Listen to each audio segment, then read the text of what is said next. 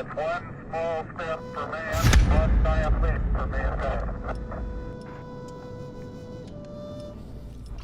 Well, ladies and gentlemen, we are back after a short hiatus. I was just looking at all my previous episodes the other day, and I thought to myself, holy shit, I haven't been in studio for a minute. So we'll just chalk that up to summer vacation on my end, and I hope you didn't miss me too much.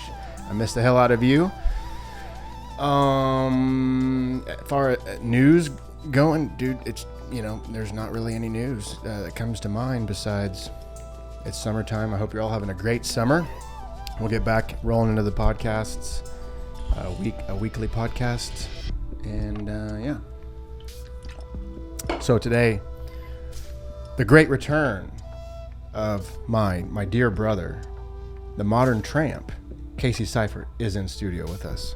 Welcome back. Thank you. I would call it the mediocre return, but I will accept the great return as well. Why is it mediocre? Because you took a plane back? No, I just, it's not like I brought riches and treasures back, or, it's just kind of, I just walked or, just got back. It was just a return, just a basic, regular return. Fair enough. So, that's, I won't complain about great return, but. Well, for all of us that loved you and missed you, it was a great return, Okay, that's because I was slightly nervous the whole time because you're like walking around Denver, which was the worst for me. I knew you'd be fine in the fields and you could kill coyotes or whatever. But the Denver, the homeless people, I was like, oh shit. But before we get into all that, should we partake? We shall, if you would like. Why don't you walk us through this? Sure. What we will be doing. Well, a little backstory. So I'm in Colorado. God, I don't even know where to start. I mean, should we go back to like basics, or we're gonna get there?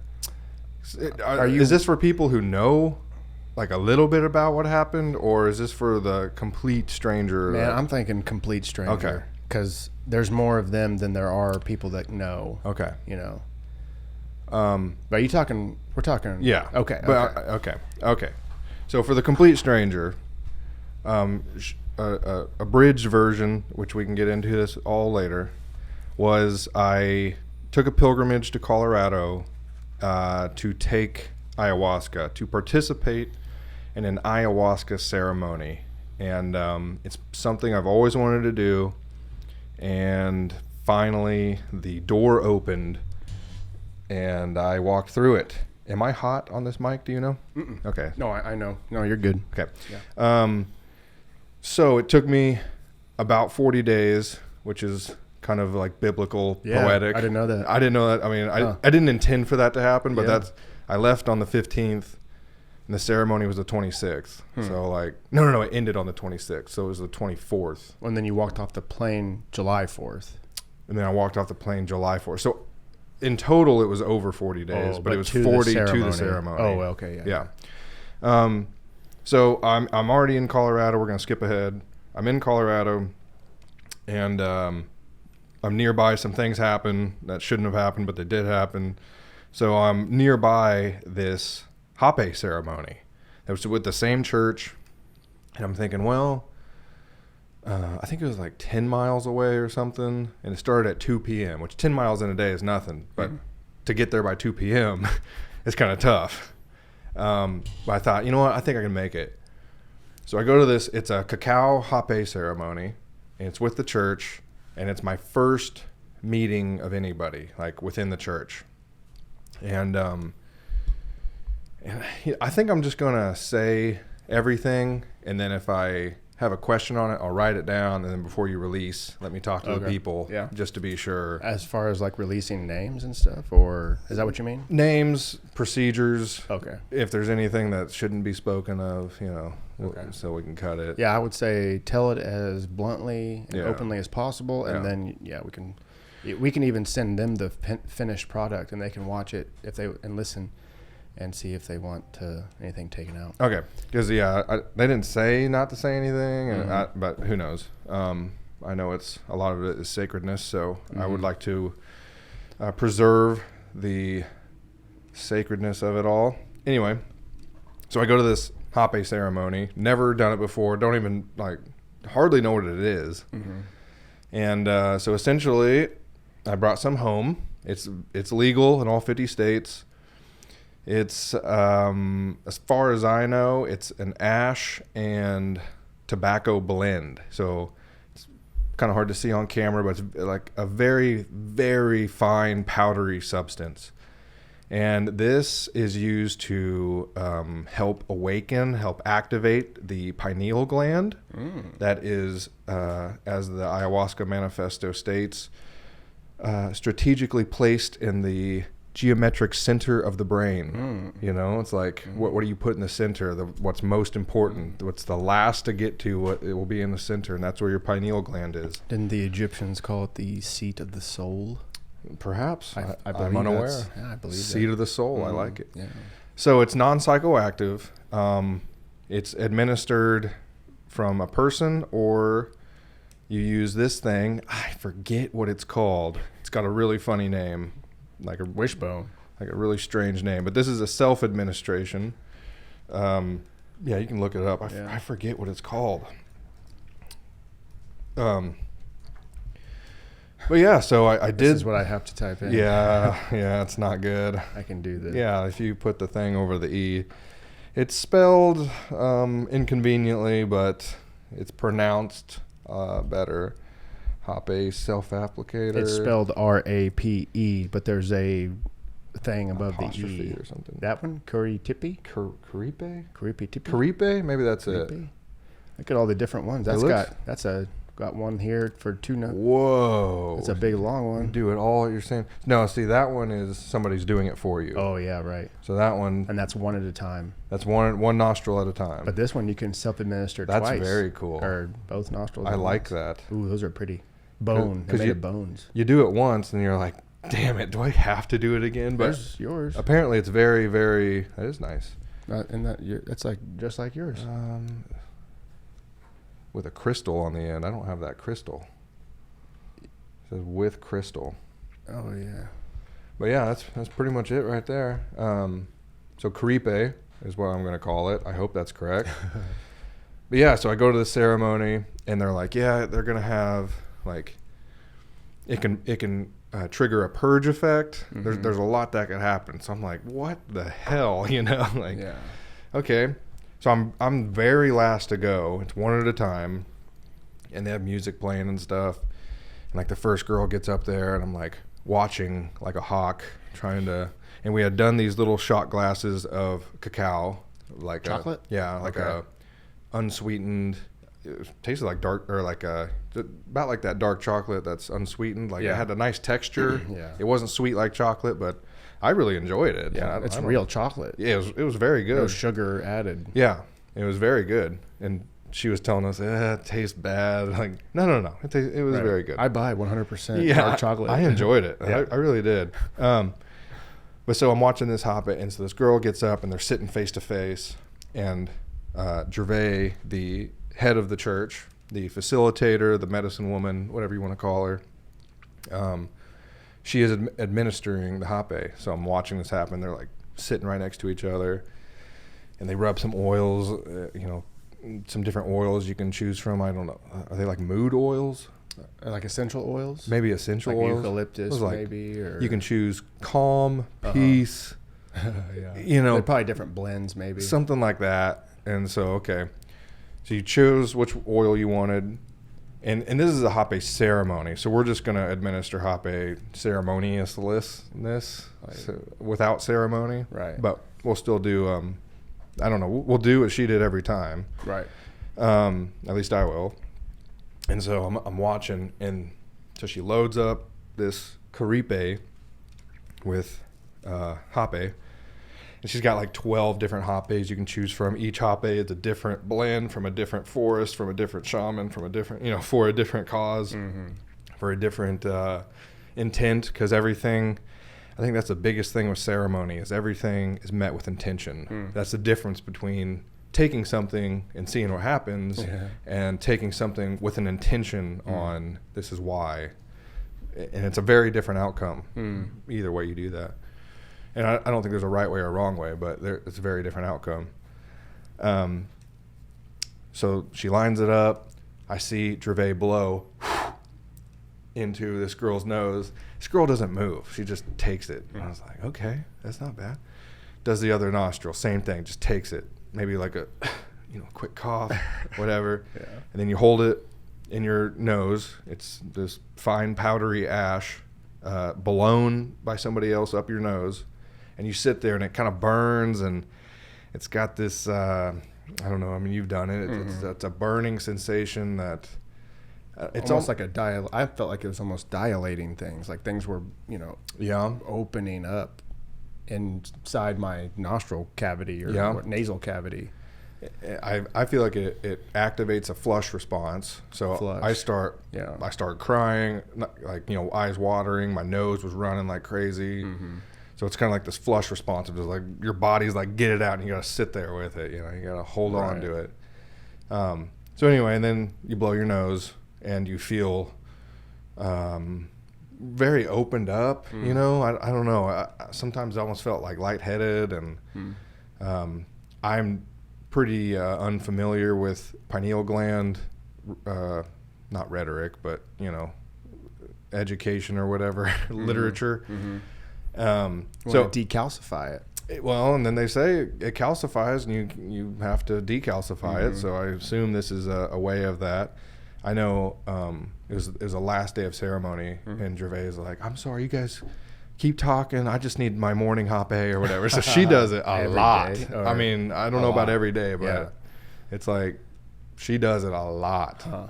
And I think she has a little self-administrator too that she probably just carries on her. And it is definitely not pleasant. It's not pleasant, but okay. So afterwards, it feels good. But afterwards, I think it's awesome. So I'm actually really looking forward to this. But it's similar to most medicines. It sucks at first, but it's for the greater cause kind of thing. And that's exactly how I feel with Hape. So we go through a couple more. Some people are like coughing really hard, so I'm like I'm getting nervous, like I don't know what the hell. Why were you last? Just because, by roll call where I was sitting. Oh yeah. We went from left to right, or I was on the right, and so some other girl coughs, and some other guy, one older guy, just like, nope, I'm good. He didn't do it at all. You didn't have to. I mean, you could. You were just participating in the. Yeah. Interesting. And they were actually a couple, and there's a strange story that I haven't even told you about yet that happened at the ceremony with them. But gets to this one guy, he starts vomiting. Oh, no. Oh, he's like, that's the purge. Ripping into the trash can. It's in the back of his throat. He's struggling. I'm just like, I'm dead. I'm dead. Now you're so lost because the first girl just takes like a chance. That's what I'm saying. This guy is barfing his brains out. First girl didn't even nothing, and then this guy's he had to be helped up and like back to his seat. Like, oh my God, okay. Yeah. But they kind of expect that. They don't expect it, but they anticipate. Everybody is completely at peace. Yeah. Like nobody's disturbed. Nobody's like, oh my God, somebody help! Like no. It's very much part of the plan. Nobody knows how you're going to react to it at any given time. This was not this guy's first time. Oh really? Oh no, yeah. He's been part of the church for a while. Oh shit, I don't want to puke. And well, you might. It's fine. Nobody will judge. You can edit out whatever you want. That's the most Casey thing. Well, you might. Yeah, so he absolutely was totally destroyed by it. So, wow. My point in that was there was just this huge range that, like, I don't know where I'm going to fall, but it's between here and here. At least is what I can see.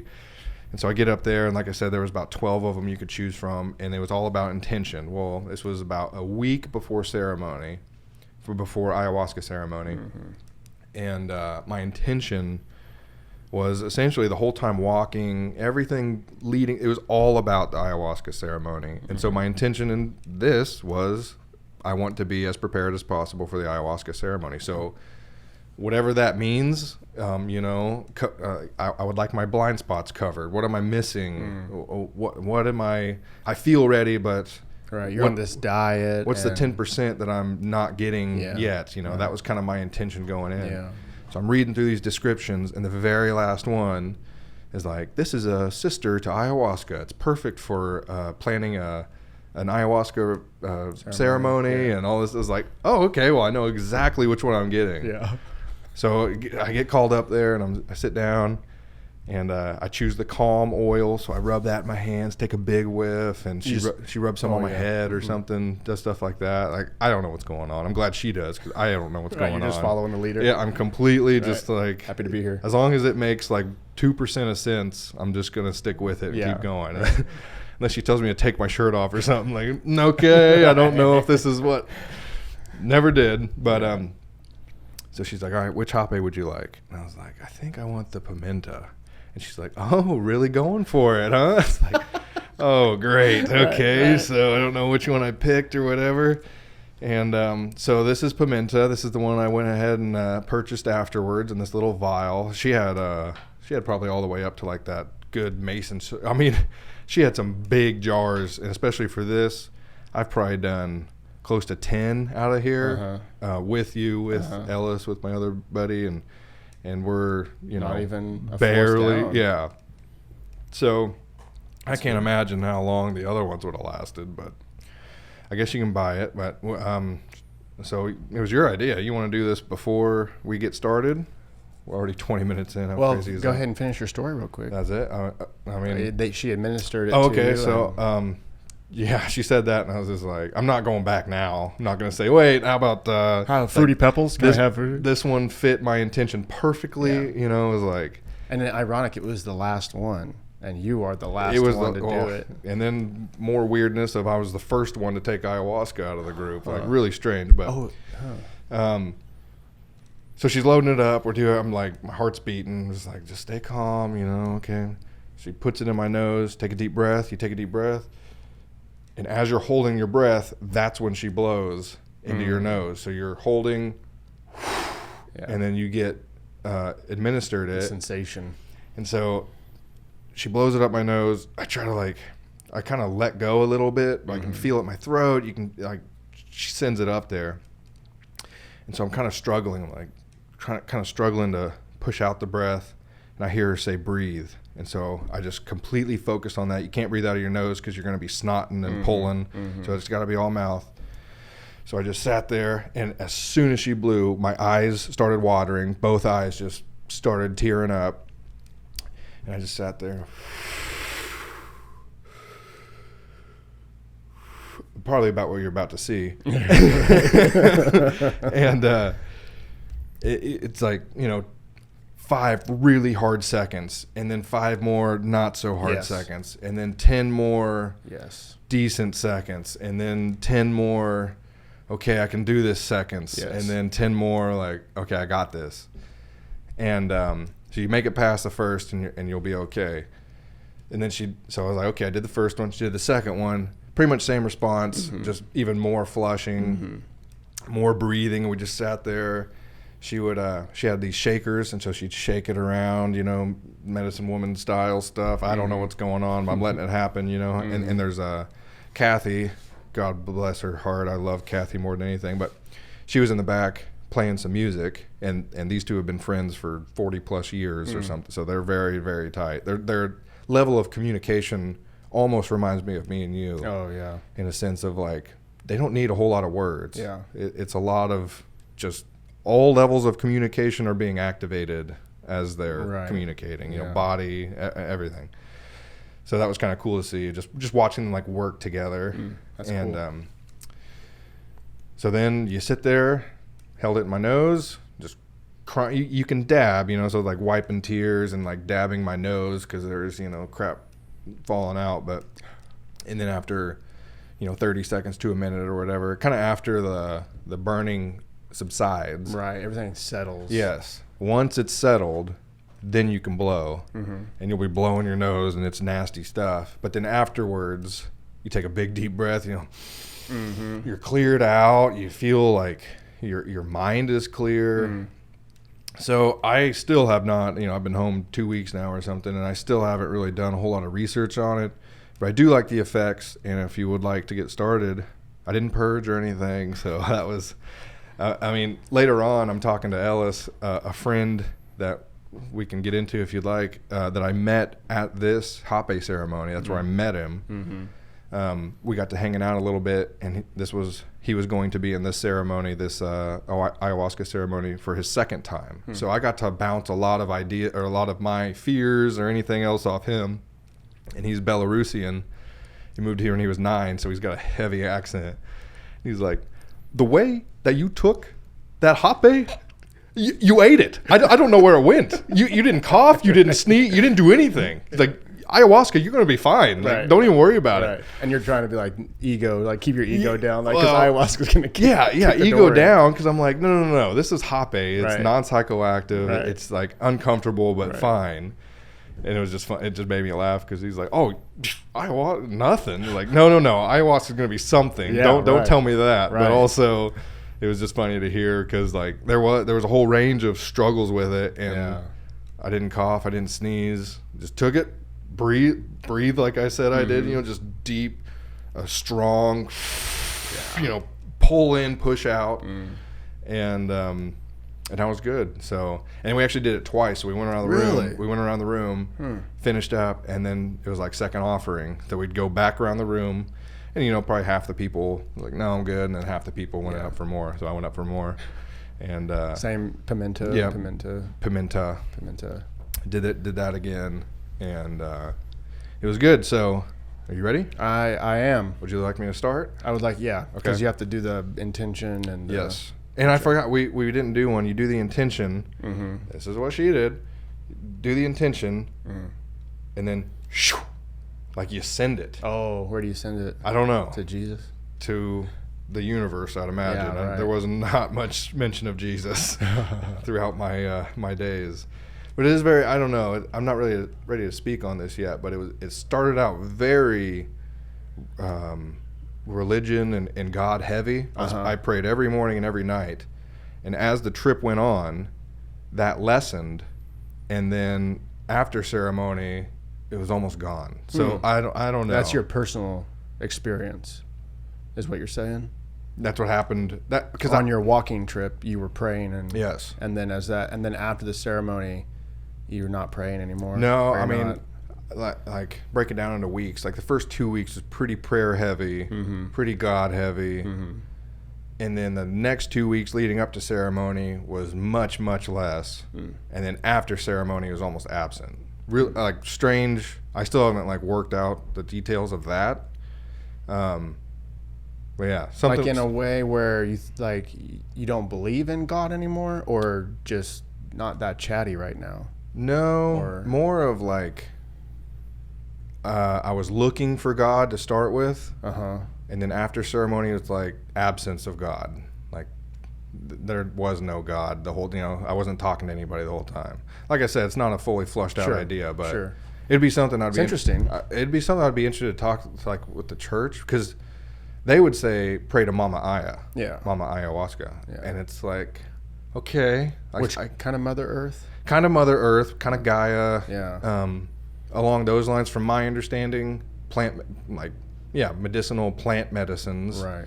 And the what do they call it? The divine. No, it's like the bridge, the plant to human bridge. Oh, synapsis or the. It's in the manifesto. I should have studied it better, but it's like the bridge, the plant to human bridge, which happens in the brain. And especially under ayahuasca, to where you kind of, it's the synchronicity of plant and human kind of thing. Like singularity type stuff? Like you become one with the plants? Or one with the earth? Kind of. I mean, to anybody listening and to you as well, please read the manifesto. It is freaking awesome. And it is so true. It's like, you read it and you're like, oh, okay, or whatever. And then in ceremony, I went back to that so often of just like, it's written by anonymous. Nobody knows who wrote it. And it's everything it says is true. And it talks about like, I can be Buddha to the Buddhist. I can be Jesus to the Christian. It's like I'll present myself as you can connect with it.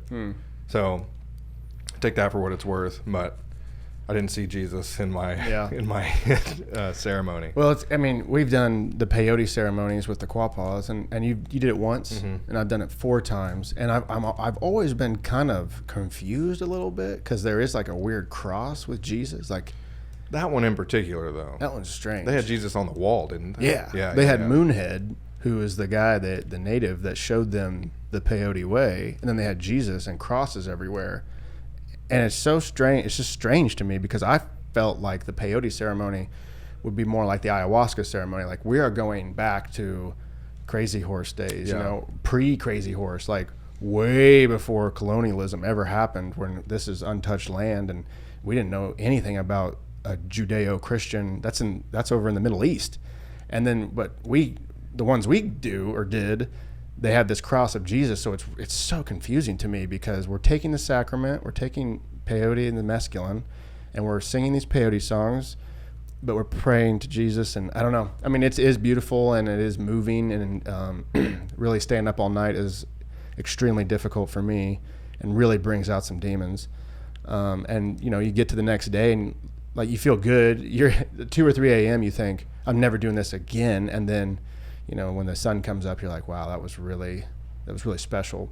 But the Jesus thing still kind of throws me off a little bit, which is not a big deal. I like the guy a lot, but it's a little weird taking peyote, praying to Jesus. But it's fine. Still thinking about it. Very similar to ayahuasca in the sense of I'm never doing this again, and then you wake up and it's like, where's the next batch or whatever. When you told me that at the house, it made me think of actually the first time we did it together, peyote. And we stayed up all night. And there were times where I'd look over at you. You looked horrendous. I looked horrendous. The smoke is in our eyes. It's like, we can't leave. Cannot leave. I look at the watch. I'm like, we still have like 8 hours to go. And it's only 1 a.m. or whatever. Yeah. I'm like, I could watch all the Lord of the Rings and still be stuck in here.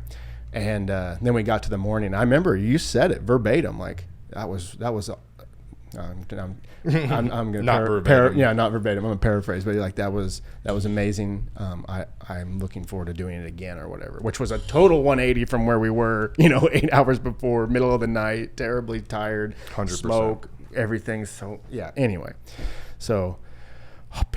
Well, so let me just explain this real quick, and then if you want to watch, you can watch, but we don't have to like sit on. It's gonna take a while. But essentially, you're gonna take your little vial here. You're going to put it in your hand. Okay, I'm just going to like do an example real quick. Then you have a long piece and a short piece on the Caripe. On the caripe. And you take the long end, that's the end that's going to go into your nose, and you scoop, I didn't pour any out, but you scoop the powder into it. You knock it down in there. You bring it to your heart. You connect it to your heart space. I did that the best of what I could understand that to mean. Which reminds me a lot of yoga.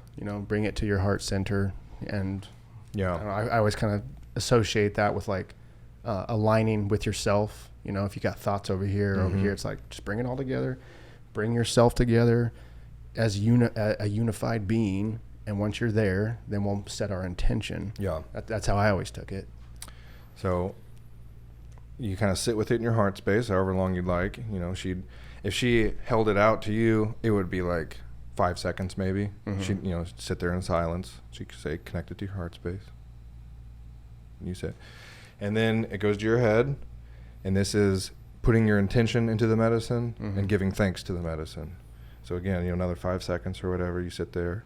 So my intention, I would say, for this hape would be mental clarity to express and use the correct words to convey your story. As much of my story as possible. Yeah. And that's pretty much it. And then and then the part that I missed before was and you send it. Yeah.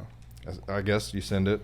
That's the way I took it. Then you put it in your mouth and you blow. So anyway, that's the process. So now we can kind of talk about whatever besides that. But we'll go ahead and get this started. So it's one of those things where as you're telling me your experience and I'm reliving mine on the porch, I'm like, why did I suggest this? This is going to hurt. This is going to be painful. This is going to take up, we're 30 minutes into this podcast. and we've talked about Hape. We haven't even talked about walking. I got no place to be. Well, and that's the great thing about podcasts. I hope these cameras have. Well, both of them have 128 gig cards, so we can just go. How long is that? It's only 1080p. Yeah, it's a long time. It's probably 6 hours. 7 hours. God, I put a lot in this one. I was thinking that. Here comes a purge. I was thinking that's quite a bit. Well, I've done it before to where it's like, ow, it's like taking not enough substance. Yeah. And then being not getting there, you know. Right. It's like no, I don't want to do that. I don't want to like destroy myself. You have some in your hand. Oh, yeah. Give it back to the earth. Yeah. We're gonna give it back to the room, and that camera I think might have gone a little bit. Okay. I did load up a decent amount. You want some music? Sure. I don't know, maybe. I still have cats. Yeah. Good stuff. I've been listening to Icaros. Oh yeah, the ones that are like just off YouTube. Oh yeah. I guess that is like for ayahuasca. Yep.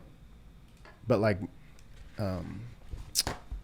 jungle-y stuff, you know, jungle ayahuasca. Well, I talked to I'm gonna try not to use names if I don't have to, but this guy might come up a lot or more than once. He was the guy that purged with Hape. I love him to death. And he purged with the Hape, but then he went to the ceremony, the ayahuasca ceremony too. This guy missed Friday. Okay. And then Saturday morning he volunteered, and this is something that never happens, which is very strange because remember our that's a good one, dude. Our first peyote, something that never happens happened. Yeah. So the again, 4 rounds before sunrise. So kind of not similar, but interesting that like this never happens. Yeah, it happened. Right. So he missed the first one. I can't remember why, but I guess that's okay, especially if you're going to volunteer. And so then the second one, Saturday day ceremony. He volunteered, meaning he sat around. He just made, like, the volunteers will swap out buckets. That's one of the big things they do, because if you won't fill up a bucket with vomit, but I mean, you want it away from you, you know? And also, next thing you know, you look over and you got a fresh bucket. Like, they're so sly. Like, they'll have the bucket as you never go without a bucket. We'll get there. But, so they help a lot like that. He was asked, would you like to participate in the night ceremony? And I guess there's a very, very distinct difference of volunteer and participating. So you don't overlap. You don't like kind of volunteer and then participate and then volunteer. Right. It's like for this ceremony, you're either going to be a volunteer or a participant. Right. So for some reason, he was asked, would you like to participate? And he said yes. And then his kind of conclusion was, Mama Aya said, what are you doing here? You're done with the medicine and no more. Wow. So he's like, yeah, I think I'm done with ayahuasca for good. Like she kind of gave me the exit door and said, don't come back, in a sense like that. But right. Okay. You got work to do. Yeah. It's like I've given you enough work. Like, go. It's a good message to get, honestly. Okay. I'm going to pull this away. Heart space.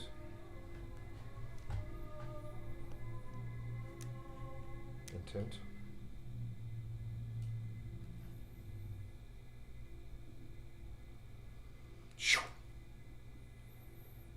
And then she'd say, take a deep breath.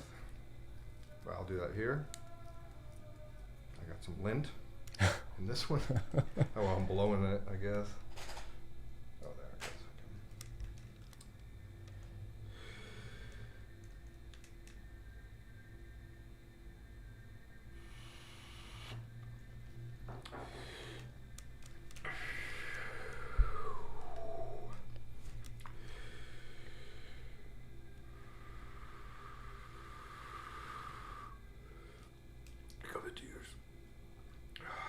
Oh, yeah.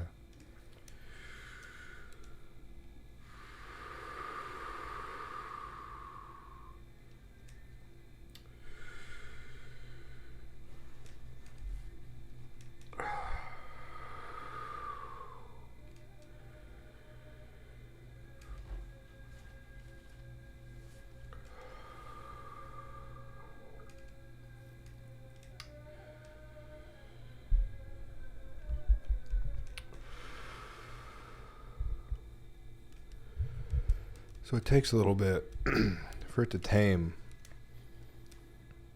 So like now it's just kind of throbbing. There's not really a sudden That's what a lot of it is. It's so sudden.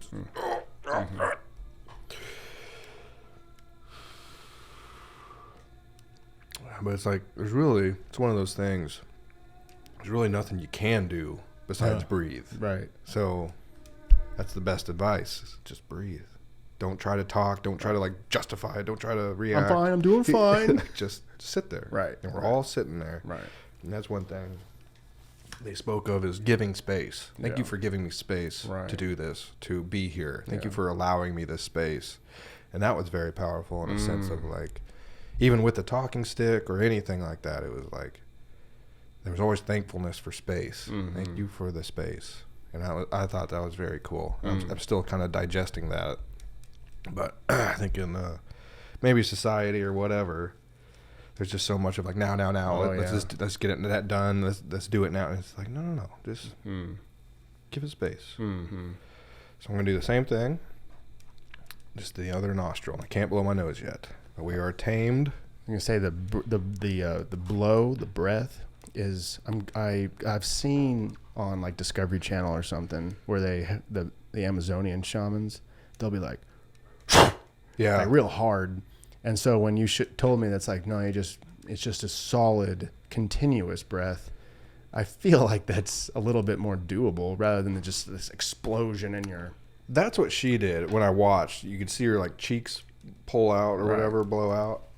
And as she was exhaling and pushing it, it like started strong, but she'd sit there. Yeah. So, I mean, it's just like and you've seen how much I've dumped out. Yeah. That's why I'm not loading this up completely, because I don't think I got all of it. So, I'll try a better blow. Knock it down in there. Maybe, I don't know, she knocked it down in there. Maybe keep it up towards the top to where it's easier to, I don't know. Yeah. I don't know anything. Okay, same thing. Heart space.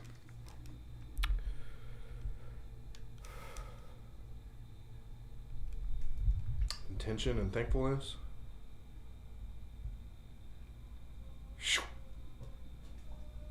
Deep breath.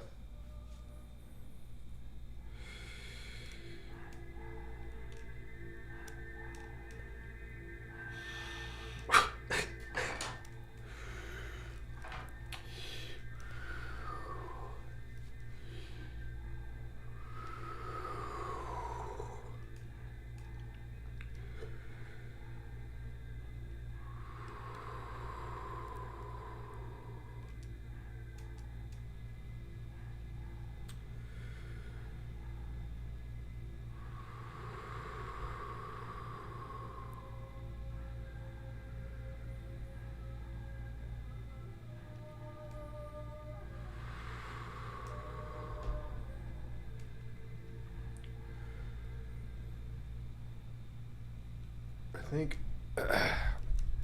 it nearly reminds me of like a cold shock, maybe, to where it's like when you are bringing yourself down, because it like pushes you or something, and you're kind of pushing back a little bit, and as you're pushing back down, that sense of relaxation and that kind of falls over you. You know, to where you all of a sudden you can like breathe a little deeper. Yeah. You know, you can exhale a little slower. Right.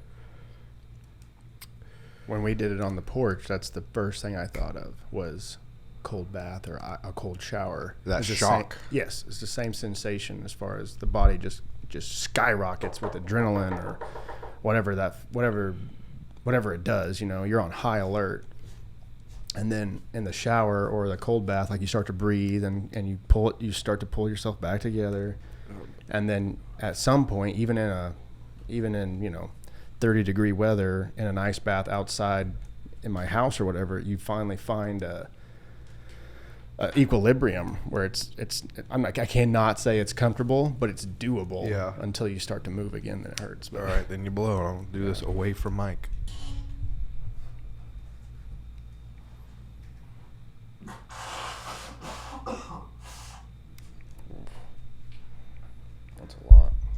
They say don't swallow it. It's impossible. I don't know. I can't help it, but you'll be hacking loogies and stuff.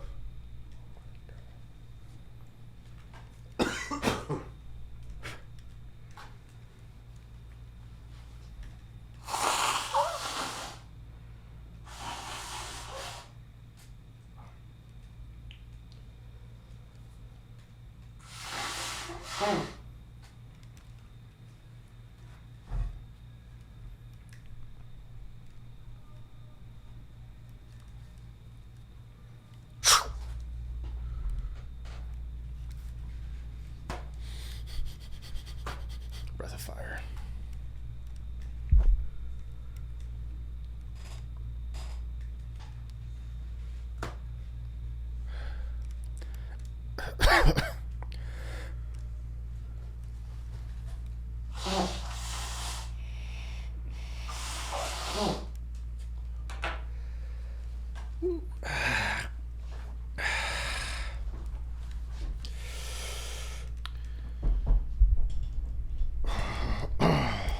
I think so much of the comfort comes from the environment, at least. This was like the beginning of the shedding of shame, in a sense of like, I don't want to blow my nose in front of all these people. Like, no. Nobody gives a single shit if you blow your nose or if you puke or like that's not the point. Right. They were like, oh, that's gross. Or like, no, this is part of it. This is part of it, for sure. That's how I felt. That's how I felt at the peyote ceremony when they'd have the coffee cans and somebody would puke. I mean, I've been in ceremonies where people are launch and puke, you know. It's usually something heavy's going on. And they don't call it getting sick, they call it getting better. You know, you're getting well and nobody cares. Like, everybody's so helpful. And yeah, I felt that. Oh man, that one was gnarly. Good. Oh, that one, like, it started at like a 6, and I was like, no problem. And then it went to like 16. Like, it just went whoa. But I did a good blow, like a solid blow. And I think that's the, I don't know, if you blow yourself, there's a restriction, you know. It's like you want to pull back a little bit, right? But if somebody else does it, they don't have the bodies reacting, you know, so they can send it completely. And I feel like it's easier. It's definitely easier when somebody else does it, because all you have to do is hold your breath. Right. Hold your breath, hang on, and then when you feel the caripe leave your nose, you know you can exhale. There's a little bit of like an override in this, you know, like you have to override. Yes. Your body's like, what the fuck? Exactly. Yeah, you're doing it to yourself. You have to override that. Yes. So I think, I don't know, maybe with the strong blow it's better because you don't have your body doesn't have a chance to react and say no. You just do it. You're in it, dude. Which I thought about getting the longer one, but I thought, man, I'll probably be like the only one doing this. I don't know how much I'll share with whoever. I mean, if anybody wants any, but they have to do it themselves, kind of unfortunately. Yeah. I always take a breath as I put it to my mouth, and then it's like, you're gonna inhale that shit.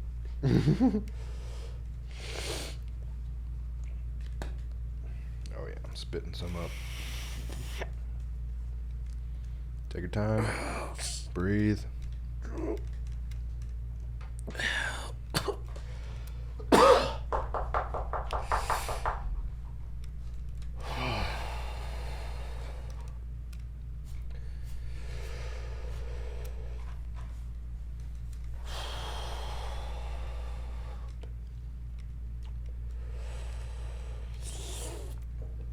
Oh man, always on the second one.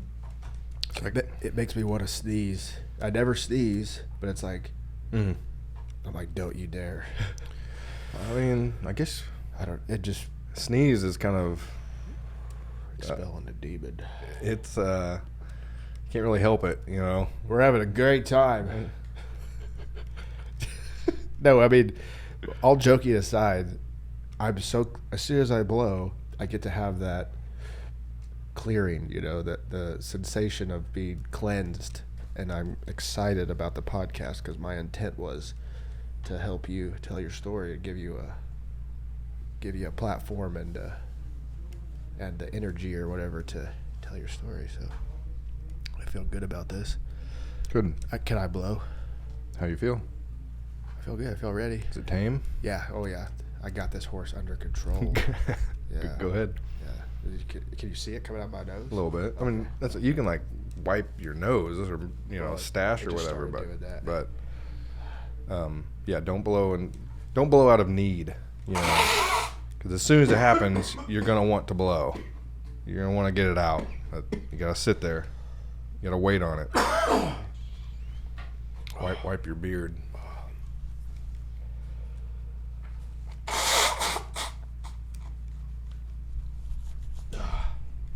Sorry if you're listening to this. Yeah, wipe your beard. You got a little snot. There you go. There you go. Oh wow. Okay.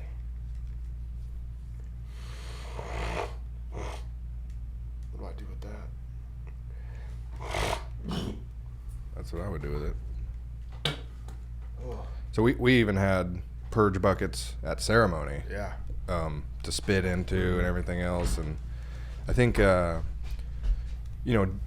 doing the hape and having to sit there and everybody having to sit there and watch you, that's kind of the space. Yeah. That's the space they're giving you. Nobody's saying, it's my turn next. Come on. What are you doing? This guy's taking so yeah. long. No. We're all sitting there and we're allowing you to handle it and, get through it and have your turn, have your time. I hate to use the term, but it's like safe space, like we've created, or you guys created a safe space for that person to experience the experience without rush, without judgment. It's like, this is your turn. And, I'm going to reference the peyote stuff a lot because that's how I haven't done an ayahuasca or hape ceremony. But in the peyote, there's, there's a time where the floor gets opened up and anyone can talk about anything. You could talk about Bitcoin and they would listen. Mm-hmm. It's never like that. Everyone's talking about, their experience and a lot of thankfulness and everything. But in the same way, they allow for speak and no one's going to interrupt you. No one's going to ask questions. No one's going to judge. It's just, what do you got to say? And I always valued that too. So it's really cool to hear that they gave you space. Well, it's funny because, who personally do you know that has experience in ceremony of any kind? Marriage, maybe, if you want to count that, like a marriage. They don't call it a ceremony; they call it a wedding. Yeah, it's definitely a ceremony. But a wedding ceremony, I suppose. They could say.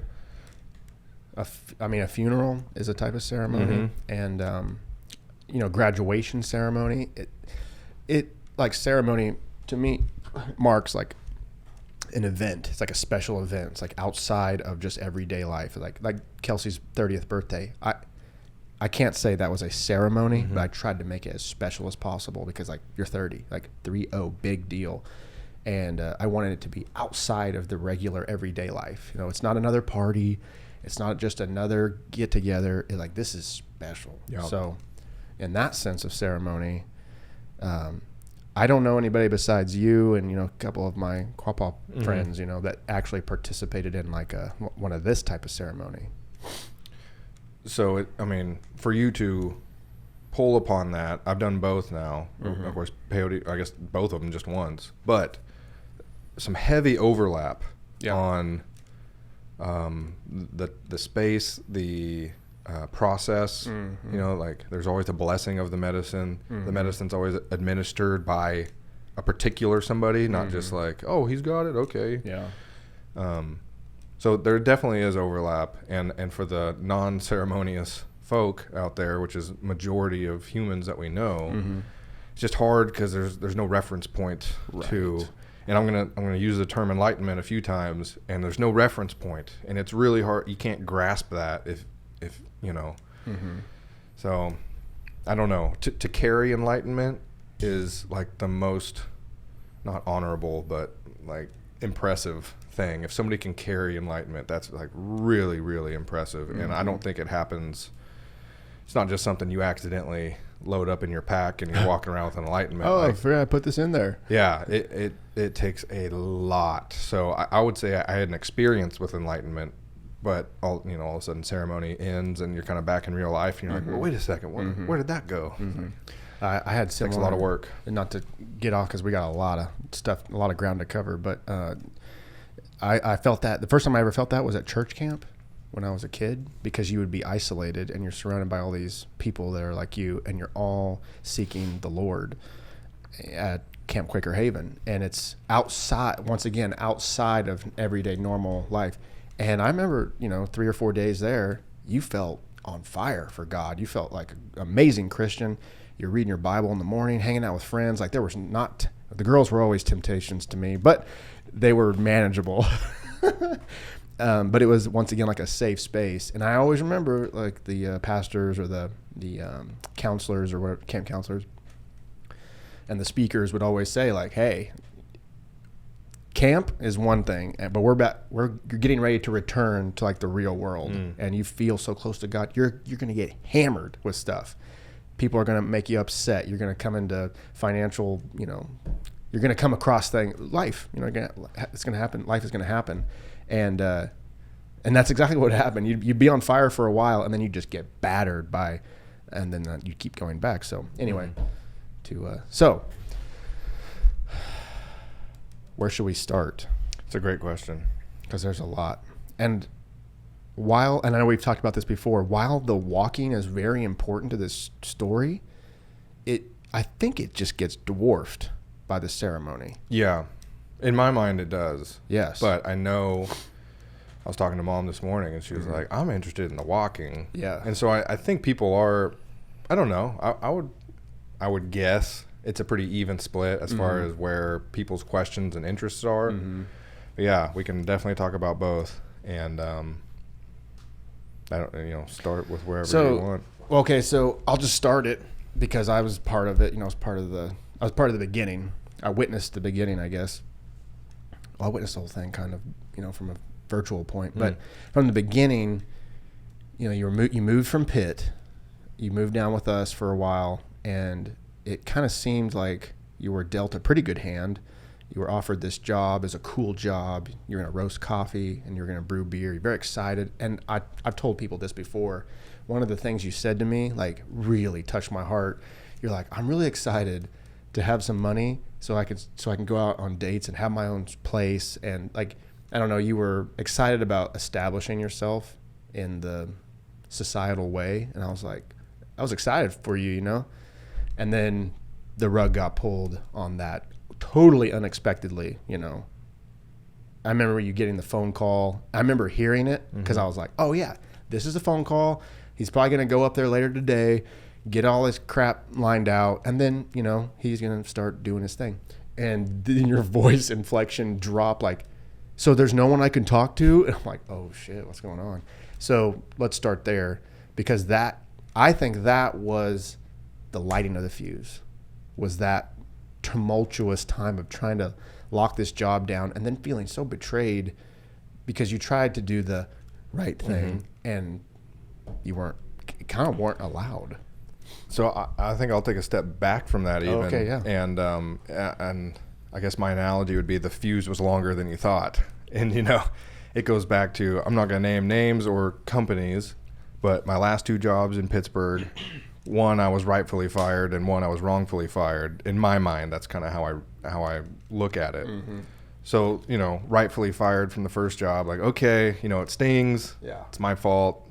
I can live with it, type of thing, Wrongfully fired from the second one, like, I would say from the first firing, the fuse got lit. I didn't even know it was lit, though. I didn't know. Plus, we were in a pandemic, right? That was during that time. That was 2020, yeah. Yeah, that was like, so there's a lot of shit going on. 2-year-long fuse, Yeah. And second one, get fired from, and then, I don't know, maybe the spark jumped the fuse or something, and, it, like, got closer or whatever. And then the last one, when I was living with you, because then I went through about a year of being unemployed, and about halfway through, something with the benefits got pulled or whatever. So half of it I'm living just broke on what I can and gigs and stuff, and kind of pissed off at society as far as like, why would I want another job? Everybody's like, everybody's hiring. Like, no. Because you don't just want a job. Right. You know, I don't want to just jump into something else. And that's kind of what I did after the first firing. I just kind of like jumped into something else. It's a good opportunity or whatever, but I just kind of like jumped in without thinking about it really. And so then got fired a second time. Go, you know, on a at least year-long hiatus, essentially, just living life. But it was it was not a steep downhill, but it was a downhill. You know, it was just like, I was kind of losing myself, was binge eating just for the hell of it, doing a lot of screen time, you know, not productive. I did a little bit, like that's kind of when I was starting to edit a little more, and I was at least producing. You know, it wasn't record-breaking stuff or whatever, but like I was YouTube. I was at least producing and trying to get some new skills. But definitely a downhill slide that I didn't recognize until like pretty recently, honestly, or maybe during the trip. And then this other gig comes up. Really not a gig. I mean, it was like I might be here a while. And so I moved before. It was like all signs pointed to this job is yours if you want it. So I went ahead and prematurely moved out of Pittsburgh to like jumpstart the process, and that's when I was living with you. And it was supposed to be just for the month of April. Well, that didn't really work out. That got thrown out the window as far as possibility, and that's when the fuse hit the firecracker. Oh, yeah. That's when it blew, and I was just like, okay, yeah. You know, like I tried, I did everything I could. This was all lined up for me, and like, what am I supposed to do now? And it was kind of my thought to myself was, okay, what do you want to do? Well, out of anything that you want to do, what is it? And not that ayahuasca topped the list, but it was definitely up there. It was definitely a bucket list thing. It was definitely a thing for personal growth, which what better time than late 20s kind of thing. Right. Like, okay. So, you know, as much as I wanted to do ayahuasca, the other thing I wanted to do was walk. I wanted to see how I would do in the wilds of society. And I've thought about this a lot because I camp. I enjoy camping in the wild. Alone in the wild. Yeah, I really enjoy that. And there's a difference. It's two different kinds of survival, wilderness survival and societal survival. And so I've done the wilderness, you know, camping. I'm not going to call it survival. I always have, you know, what I need or whatever, but it's, usually as far out as I can get and try to last, not try to last as long as you can, but certainly set aside a couple days to, you know, sit and do whatever I want to do in the woods or whatever, keep a fire going. And I think that's the simplicity of it is what draws me in, of like, you kind of always have something to do. You never have enough firewood. That's always something you can do. I like to keep the fire going. I don't like to let it die and then build it back up. I like to keep it going. So that's something you can do. You know, food prep. It takes time. You're out in the wild. You know, you're trying to be somewhat sanitary, but obviously, you know, you're going to eat some dirt. No big deal. And but I like doing that, and I still do. But I'd never done societal survival. So I thought, okay, you know. And my inspiration for that goes way back when I was probably 20 years old, living with my parents, and I watched Into the Wild. Yeah. And that just blew me away. And I think I was impressionable and kind of like primed for something like that. And I just thought it was the coolest thing ever. And that whole story is flawed in its own way. But I just really liked, like, man, he just went and did. And burned his money. And he took it way farther than I did. And it was in the 90s too, to where it's like I have examples to look at, such as Chris McCandless of Into the Wild. And some of those TED Talks. Yeah, it's not uncommon. Yeah. I mean, I guess it is, but it's out there. Right. You know, if you want to research about it, if you want to look at it, there's people walk subculture, I guess. People walk across America. They do the long 6-month through hikes, like Appalachian Trail. Appalachian, I think, is about 2 months. PCT, Pacific Crest Trail, is about 6 months. So people do it, and it's out there. And so to do it, you know, in the 90s, and to do it at that level is like top tier, man. and I wish he didn't. I wish he would have made it through. Spoiler alert! But Yeah. he didn't make it on Don't eat his the trip. berries. He didn't get back. Yeah, don't eat the berries. But that's I think that planted a seed that maybe never would have come to fruition. But you talk about fate and inevitability. And if we do only have one life, even with the infinite possibilities, and this is the life that I'm living, it was always out there, clearly, because it happened, So a seed almost 10 years ago got planted. And so that was always with me, too. So I thought, you know what? I'm going to combine these two endeavors, and I'm going to walk to an ayahuasca ceremony, because now they're stateside, and you don't have to go to Peru. They're in Mexico and Costa Rica and kind of all, I don't know, I shouldn't say all over, but in these specific regions. Yeah. And now they're in America under the freedom of religion, which is why it's a church. And so my initial reaction was, I'm going to walk to the West Coast. I didn't want to go to the East Coast. I want to go to the West Coast. I wanted to travel west. I don't know why, because I think of Into the Wild, Chris McCandless. He was traveling north. His whole thing was north. He engraved an N on his belt and everything, and north was his thing. It's like, north isn't calling to me, but west is. So I'm going to go west. And excuse me.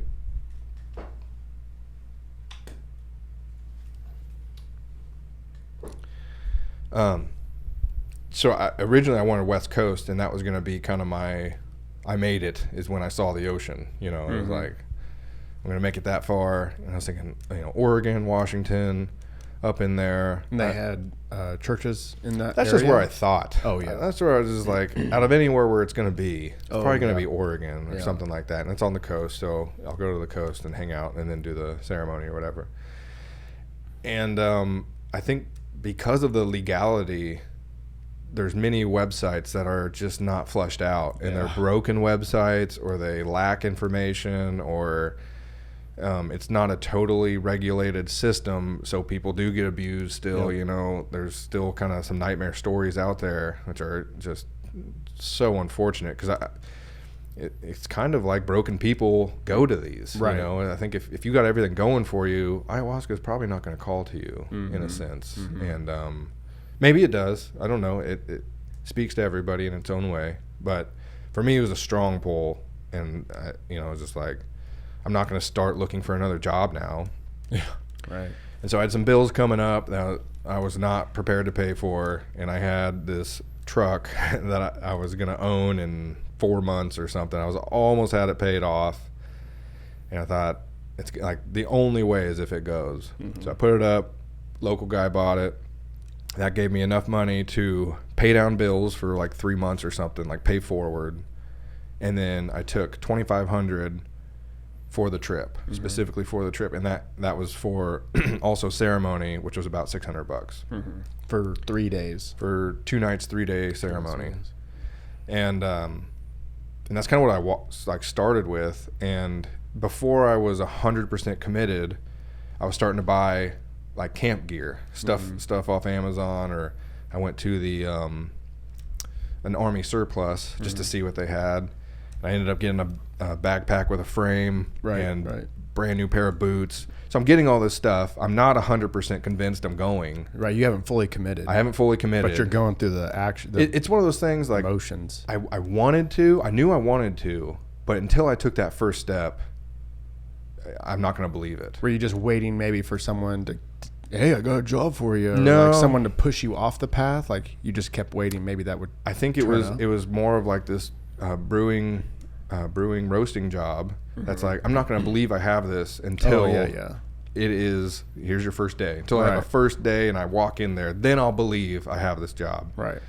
And so I think it was like that. It was like, I know I want to do this. I am going toward this. But until I actually take the step, there was one other time, I was probably 23 or something, where I packed a bag. I was at mom and dad's. I was going to leave from there and start walking. And I had everything packed, and I got to the front door, and I just didn't go. Wow. So, and I'm kind of glad I didn't, because I don't know, I just would have been so clueless. But I would have learned a lot. The the worst thing that could happen for me is return in 2 days as a huge failure. Right. But that's what I would have labeled myself, you know. Right. So that's where I was. I was ordering this stuff like, man, I better do this. I'm wasting money that I don't have if I'm just buying like a trowel to dig a hole and this backpack that's like made for, you know, it's got like the belt strap and everything. And it's like, if I'm buying all this brand new pair of boots, if I'm buying all this, you know, I better make it pay off. So I was kind of like waiting, and my birthday was May 11th. I got turned down from that job late April, somewhere between mid to late April. And then, so somewhere in there, I sold the truck.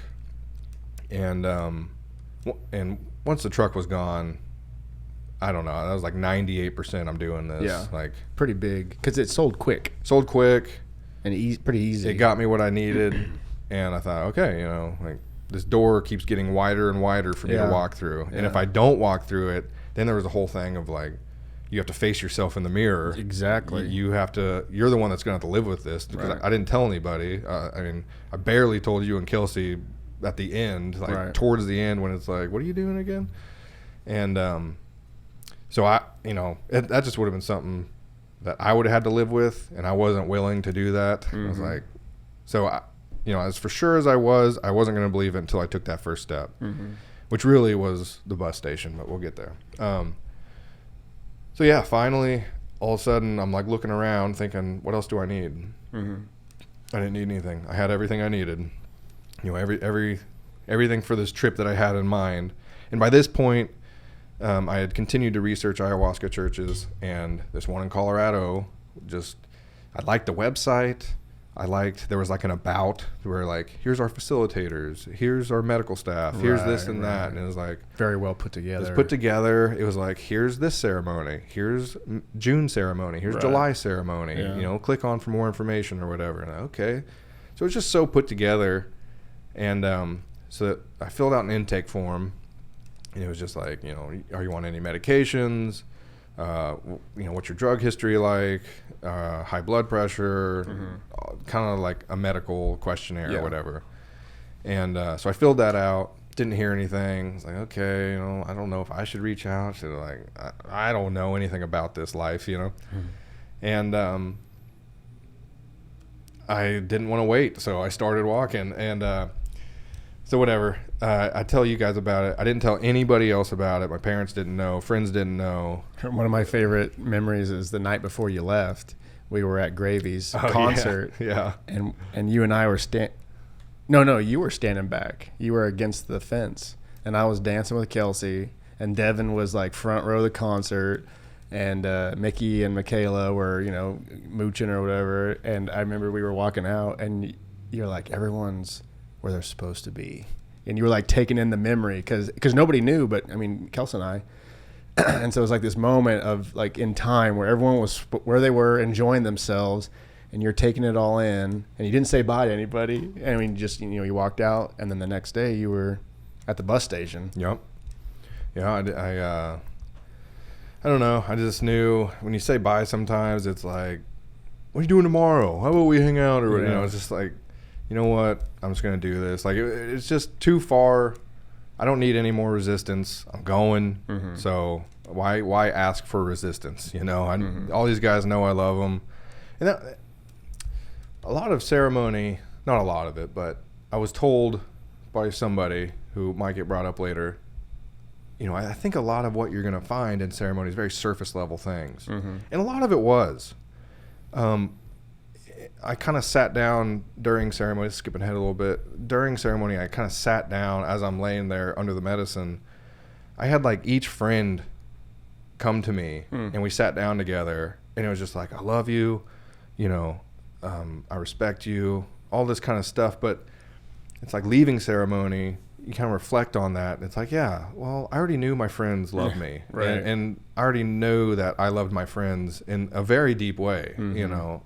So some of it was kind of surface level, and we'll get into that a little bit later. But so yeah, I think that was Friday night, because I think Saturday is when I was driven to the bus stop, and I think you had a place to be. I was Killers. I was back on the movie set. And Kelsey was like, "Oh, I can drive you." Okay, well, it's you, or I tell one of my friends and have them drive me over, and I'd rather it be you instead of bring somebody else in and then have to explain. So what you doing? Yeah, I mean, there was just no reference point, you know? Right. It's like, how do you tell somebody you're going to start walking to Colorado or something? And so Kelsey graciously volunteered. I'm still very thankful. And ticket was bought. You know, I took a Greyhound to Wichita and had an Airbnb for that night. And so, you know, say goodbye to Kelsey. She goes driving away. It's me, my backpack, my boots, and like, okay, we're very, very close. Unless this bus breaks down and doesn't get to me or, you know, something like that. Until I'm on this bus, it won't happen. Which I did tell you, my journey starts when we leave the house. Well, I just, you know, it's like there's unforeseen things that can happen. Sure, yeah. But technically, it started when I left the house that morning with Kelsey. Said goodbye to the dogs. That was tough. And Roxy's there with her broken leg, like, oh, bye, Roxy. Right. So we get to the bus station. She drives away. I'm there for probably like 20 minutes, 25 minutes. And this Greyhound pulls up, but it's going somewhere. It's going to like Texas or something. I'm like, oh, geez. I'm like rechecking the Joplin address and everything. And then this other bus called Beeline, like a Beeline, pulls in. And it's like a subsidiary of Greyhound. I mean, it still is a fine bus, but it's like, oh, that's my bus. Okay. right. But he shows up. I was freaking out because I didn't have a ticket, and they were like, you can download your e-ticket here. And I was just like, I don't know what to do. So I showed him my phone. Yeah. He's like, all right, what's your name? Writes down my name. He's like, you going to Wichita? I said, yeah. He said, all right, load up. And I was like, that was like, okay, we're here. Right. I'm going to get to Wichita, and if I have to start camping, so be it. But like Airbnb was already set up, everything like that. So there was 3 on the bus. On the full-size bus, there was 3 of us. And of course, we space out as humans would of strangers, you know. And I slept a lot of the way. And then by the time I got there, I was the only one on the bus. So it's kind of crazy. Like, I guess if I hadn't bought a ticket, there's buses just riding around empty. Just getting to the next I get, spot. yeah. I mean, they got to, right? Like, you have a Wichita schedule now that you got to pick up people or whatever. I don't know. So I get there. My Airbnb host, Pat, was a former veteran, and she was an older gal, but like just badass. Like, you could just tell, you know, she didn't give a shit. Yeah. She lived with her dogs. She rented out a room out of her house. And like, you know, yeah, come and go as you please. She's like, I Uber in my off time. Oh, nice. So if you just want to like Cashapp me, you know, we'll get rid of the fees, and it was like $1 a mile or something. I don't know, something like that, something like flat that we knew, you know. And so save some money that way. And she's like, I can take you wherever. So, okay. And I think in the message, you know, whenever you do Airbnb, it's like, why are you traveling? Yeah. To tell your host. Right. So I did a quick thing on that. She didn't ask anything, any questions. It was awesome. It was awesome. So I dropped my stuff off. I was like, I need to go to Cabela's. I still didn't have a tent. I guess that was, I had everything I needed and more. And there's things I brought that's like, why'd you bring it? But I didn't have a tent. And it was like, you really need a tent. I mean, that's one of the essentials. And so I was like, can you drive me to Cabela's? And I have to get something. So she drives me to Cabela's. I'm looking around. I find this tent. It's like, it's going to do. It's a solitaire XL or AL or something, and it was a very low tent, and that's really what I wanted. I wanted essentially, I didn't know I wanted this until I found out what it was. It's called a bivy sack, and it's like a tent with enough room. It almost looks like a mummy sleeping bag, except tent version. Like it's just a little bit above it. You have to crawl in, and you're basically just, you know, a foot around you in every direction is covered. Like 2 foot tall or something. Very, very short. Yeah. Enough room. So my tent was it was like a step up from that. Oh, okay. It was a little more room. The picture had like a dude laying and a dog, and it's like, no, I mean, like the little cartoon or whatever it shows, look how much room. Like, Roxy wouldn't have fit in there. Like, it was tight. So It was pretty much what I was looking for, though. I wanted a quick setup and tear down. Mm-hmm. It wasn't that quick, but that's what they had. Mm-hmm. It was like I'm out of options. I waited too long. So yeah, my birthday was May 11th. I left May 15th, and so then I get this tent. I guess it would have been May 15th, the same day, and go back to Pat's place. All right, well, one last shower. I got some like Walmart food, like a rotisserie chicken or something, just like mass eating. Just like go for it. And got a really good night's rest. And I told her I'd like to leave at sunup. She's like, oh yeah, I'm up early, like we can leave whenever you want to. I was like, perfect. So next day we get up. So there's Wichita. Directly west of Wichita is Goddard, Kansas. And that's where I wanted to be because I didn't want to like walk through city to get to highway. And so I was like, I kind of looked on the map. I was like, there's a quick stop or whatever, gas station in Goddard. How about you drop me there? And she's like, yeah, sure. And it wasn't until like the last 2 miles, she's like, so you're going to walk to Colorado? I was like, yeah, that's the plan. We talked all along the way and everything was fun. But so she drops me off. I was like, well, good luck. And I was like, thank you. And this I'm well in. I'm not turning around. No, I'm excited. Yeah. I'm ready. Let's go. And I was still a caffeine addict. So I go into the quick stop. I'm like, all right, I'm going to get a coffee here because I don't know when the next time I'm going to have a coffee is. And so I'm fresh. I haven't taken like an official step on the journey yet. I get this coffee. I go to the counter. And he's like, that it for you? I said, yeah. He said, all right, this one's on me. You go ahead. And I was like, what? Okay, thank you. And I have in my journal, like, I wish I would have said why. Yeah. Like just to, was he feeling too lazy to even ring it up for $1.50 or whatever it was? Like, I don't know. But it was just very cool. Like, I'm sure if I'd gotten, some monsters or whatever, but it was just a coffee. So I don't know. I don't know if he saw the backpack and was like, this guy's homeless. Oh, I don't mind helping out. Looks like he could use a free coffee or whatever. I don't know. I have no idea. But he's like, yeah, this one's on me. It's like totally caught me off guard. Like, okay, thank you. And so I take off walking, and I kind of get to like there's like this side road before it meets the main highway. And it's a Kansas highway, so there's nothing on either side. There's like a shoulder, granted a pretty healthy shoulder, thank goodness. As far as like grass on each side, there's probably like 15 yards of grass going each way before you got to the fence of private property. But then beyond that, of course, just fields. Right. So it feels very open, and that's where a lot of the difficulty was because it's hard to refill water, food, resources. If you're out on the open highway. Oh yeah, right. There's nothing out there. You can't just pull over to refill your water or whatever.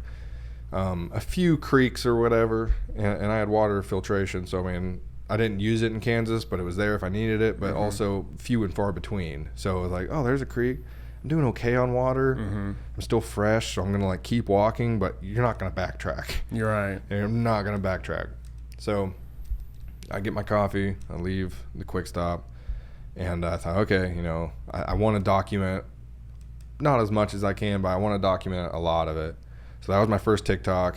I said, hey, my name's Casye Seifert. I'm in Goddard, Kansas, and I'm going to walk 600 miles to Colorado. I think at that point I was not saying ayahuasca ceremony because I hadn't even talked to the church. I was going off. They hadn't reached out. I hadn't reached them. That's where a lot of the beginning theme was keep the faith. Just keep the faith that I'm going to live. Yeah. I'm going to be successful. Yeah. Things are going to work out. Right. I'm just going to keep the faith. And so I don't think I mentioned it for a long, long time, honestly. I said, I'm Casye. I'm going to walk to Colorado. Because people are like, why Colorado? Yeah, right. Like, what are you going? Why not just take this isn't about efficiency, man. Right. But so that day I started walking and did okay. Those fresh boots, fresh socks. I had a fresh mostly everything, and it was surprising to me that towards the end of the journey, my socks have holes in them. It's like there's upkeep that needs to happen. I was thinking I have exactly what I need for exactly my trip, and it's like, well, until it wears out, Right. and then you need more, or you need a different set or whatever. But luckily, that was very much towards the end where I was like, do I need to go like buy another pair of socks? Yeah. Or like, luckily my boots did really well. A lot of people are like, why are you wearing those? And like, I don't know, if you see them, they're really light. They don't look light. They ride up halfway up your shin. And essentially I wanted to walk no matter what. If it's raining, I want to be able to walk. I don't want an excuse to not walk. Right. If it's over wetlands or something, whatever the terrain, I don't want to say, oh, I don't want to get my feet wet. Right. Like, I just want to go. Yeah. So I got some pretty gnarly boots. They were very lightweight. They were tactical. All this stuff. I had a conversation with a former Marine, like, what does tactical actually mean? Right. And he kind of thought about it. I don't know. Oh, I don't know what just tactical. a keyword. Yeah, it's like a keyword or a trigger word or whatever of like, these are tactical, which to me is like, I guess you can like run, squat, lift. Right. You can use them for that. That's how I Agile, read it. maybe. Yeah, like tactical, It's the same with, like, strategic. Government grade. Yeah. Like, the hell does that mean? Well, apparently, if you say military grade, Military if you say military grade to like a military guy, like, oh, it's just cheap bullshit. That's like, right. I've heard that too. cracks me up. Yeah. 'cause So I wouldn't get that. Civilian here is military grade. Like, this is gonna last forever. They're like, no, the government got a deal on it. I was literally in the military, and I know what Yeah. grade I'm getting. Those break down or whatever. Yeah, right. No, so I had these nice boots, and so I think the first day I already had to wrap my feet. I had to wrap a foot. I don't remember which one. And how many miles did you walk first day?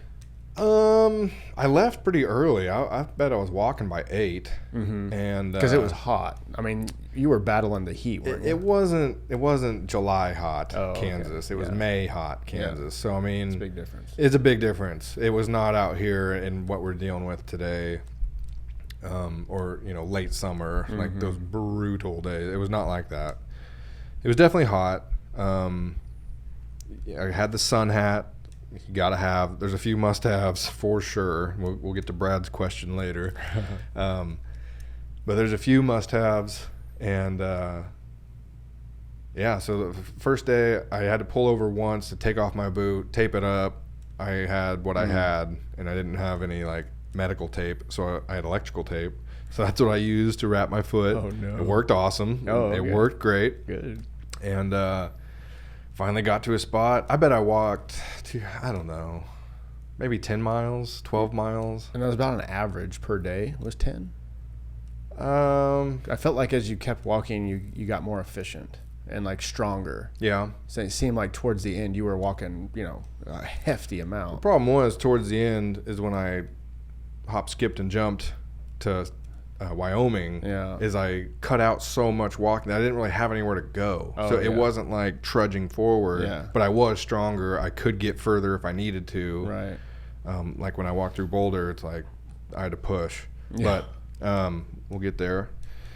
Yeah, so I pulled over on the side of the road. There was a guy that I had watched on YouTube, and he was talking about, he essentially was like, if you want to walk across America, you totally can. Like, it's not impossible. You can do it if you want. And he's like, I tried, I failed, I learned, maybe I'll do it again someday or whatever. But he was talking about where to camp. Like, that was one of his comments or whatever. It was like, how do you find a camp spot? And he's like, really, like, the camp spot finds you. Like, you'll know when you get there. Like, you're given so many. Right. So I probably camped, I think I stayed 7 days in total under a roof, not counting ceremony and not Right. counting post-ceremony. Right. So pre-ceremony, I spent probably And 7 3 days. of those were Dodge City. Two nights in Dodge City. 2 nights. Yeah, 2 nights in Dodge City. And because I wanted to explore. And so for the other, 30 some days that I camped outside, I mean, how many camp spots did you walk by? Infinite number. Yeah. That you walked by. yeah, That right. like, it's 2 p.m. I'm not ready to set up camp yet, but that's a great spot. You Yeah, just keep right. walking. Yeah. And you just, in those times, you kind of hope, like, I hope there's something as good or better Right. at this camp spot.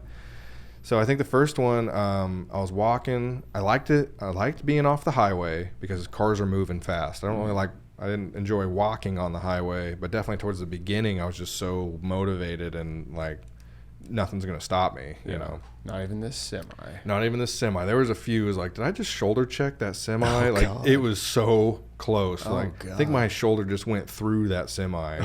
Like too close for comfort for sure. A few times of like, I did not like that. That made me uncomfortable. Oh, jeez. And but so there was this overpass, lots of overpasses in Kansas, and that's most of the time where I rested. Yeah. Was under an overpass because that's about the only shade that you get. Yeah. And because we had Life 360, you know, just to track, and every once in a while I'd check, and for some reason every time I checked, it was like you were under an overpass. Yeah. Like, and then I'd check your TikTok or whatever, and you'd be like, just taking a rest, or like, yep, there he is. Yep. In the shade. Yeah, that's the only place you could get some shade. Micro naps were very important. 10 minutes. Yeah, 10, 20 minutes. I wouldn't even set an alarm. Like, you're not comfortable enough to deep sleep. Right. But you know, it drops you down enough, and then by the time you want to like roll over and get more comfortable or something, you wake up and you're good. Right. So that was very helpful. But there was this overpass. I'm on the highway, and like off in the distance, there were some bushes butted up to a barbed wire fence. Yeah. And I was like, went and checked it out. Looked good to me. I could get behind the bushes, in between bushes and barbed wire fence. So I thought, okay, if there's any livestock or anything on the other side of this, I got this fence here. Animals, pretty close to the highway. I was a little ways off. And if you are curious, the Modern Tramp on TikTok, this exact camp spot I'm speaking of, it's the first one on the page or whatever, as far as the camping goes. So there's a lot of references to that. Or there's a lot of things I'll talk about that, you know, if you want to deep dive and actually see it, you can. So yeah, this was my first camp. First time I'd ever set up the tent. First time I had ever blown up the mattress pad and used the sleeping bag. And so much of it was just honestly testing it out and hoping that it was gonna work out. And thank goodness it did. It was I think it was like a blood moon or something that night. So I got a sweet view. Like it was bright. It was like a bright red. It was pretty awesome. Oh, sorry, man. Get this guy out of here. Yeah, so first night, I slept very well. I was very, very tired. And slept awesome. So then, wake up, no coffee. It's rough because I was a daily coffee drinker. And I was just gonna pull this up just to show them. Yeah, that's it. It's this one. No. Go down. Oh yeah. Okay. Go down. Oh, you're still. Wow, you did a lot. It's that one, yeah. This one. And that one with the shirt off is the next morning. Why am I skipping? I don't know. That was weird. Anyway, no, you're good.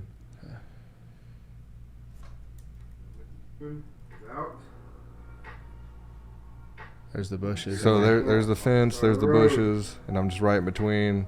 My tent's not even set up right. You see it bowed. It's like bowed in. It's not tight or anything. It's not tight or anything. I had these wilderness wipes that were pretty awesome. They just nice to wipe your face down absolutely. and just feel a little bit better. So there's the overpass. Day one, night one. I made it that far. I felt really good at this spot. Yeah. And I'm very thankful for that. Play that next one. Oh, then. sorry. This one? Yeah. And then this was the morning after.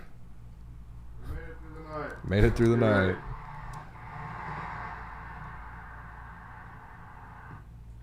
Yeah, that's electrical tape. So this is day 2, and I already had to tape up both ankles. Was it rubbing in that spot? Mhm. Oh, okay. The back was rubbing. Yeah.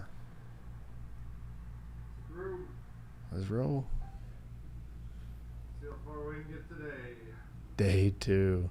Carrying way too much weight, but it's all good. I just thought, okay, it's making me stronger or whatever. So day 2, I'm walking and I find, camp set it's like putting up camp. Just I'm learning. I have no coffee. I'm exhausted, and I'm exhausted from no coffee. I slept really good, but it's like I'm still in such a habitual form still. I haven't broke a lot of these habits yet. So I don't know. The first setup, a withdrawal, a caffeine withdrawal. I'm withdrawal. I'm like impatient because of the tent. I'm still, and it's like time to roll up the sleeping mat, time to roll up the sleeping bag, time to put the tent stakes away, time to put the tent poles away, time to roll up the tent. Like there's just so much that went on, and then to pack it appropriately because I'm pretty well maxed out on pack space. Yeah. So I got to pack it right. I literally put 2 bungee cords from my tent, or from my top of my bag to the bottom of my bag, and then put my tent in the 2 bungee cords. So I had 2 bungee cords on the outside of my tent, holding my tent in, and so started walking. I think I was just reading the notebook today, either the day before or the day, I think it was this day 2. I'm walking and I see this like white poster board looking thing. It's like flimsy, like I don't even know what I don't know. It was like a Poster board, I guess. Poster board, but not stiff. It was like wavy or whatever. I guess construction you might have seen it. Thing? Something like that. And I was sure to bring markers because I didn't know if I was going to be begging for food. I just wanted a marker. It's a good move. I just needed some Sharpies with me, so I had a real nice big Sharpie. I'm walking. I'm already getting tired of the highway. Like no resources. Towns in between each other are days apart by walking. And it's like I have in my journal, like I knew the familiarity of Kansas was going to get old after pretty quickly. Yeah. Like, because I get it. I know what Kansas is about. Right. At least my neck of the woods. And Wichita's not that far off. And here I just took off from Wichita. So it's like, I get it. There's some cows over there and, more fence and more fields. There's another overpass. This is Kansas. So I thought, you know what? I think I'm going to try hitchhiking and see how that treats me. So on this big sign, I take a break on an overpass, have a little pemmican. And I write on this sign. Yeah, about pemmican. Oh, yeah. I survived on that about the full first week. So I write on this sign and I say Dodge City because out of the things I've always wanted to do, Dodge City's another one. It's a little lower on the list, but it's like it's on the way. I'm on the way. Yeah, might as well. And so I put Dodge City on there because there's really no other place in Kansas that I wanted to see, but I really, really needed. I wanted to stop in Dodge City, maybe needed. So I put Dodge City on it, and then I put that in between my bungee cords, and then I walked. You're not supposed to do this. I walked on the other side of the highway. You're always supposed to walk towards oncoming, and really make eye contact with the driver going by, and be sure you two are on the same page. There's a few. You think you're out there and you think everybody can see you. They can't. They're not looking for you. They're looking for other cars. They're looking for deer darting across or something. They aren't looking for you. You think they are and they aren't. And then a few people, whether they're texting or whether they're, whatever, dozing off, you see them drift. And I probably had 2 or 3 instances of being on a highway and watching this drift happen of if they continue this, I'm front and center. Oof. They are going to drill me. And then whether they hit the white line and then pull back, or if I don't think anybody ever got to the rumble strips, but you could see the car starting to drift and towards me, towards the shoulder. Good Lord. Not fun. It really kind of pissed me off. Just pay attention, but obviously I'm kind of in the wrong being out here, whatever. So I have this Dodge City. I start walking on the other side so I can walk, and then people driving behind me can see Dodge City, and if they want to pull over, then they have, they can just pull over and I'll meet them up there. And I'm pretty tired. I can't freaking I don't know. I keep going. Finally I get to another overpass. All right, I'm gonna take a break, and they have a mile marker sign under the overpass. So I take my backpack and I put it on the sign, or the mile marker sign. Yeah.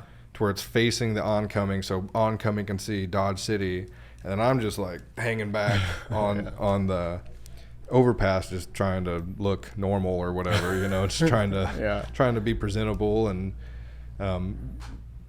I thought, Dodge City, that's it shows a sense of honesty of, I'm not just looking for a ride. Right. Like, I want to be somewhere. Right. There's an end to the lift. This is on the way. This is close to Wichita. So, I mean, Dodge City's still a ways off. Like, it was going to take you a week to walk, right? Or 2 weeks. I don't know. Yeah. It's going to take a while. Yeah. And it's going to take a while. I budgeted enough time that I can get to Colorado, get to Boulder, and still have days or a week to hang out. That's what I budgeted for. Right. It turns out I got there a lot faster, but it's okay. And then, so I'm sitting there under the overpass. I don't know, not even 10 minutes, and this cop pulls up. Like, oh God, like already. Day what, 2 or 3? Day 2 is already having this cop encounter. Like, okay. So he comes up, hey, how's it going? Like, oh, I'm just hanging out. He said, heading to Dodge City? I said, yeah. And he said, what are you doing out here? And my short answer to those people would be, just out here doing bucket list stuff. Right. And a lot of people really appreciated that. I got a lot of like, oh, good for you. Like, you're out here doing it. Like, okay. Hopefully makes them think of, what's on their list and what do they want to be doing. Oh, it's better than I'm homeless and I'm trying to get back to my baby mama and Dodge City. It's like, oh God, I have this ruined life. Like, no, I have a good life and I chose to do this. I would like to be out here. Yes. I came out here for a reason. Right. I'm sane. But I didn't want to say ayahuasca, especially in Kansas. Right. Just like, I'm not ready for that conversation. I still haven't talked to the church. So he's like, okay, well, would you mind...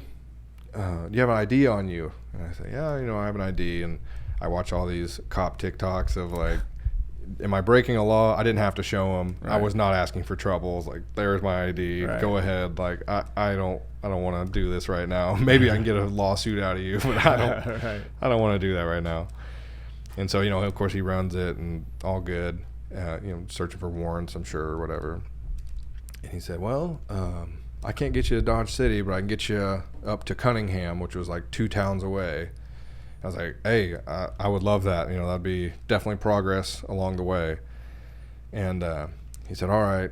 Well, then he frisks me. I'm like, what the heck? Really? Okay. Really? I said, I guess so. He said, you have any weapons on you? I said, no, I have a pocket knife and pepper spray. And that's it. Nothing in the bag. He looked in the Zoom bag because it kind of looks like a gun case. Yeah. And so he looked in there, like, that's just podcast equipment. He's like, oh, that's awesome. And he frisks me. He's like, all right, I'm going to keep your bag and stuff up front. Like, okay. So he puts me in the back, and I think I texted you or something and said, getting a ride from a cop, hang tight. Yeah, just letting you know. Yeah. Because I was in the back, and, of course, you can't open the door. So, if I'm secretly under arrest, I don't know. It's you didn't cuff me or anything, nothing like that. We're having good conversations. Just arrested you. I don't know where the hell he's taking me though. Yeah. It's like I'm at his word, and cops are always like, oh, why are you doing this? And then somebody will say, well, for my own safety. And it's like it's a 2-way street. He's trying to be safe and not die from some random on the side of this road. I'm trying not to be a victim of police brutality. It's like so it's a 2-way thing of like. He took all the power, and I had 0. I'm stuck in the back seat. It's hot. There's no air blowing on you because it's like a locked cage. It's like plexiglass and just solid metal around you, and the windows up. It's like I'm not getting any air. So I'm back there just sweating, and we're having casual conversation. He's very nice. And he's like, all right, there's a Love's gas station up here. I can drop you off. Perfect.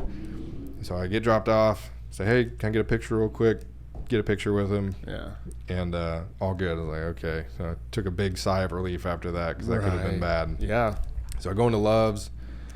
Like, hey, can I fill my waters up? Like, bathroom sink or anything? And they're like, yeah, we have a sink right over here. And that was a common theme of every time I went into a gas station and asked, can I fill up my waters?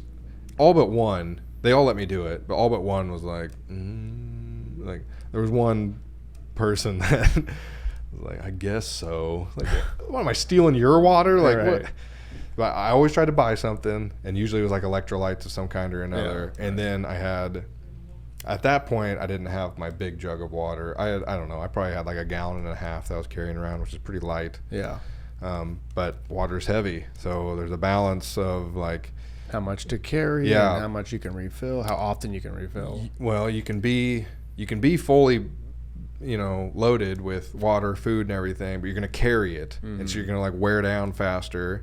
Or you can be halfway through and it's quite a bit lighter, and you can go further, but you're halfway through. Or you can be next to empty and you're flying, Yeah. but you don't have much reserve and you're looking for a refill. So there's always this balance of like you don't want to be completely full, but you also don't want to be completely empty. So, so I get filled up and I start walking from there. And I'm like, I don't know if I can. I'm definitely not going to make it to Dodge City. I might be able to make it to Pratt tomorrow. And so I'm walking, and then I think I pull over again. I think this is all second day. It may bleed over into third, but I'm not getting any takers on this Dodge City sign. I'm like, dude, I know we're still pretty far away from Dodge City, but come on, somebody's got to be like heading straight there. And I'm probably like, I don't know, 2 to 3 hours. It wasn't that far. Car ride. Yeah, driving wasn't. And it's on the same highway. It's on the same highway, but there's a lot of like, Yeah. off ramps and everything else that people are, I don't know, they're going to work or they, I don't know where they're going. Yeah. And I was like, yeah, it's like, it's pretty much like the straight way. You don't get on another highway to get to Dodge City. You just keep going straight. Yeah. So I thought, surely somebody. So I took off the bag and I had a little cash with me.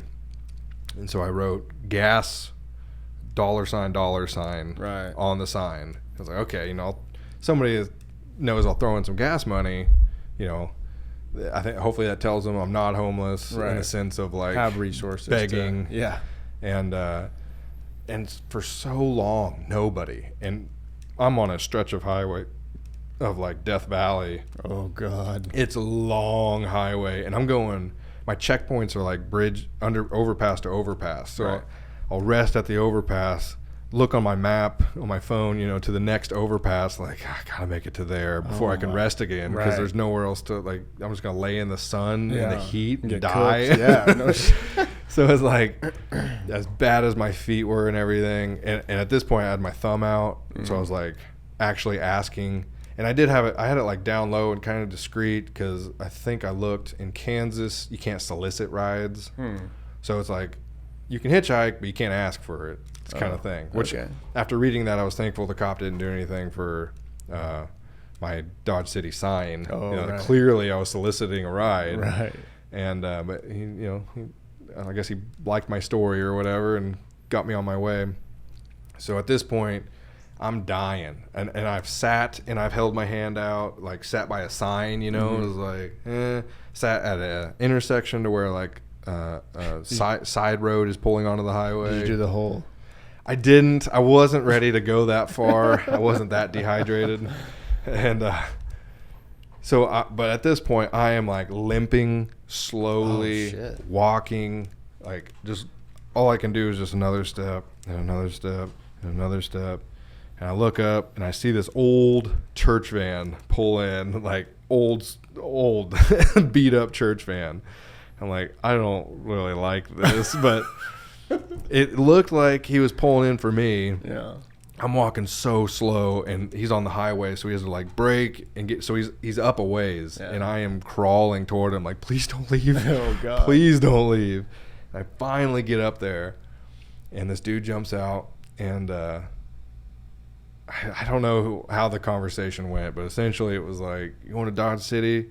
He's like, yeah, I'm heading to Dodge City. I said, I have money. I'll give you some gas money. And he's like, man, like you could see it process.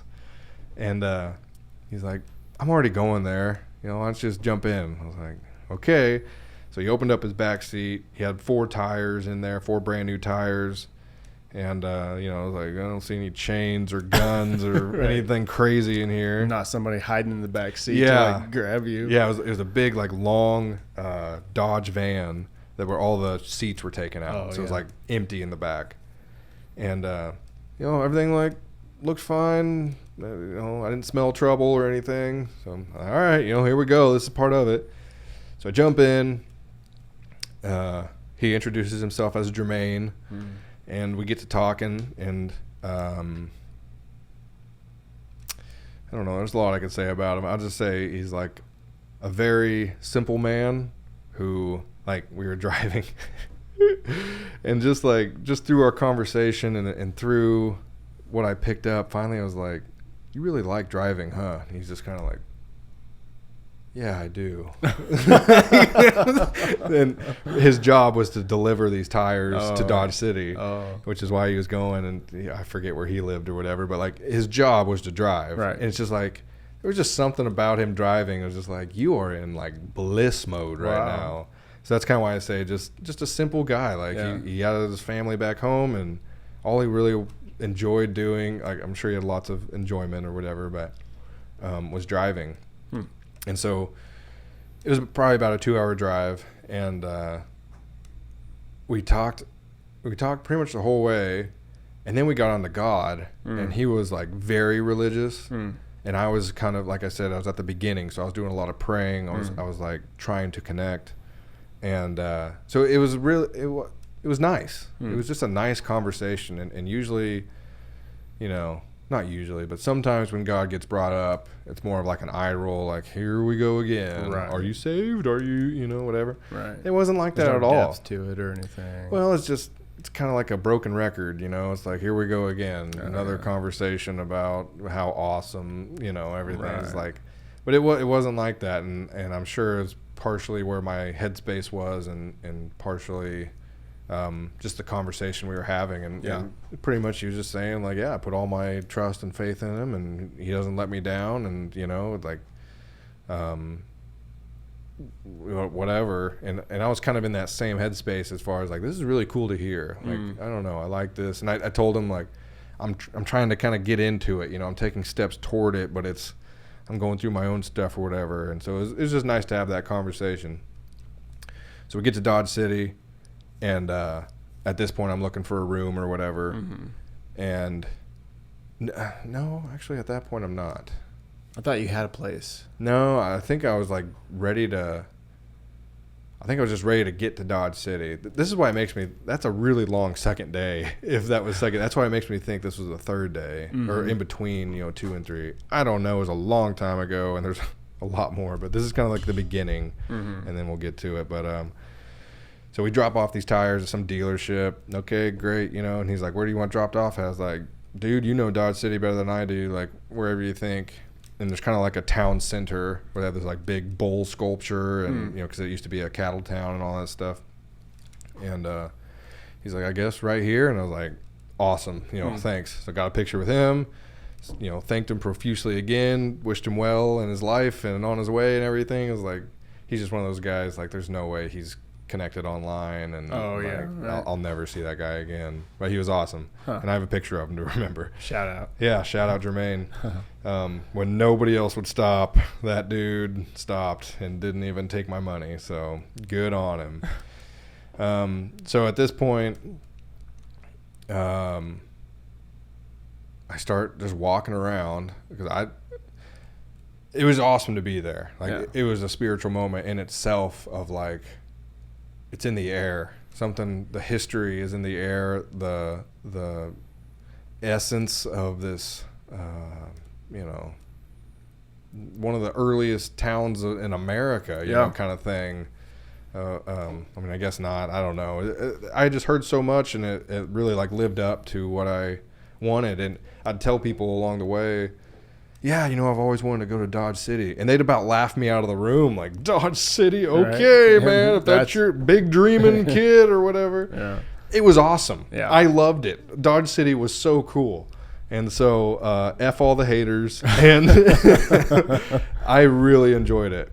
And so I'm walking around, I have this backpack on, and I kind of get to this, like, side road or whatever, this residential road. And I sit down and rest.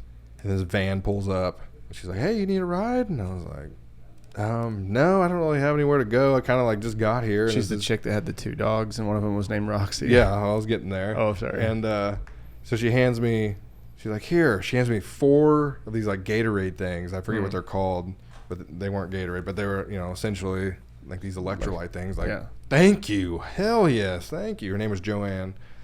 And yeah, I looked at the back seat. There's 2 massive pit bulls. Like, oh my god, massive, and both just patient. Like weren't trying to rip my arm off as I'm reaching in or anything. And so I looked back and was like, oh, that's so and so and Roxy. And I was like, ooh, yeah, hi Roxy. Yeah. And but they let me pet them and everything. It's just like kind of one of those of like it depends who raises them type of thing. So for sure, it was. I kind of looked at her a little bit higher respect of like, okay, if I can trust these dogs, I feel like I can trust you or whatever. Right. So she's like, all right, you don't need a ride, okay, see you later. She drives off. I slam one, I'm sipping on another one. And then probably 5 minutes later, she comes back around and I'm like, okay, and I'll get back up. And she's like, I don't know why. Do you need a place to stay tonight? And I was like, kind of. I was thinking about just getting a hotel or something or Airbnb. I was like getting ready to order an Airbnb as soon as I talk to these people or whatever. And she's like, well, here's my number. My husband and I, we're great hosts. We have a spare bedroom. You can shower and everything else. And I was like, okay, I'll let you know like what I'm doing or whatever. So she drives off, and I'm thinking, like, do I take it? Do I do my own thing? Right. It's like I want to be a yes man on this journey. I want to say yes. Mm-hmm. And but who knows? And I kind of lean toward like I'm going to take her up on it. Mm. So I send her this big long message. I say, hey, this is Casey. If it's okay with you, maybe I would stay, and you can show me around town tomorrow or something. I never got a response back. Oh. So I don't think I ever called, but I was just like waiting for this response back of like, great, come on, or where are you at? I'll come pick you up. And it never came. So I was like, well, I guess I'm staying at the Wyatt Earp Hotel. Oh, yeah. And so I think they had the cheapest rates in town. And I don't know. I always preferred staying at a hotel. It's just you get ultimate privacy most of the time because my Airbnb budget was like spare room type of stuff. Yeah. So I go to the Wyatt Earp.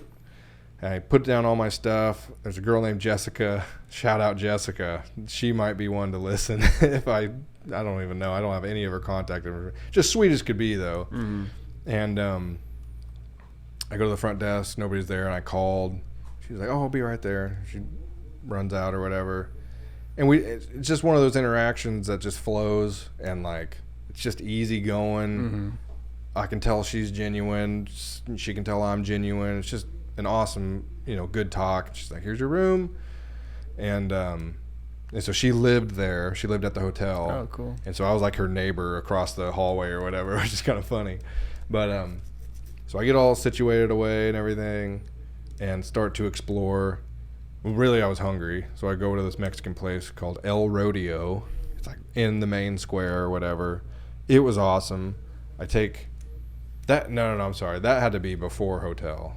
El Rodeo was before the hotel because I had my backpack with me, and then this guy sees my backpack, and then we start talking about, oh man, I did that when I was a kid, or when I was younger, or whatever. That was cool. And yeah, it was pretty cool. And he's like, where are you going? I'm like, yeah, I'm heading to Colorado. Colorado, man, that's the best place you could be. All this stuff. Like, he just amped up. His wife was like, come on, honey. Like, let's go. He was just this psyched. kid's living the dream. Yeah, that's pretty much what it was. So that was cool. Like, some interactions like that along the way. Yeah. Okay, and then hotel, and then meeting Jessica and everything. But I think by then, I was like, done for the day. Just burned, yeah. Just burned out, tired. I wanted to get good sleep, shower. So I had I was gonna shout them out. I forget. It's essentially like a watertight bag with ribs on the inside, like little riblets on the inside, and it's a wash bag. So you fill it with water, put soap in there, put your dirty clothes in there, and then you wrap it. It's like one of those water bags that you fold over and then clip it, and then you just rub it on the ground, shake it up or whatever. And then empty it out, and then rinse, once or twice or whatever. And man, the dirt and stuff that would come out of that was pretty impressive. Some of them flies. Yeah, in there already. Yeah, well, those are my clothes. So then I laid all that out to dry and everything. And a good trick, I don't know if anybody knows this. If you don't have a dryer, lay out a towel, and then lay out your clothes, and then roll the towel very tight with the clothes in it, like as if you're just rolling it. And then once it's completely rolled, squeeze it, and that gets out a ton of the heavy. Instead of like wringing it out, you're really tearing up your clothes. You're like stretching it and everything. Yeah. Do that in a towel, like lay it flat and do it in a towel. So I had to go ask for extra towels and stuff, but really helps the drying process, So then you hang them up and they got, a couple hours and they're good. Yeah. Because I think it would have been a really bad idea to pack bunch of extra clothes. Moist, wet clothes that weren't completely dry. Right. And I guess speaking of clothes, I had 3 shirts, a pair of pants and a pair of shorts, 3 undies, and 3 socks. So I had sets of 3 or whatever. Besides, I knew my shorts, I'm either going to be in shorts or in jeans, and even kind of not jeans, but like tactical pants or whatever. Tactical. Back to tactical. Yeah. I guess they were like more like cargo pants or whatever, but pretty light. And frog togs, so like rain gear. And the backpack itself came with. Keep going. I got that Monsters. Oh, okay. Well, shoot. Okay. So then, I had all rain gear to where I could walk in the rain if I needed to. I could protect myself in the rain if I needed to. Pretty much weatherproof. So I do that. I get a good night's rest in Dodge City. Next day is all Dodge City. I want to explore. I want to see the town that I've always wanted to see. And they have a lot of touristy stuff that was readily available, which was very helpful because that's kind of what I was after, was just like, I just need like a day of touristy. There's no rodeos in town, there's nothing crazy going on. So like, just give me like the museum. They had a Teachers Hall of Fame that apparently my great grandpa is in.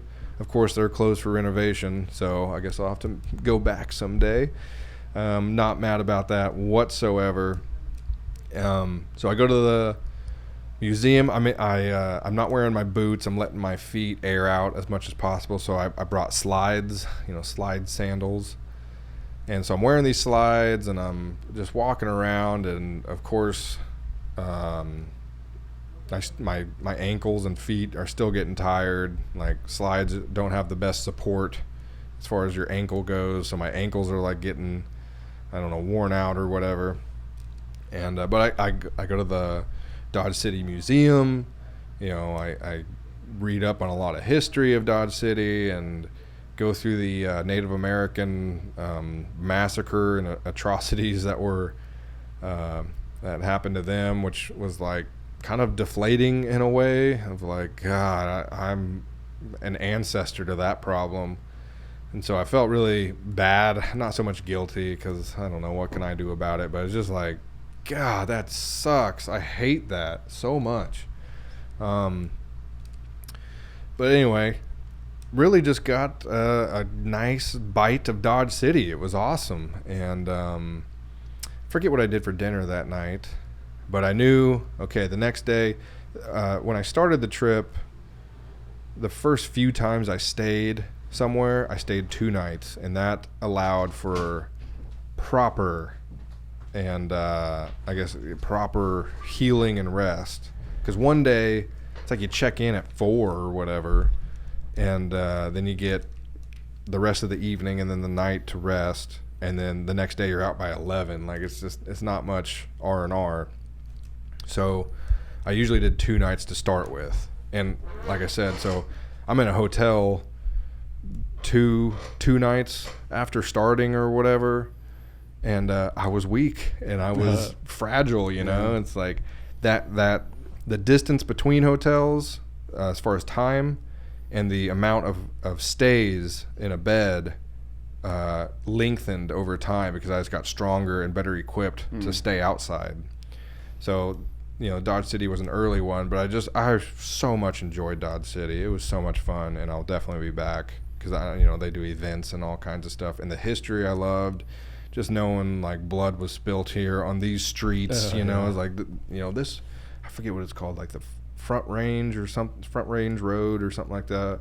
It's like this was the first main street of Dodge City, and now we got the other main street or whatever. This was the first one. This is where, you know, so-and-so would come by. And Dodge City, they outlawed liquor for a long time within like a 12-mile radius. So somebody went like 12 miles and 1 foot away and sold liquor there. You know, it's just like, oh, I love that stuff. So stay another night, you know, didn't hang out with Jessica, but we like just sat in the hallway and talked for a long time. So that was fun. And next day, you know, slept good that night. Next day, packed up. I'm out of there. Started walking from Dodge City. I actually my foot was really hurting, and it turns out to be plantar fasciitis. I didn't know it at the time, but it was like developing. So I went to Walmart and got a walking stick, like $15 or something. Nice, strong, sturdy walking stick. And that was a ways out of my way. So I get there, you know, do that. Then I come back down, and actually, that's where I found a memory card that I have yet to look and see what's on it. But there was a memory card in the middle of the road. Like, what's this?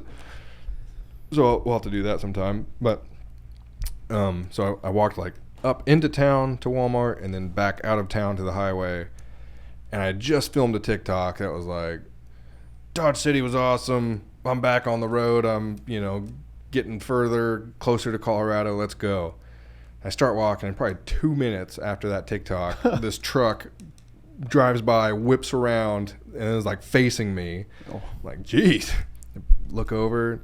Hey, you need a ride? I was like, where you heading? Like, kind of depends. And he said, well, I'm going to Garden City.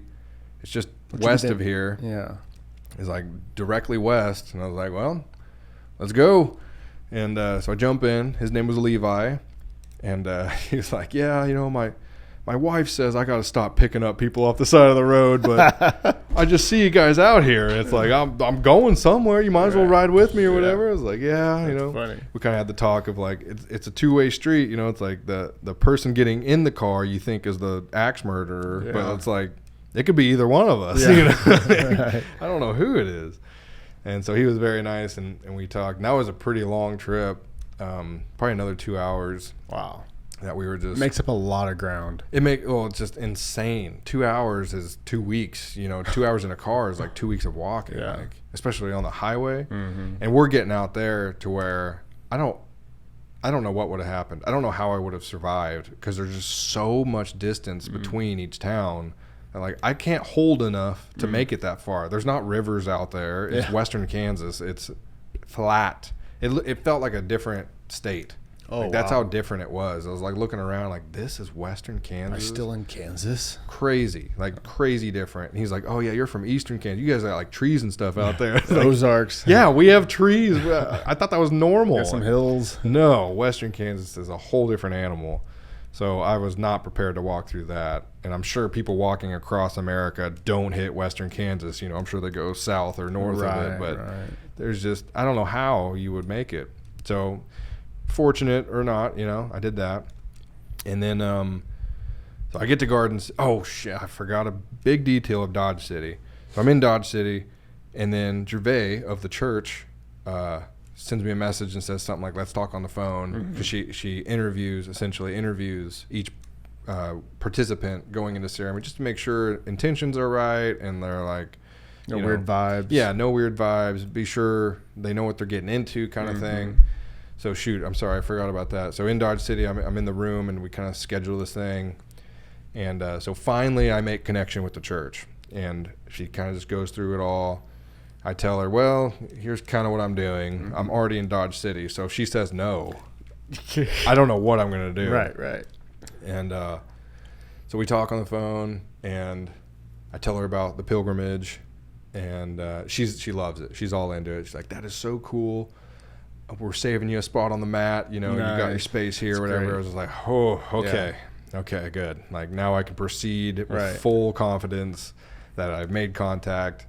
And at this point, it's still May, and they did prep classes. So there would be like, they do a ceremony a month, and then each Sunday of the month leading to ceremony, there's a Zoom prep class. And honestly, that was part of why I left so early, because I thought I had to be in Boulder by by the prep classes. I didn't know they were Zoom. Yeah. So, Right. you know, call it due diligence on my part that I did You had not some do. extra time, to do some side missions. Hey, it happened the way it happened, and, I can't change it if I wanted to. So I get the okay then.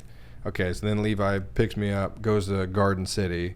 This whole time I've been collaborating with Lucky Kuski a little bit about he's going to Montana. I'll get you wherever you need to go. And I thought, well, I saw Dodge City. That's like what I wanted to see. And Garden City was awesome as well, actually. Garden City was very cool. And I think it was named, some lady back in the day had this huge garden, and, she always tended to it or something. And they were trying to think of a name for the city. And somebody suggested, like, oh, so-and-so has this big garden. How about Garden City? And there it was. River Town. And so I told, I said, okay, I'll let you get me to like Colorado Springs, or I told him 100-mile radius of Boulder, somewhere in that, so I can still walk, so I can still, so I don't want to get to Boulder. And so I'm hanging out in Garden City, and he's leaving Joplin, and so he's like, I'll be there in like 10 hours or something. I'm like, okay. Right. It turned out to be right at midnight that he showed up, but so I had some time to burn.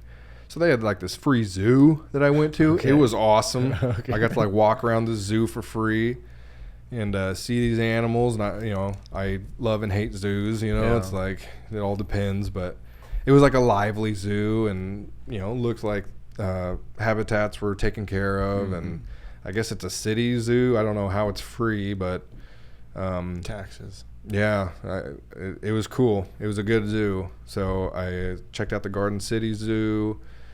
And it's like, I need rest. I'm really tired. I need rest, but I can't really sleep. It's hot out.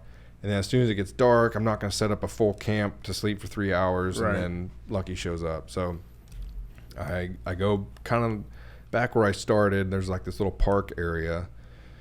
And I know even before that, coming into town, I saw some homeless. So I was like, okay, I don't want to go too far back. I don't want to advertise that I'm staying anywhere and then like be on the wrong turf or something. And actually getting dropped off in Garden City, I had a gallon. That's where that gallon water jug went.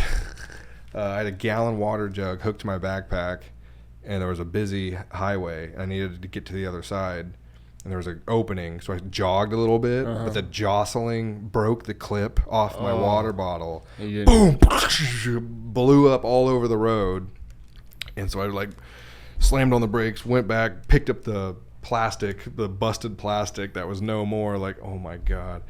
And got to the other side, but it was just like nothing left of this water. So I was like, well, I got to figure something out there, because there goes a gallon of water. Right. Because I think I still had a camel pack, which was like the soft bag with the hose.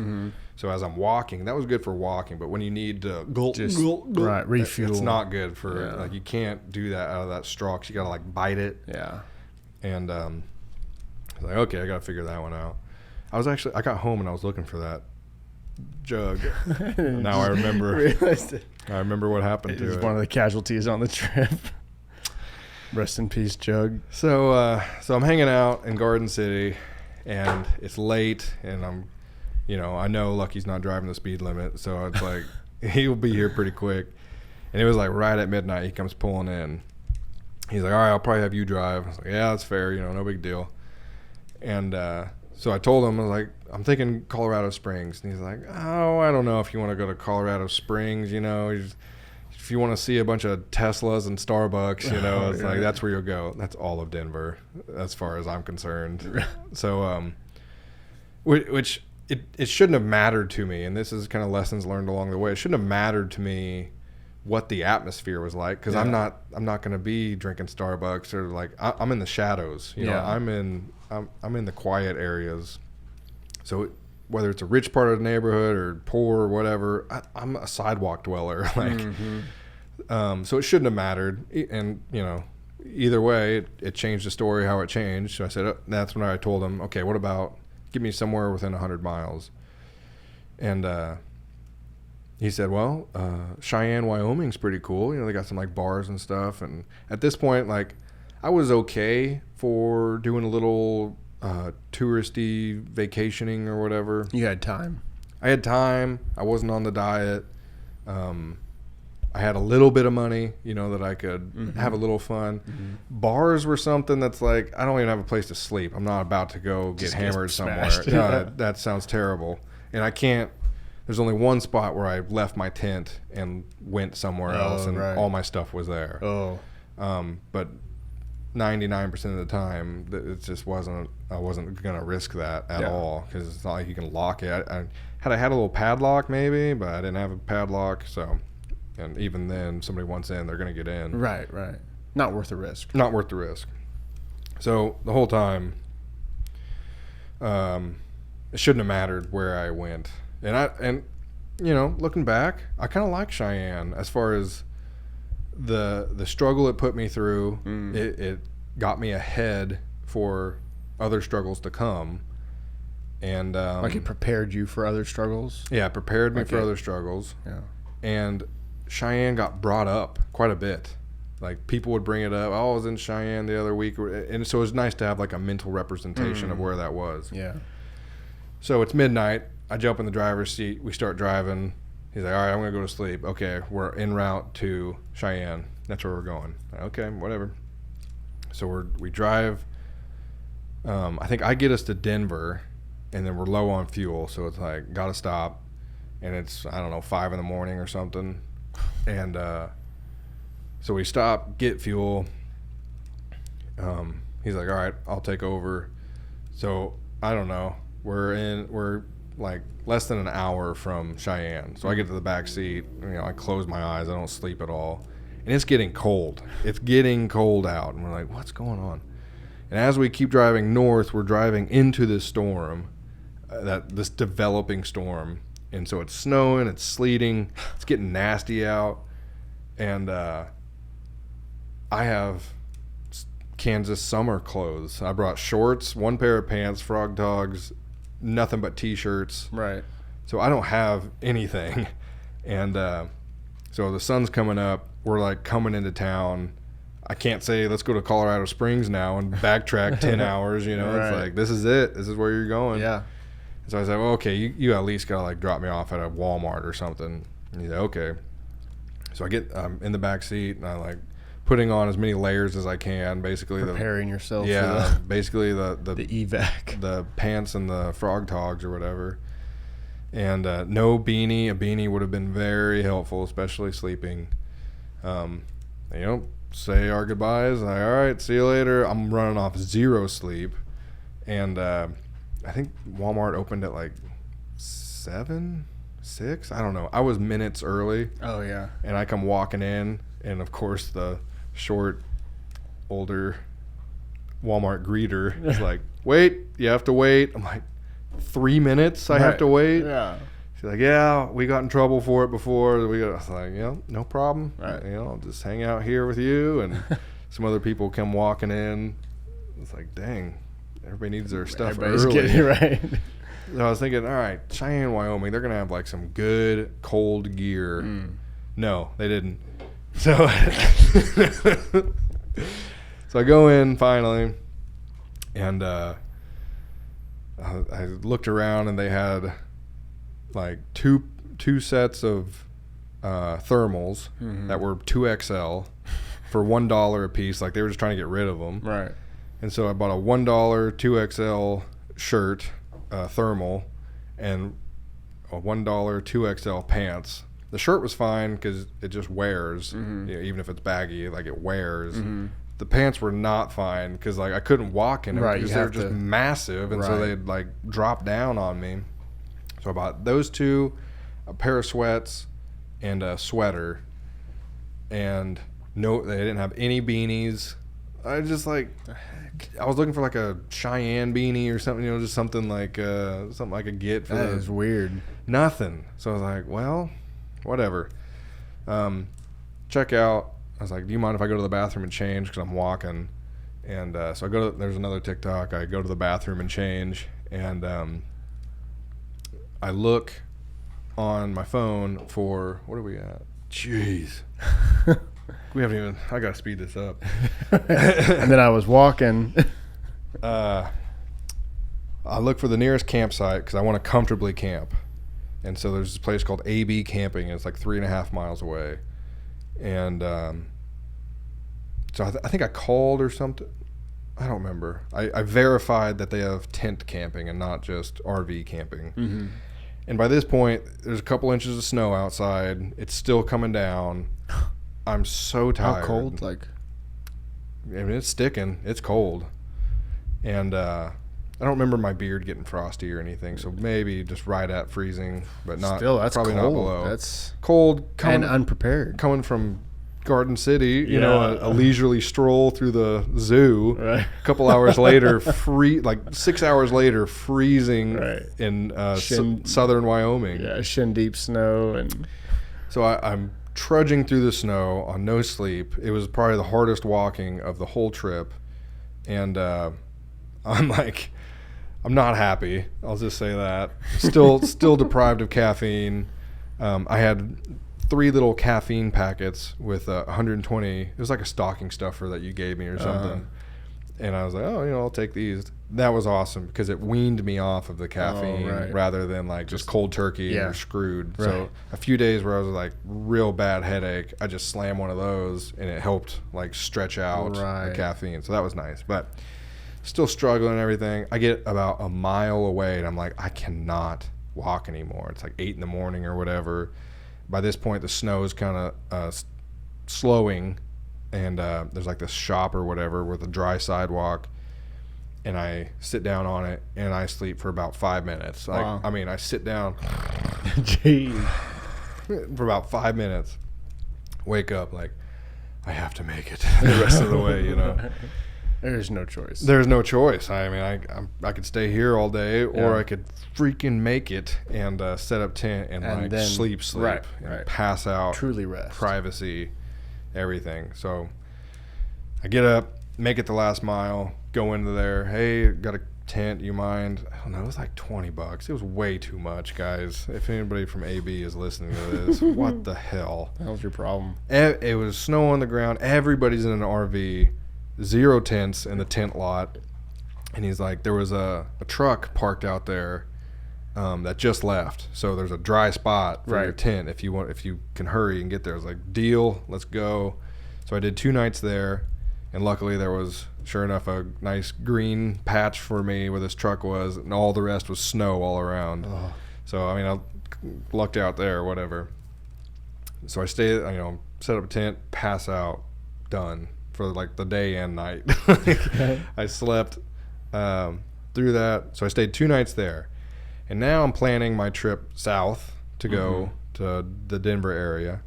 And there's 2 highways. There's 25 and 85 maybe. Mm-hmm. And it's crazy where I was. I was pinpoint in between these highways. There was like a road that went either side leaving AB, and then each road led to a highway going south. And so 25 kind of got me to the west side of Denver, and 85 kind of got me to the east side of Denver. So it was like, which way do you want to go? Mm-hmm. I was tossed up. I don't know which way I want to go. And finally, somehow or another, I end up on 25. Like, that's what I'm going to take. I don't know. And so the snow the next day, after the snow, my first day at this campsite, sun came out and it went away pretty quickly. Oh, wow. Yeah. And so then the day after when I left, it was done. Maybe wet on the ground or whatever, but there was no snow. Wow. That's It was fast. It was cold, but pretty windy. Another TikTok. You can't hear a word I'm saying. I'm like, at least it's not windy out here. You can't hear a word that I'm saying. It's so bad. And I guess it's windy up there. I don't know. Like, I guess, because I heard people like, oh, I like it up there, but that wind is like, just constantly windy. I don't know about constantly, but at least when the Shows wind up. blows, it is ridiculous. And I don't know. I would about take anything over wind. It just pisses you off. It makes me think of your job at the dog kennel when we had like a spell of a week or 2 of wind.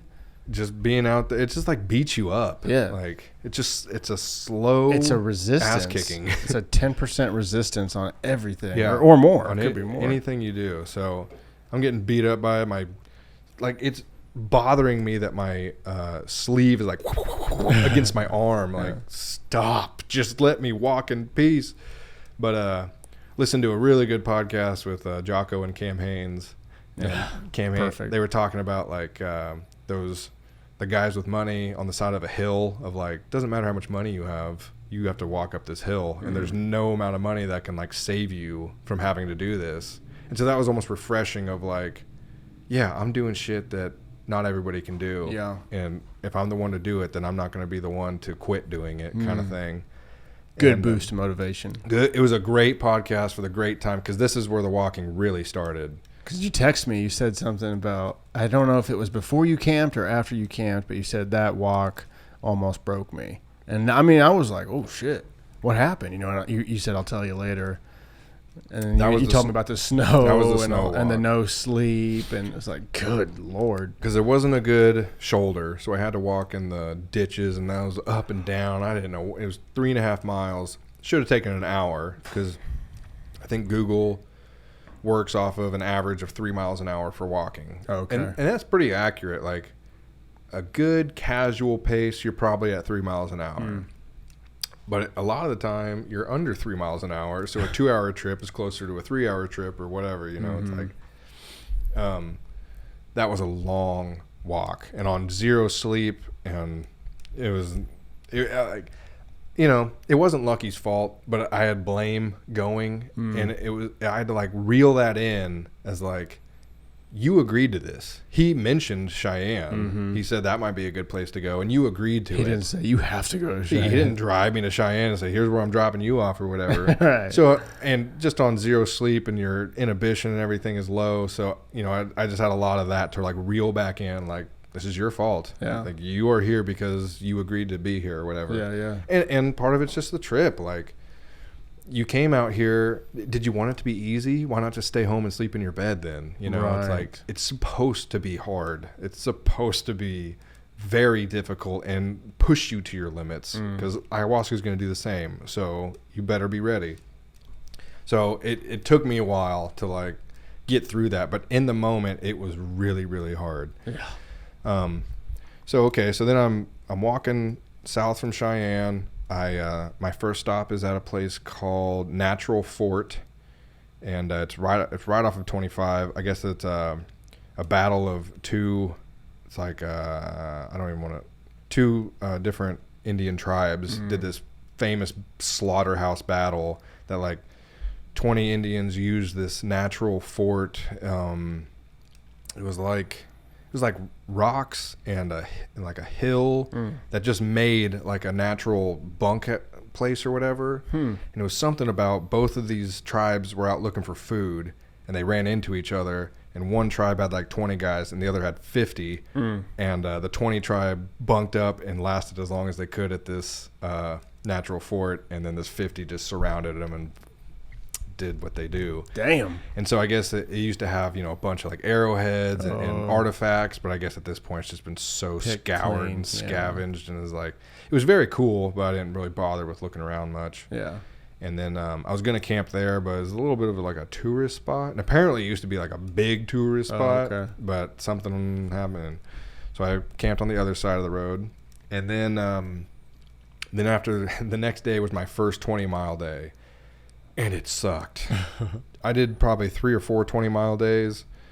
And they were tough every single time. 15 was like a good, strong, I'm tired, I'm ready. Right. 20 was dragging. Oh. And so I spent the night. My next town I got to was Wellington, which I really enjoyed.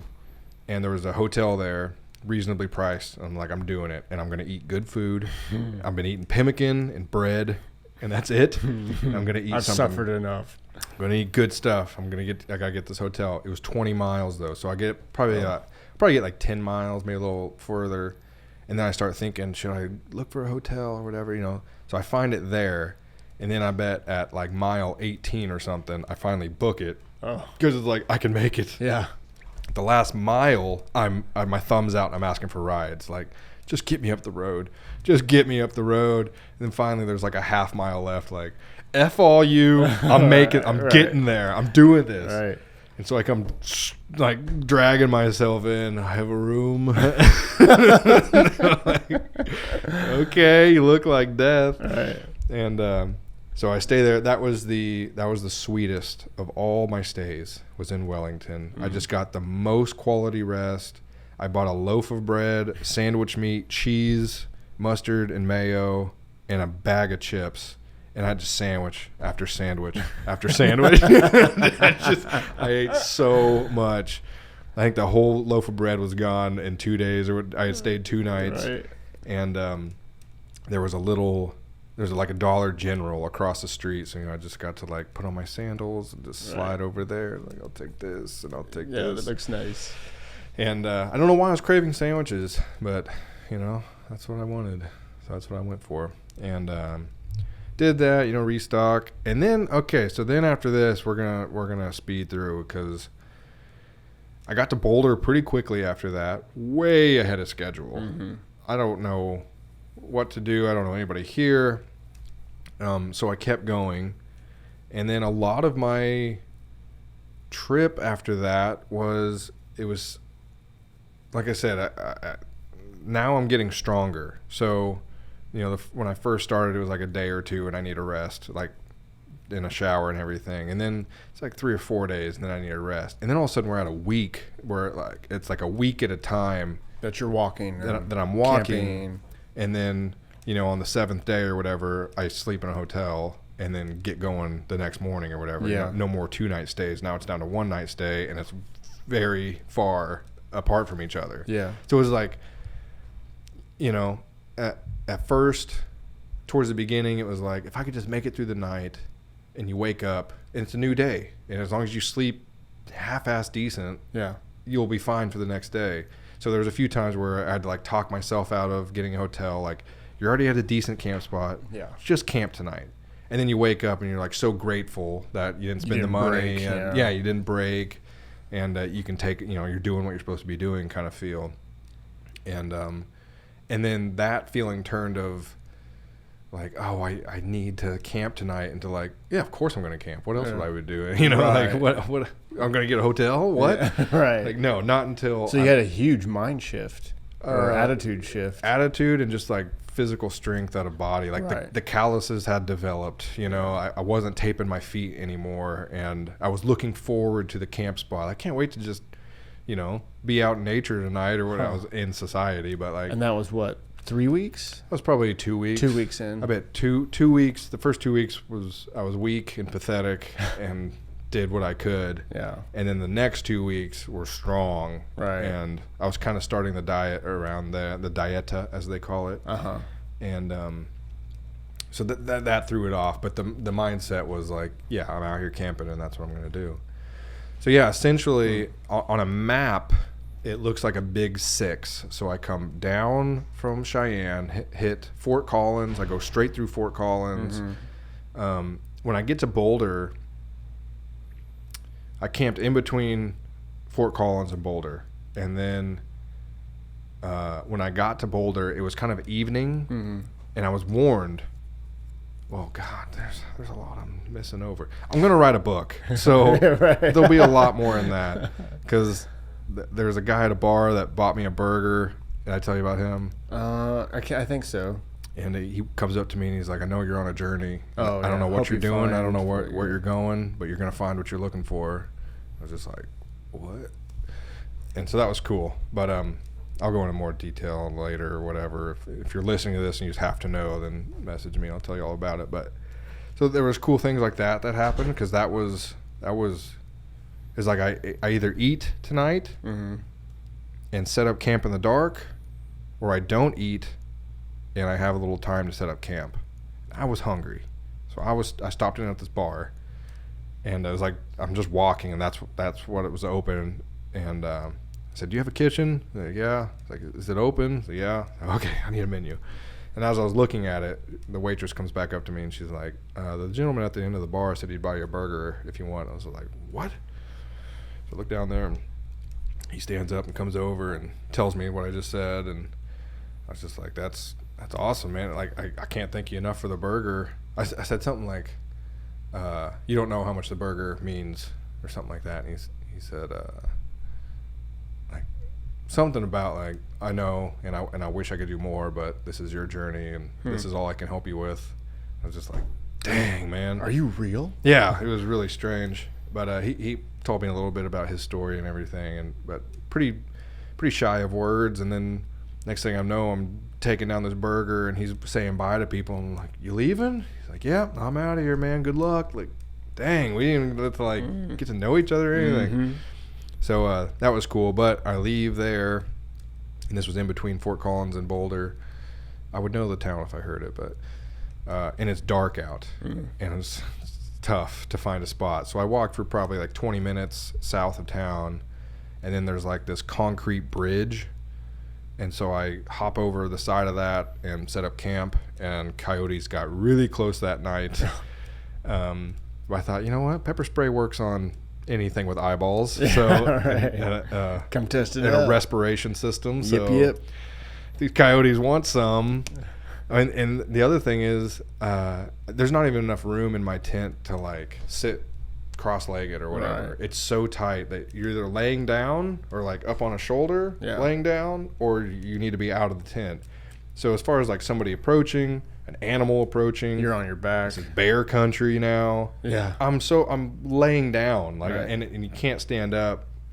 And if the rain flies on, like, there's a way you can unzip it from the top, but essentially you're pretty vulnerable. So I'm like listening to this very close pack of coyotes in this field next to me, and that's why I like to be close to the road, because close to the road, especially on a highway, it's like the people aren't stopping because they're on the road. Nobody wants to stop on the road, especially in the night, and the animals, are deterred by the road.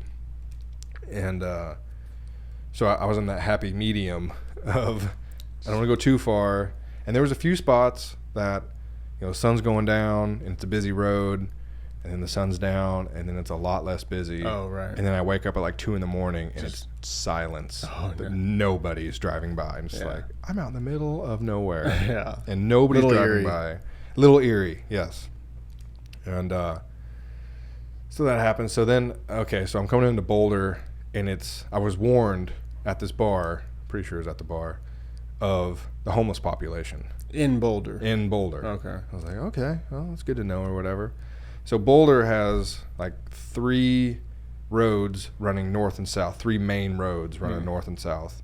And I'm on the highway, and this is kind of my mistake, although I did get a lot of Boulder exposure time, so it's fine.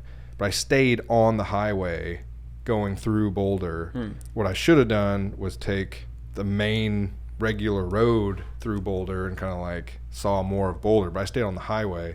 Tons of homeless, tons of just walking by. Some girl was like, you want to buy some weed? I was like, I'm in Colorado. Right. Why would I buy from you? Yeah, why would I buy some off of you standing on the side of the road? No, I'm good. And so a lot of them just keep walking. But I was tired. It's at the end of the day. It was in the afternoon, but I had to get through Boulder. So I wasn't camping in Boulder. I needed to get back on the highway. And so that one was a pretty tough walk. I don't think it was a 20-miler, but I was tired. I was ready to stop. And I just had to keep going to get out of town, because there was like homeless camps. So it was like, I got to keep going. Yeah, you don't want to. Really nice tents. I was really jealous, honestly. Like, that is a nice tent. So then I got, south of Boulder, and this spot was funny because I revisited it weeks later when I needed a spot to camp. So I camped there. I camped 2 nights. It was okay. It was an okay spot. Get down there, and then I don't have really any place to be. I need to be in Boulder in like 3 weeks. I got 3 weeks to burn. I'm still quite motivated to be walking and be pursuing this ayahuasca. So it's like, I'm just gonna keep going. Like, where else? What's on the way? Golden, Colorado, home of Coors. Let's go. So I go to Golden next. Golden, I camp right in the middle of town, right next to the roundabout. Kind of a humorous spot, but it was very cool because I was in the middle of town. And, just another lucky, my tent is very low, so the tall grass around me kind of blends, and, like, you got to be looking if you're looking for me. And as long as I'm off my phone at night or whatever, not shining lights and everything, then, like, I'm completely hidden. Right. So I camp in Golden, And then I start looping around Denver because now I'm like South Denver. And if I keep going, I can go to Colorado Springs, but I didn't really, That's pretty far down. It was pretty far down there. So I was like, I'm just going to like loop around Denver. And I have some friends that I'll probably choose to stay nameless in the Aurora Parker area. So I get to a little bit before Parker, and there's this girl, and we've met one time last year, and I was like, let's get some food or something, you know? So I get an Airbnb, so I'm showered up and like halfway clean, put on a fresh shirt. And so we go out, great time, you know, we have dinner, have some drinks, really good time. And then she's like, all right, well, you know, she goes her way, I go mine. And so the next day I pick up, keep going. And then that was like in the Parker area. And then in the Parker area is like southeast of Denver. Mm-hmm. So it's time for me to start heading back up north. So I'm just doing a loop around Denver, camping. I camped by Home Depot once. That was a really good spot. I remember that TikTok. Yeah, just lots of fun little camp. I tried to TikTok most of my camp spots. And in fact, I marked them all on my map. Oh, so cool. I'd be curious to go back and see if I missed any. I'm sure I did, but yeah. Lots of fun little spots like that. Like in town was really difficult to find a camp spot, but so rewarding when you did, because you're hidden in plain sight almost. It's like you're right there, but nobody can see you. Yeah. Like the Home Depot employees could have seen me if they look like way up on this hill, you know, at the top of this hill, and then maybe they'll see like the edge of my sleeping bag or my tent or something. But yeah, nobody looks up. They're living everyday life. I'm the one out like in the wild, so I'm like, you know, an animal inspecting my surroundings, and they're just like everyday just life. Clocked in. Yeah, baby. exactly. So I really wasn't worried about it. And you know, none of my tents, none of my camp spots were busted. There was one that was close, that was in Denver, but no cops, nothing like that. So my camping, it did take strategy. It did take, you know, there was a few campsites like, maybe, no, I'm going to keep going. Yeah. And, you know, it's just like, you could risk it. There was one that I slept too long, and a parade of children came in. Yeah. That was my fault. I should have got going. Story time. Well, I'm trying to think. So then I go north on the eastern side of Denver, and then get to the northeastern side of Denver, and then start heading back west again to Boulder. I forget where that was, but it was towards the end point, because now, I mean, these are days going by, and the Denver area is quite so compressed that like you can get from town to town within the day, like walking. Like it's pretty close to get all of a sudden, welcome to Parker, welcome to wherever. So that was cool. Made it tough to camp because road camp was just easier. It was less rewarding, but it was easier. Yeah. But so then I get to this spot. This was around Boulder. It wasn't in Boulder, but it was in that region, North Denver. And it's late. I need a spot. I'm in town. There's this library, and it's like nice mowed grass around the library, but then like wild, just uncontrolled grass, like my kind of territory, behind some trees. You know, so it was like library, mowed grass, big old trees, and then just wild brush area. Yeah. So I'm like, I'm just gonna set up in this wild brush area. It was dark, and I'm set up, and I think I'm doing some writing, and I hear some voices in the distance. I'm like, should I be concerned? Are they gonna come up on the hill and like smoke a bowl or something? Like, I don't know what they're gonna do. Right. And they're staying close. I'm gonna investigate. So I like sneak my way over, and there's like 3, I don't know, not kids, but 3 people, 3 not adults, talking or whatever. I was like, man, I could scare them, or I could do something, you know. I was like, no, I don't want to bust my spot and bring attention to me. That's the last thing I want. I want to keep low profile. Yeah. And so I go back to my tent or whatever, and okay. So I go to sleep. Oh, I guess this one, I see lightning in the distance, and it's cool. I don't know where I am. I could find out, but it's like you can almost see the lights of Denver in the distance. You know, it's like up higher elevation. You could like look out and just see city. So it's pretty cool. And then I see, you know, it's dark out, and I see lightning above the city. Like, you know, I don't know if it's hard to tell climate with the mountains right there. Right. I don't know if things develop just so quickly off the mountains, but the weather has lied to me before in Colorado. So I thought, okay, it must be just hard to tell, or you know, hard to give a good heads up. I don't know. That was my guess. And maybe like in Kansas, there's just so much openness that you can watch the whole thing unfold by the time it gets to you. Yeah, that's my theory. So I look at the radar. It says no. It says 0%. Nothing is gonna rain on you. I'm like, do I trust this? Do I trust this? And I decided I will. So I ripped my rain tarp off. And so essentially my whole sleeping bag is just mesh. So I'm like sleeping out in the open, but the bugs will stay off me and everything. And so I'm sleeping, and about 1 a.m, I like kind of wake up to hear this like coming at me. And then all of a sudden, like in the blink of an eye, just all this water is dumping on me. Like, oh my God, it's like a whatever, worst nightmare. Spontaneous rainstorm or something. Like this freaking Colorado weather. And then like in 5 seconds it's gone. I'm like, okay, I either like just hang out and maybe that was it and just go back to sleep, or I get up and I just cover everything because my backpack's uncovered, everything's uncovered. And I'm like listening for lightning or, you know, what's going on. And then all of a sudden, again, on my sleeping bag and everything, or on my tent, you know, raining or whatever. It's like, oh my God. Getting drenched. So I unzip, or, you know, real quick. I'm like getting out, and then it stops again. I'm like, what the hell is going on? Yeah. And then I look over and I see like 3 sprinklers doing their rounds. I'm like, oh my God, the sprinklers got me.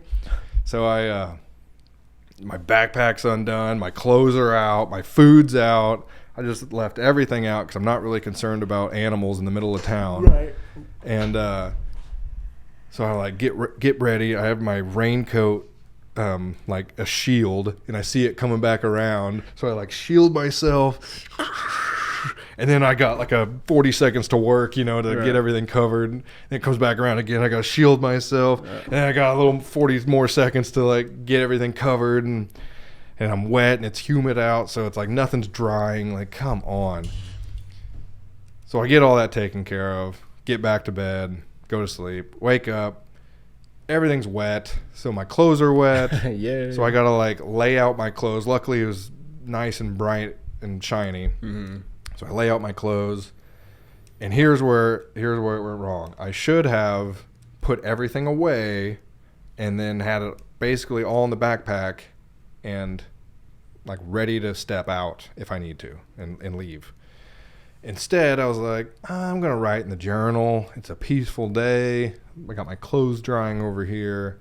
I'm just going to write in the journal. So I go like towards the library, and there's like this brick wall or something, like very low, I don't know, maybe a flood wall or something. And so I sit on it, and I'm just like writing away. Oh, I got hit by the sprinklers last night or whatever. Dear diary. Yeah. And then all of a sudden this girl comes like dragging this wagon with yoga mats in it, or like these rolled up mats. And I'm thinking, oh, nice, like a yoga class. Maybe if they get set up, I'll ask if I can go over there and join them and maybe just get a quick yoga session. And that sounds fun. And she's like setting up. She brings out the speaker, and I'm like, God, this is a nice yoga session. That's what I was very excited. Like, I need to talk to somebody here. Let's wait for it to develop a little longer. Thank God. And then, about 5 minutes after that, there comes like the teacher, and then 20 kids, like, I don't know, maybe 15 kids maybe, and it's like their parents and kids and more teachers. I'm like, what the heck? And I'm sitting on this, like, in plain sight, sitting on this thing, writing in my journal, and you know, I get a few like they notice me, hopefully think nothing of it. Yeah. And then this one kid comes running up to me, and I'm like sitting there writing like, hi. And then her mom is like, oh, it would be my kid to run off in the woods or whatever. I was like, hey, nothing wrong with sticks, something like that. Yeah. And but it felt so weird to like get up and leave, so I just kind of stayed there. And then all these mats get laid out for these kids, not yoga. And they're like, all right, everybody ready for story time? It's like, oh my God. And my tent is like 10 feet behind me. So if they see me, there's a potential they could see my tent and then be like, make a connection. Yeah, make a connection. And so I don't want to like go directly back to my tent. Mm-hmm. So like during one of the songs or whatever, I kind of like, okay, I'm done writing, and then go off in the distance and circle back around to my tent and try to be as discreet as possible. And then I was like, this is why I should have had everything packed up, because then I could have just dropped, picked up, gone. Yeah. I have my whole tent. It takes a while to like roll everything up. Clothes are laying out. Clothes are laying out. It looks like I've been living here for a week. Right. And there's all these kids like singing about fish and everything else. It's like, I don't know. It's crazy. And so I was lucky to get out of there. That's another TikTok. And just a good lesson of like, don't overstay your welcome. Get out of there when you can. Mm-hmm. And no harm, no foul, luckily, because somebody could have been upset for whatever reason. And right. It could have been a Karen there. Yeah, it could have been bad. So, man, so I'm walking a lot. I'm camping a lot. I've been, it's been almost, oh my God, it was that morning. It was the morning leaving the library that I was like 13 days, no shower, no bed. It was bad. I was gross, and I was out of money. Jeez. And so it had been a long time. I was filthy. This is where I talk about the evolution of bad smells and growing on it, developing. It's like you go a couple days without showering and rub your pit or something. It's like, oh, that smells so bad. Like, no. No, that's like a daisy farm compared to the stink that was on me. And I had the wilderness wipes, so that's something. But man, I was 13 days is a long time. I was on my last swoops of deodorant. Like, yeah, it was bad. It's caking up and been walking and camping. Yes. Like, yeah, it was bad. So I'm out of clothes. I'm like recycling clothes now. So I'm putting back on dirty socks, dirty underwear, whatever. Yeah. I rolled up this shirt last week. I guess it's time to break it back out because now it's the least dirty out of all. I mean, yeah, it was bad. And then an ex-girlfriend from Colorado decided to, hey, you want to go grab dinner or something? I was just like, really? 13 days? Yeah. I've been in the fucking wild. So we talked about lunch, and she's like, well, I'm like near you, and how about we go get some lunch or something? I was like, okay, fair. Where's the closest Goodwill? I need a fresh shirt. Like, at minimum, I need a fresh shirt.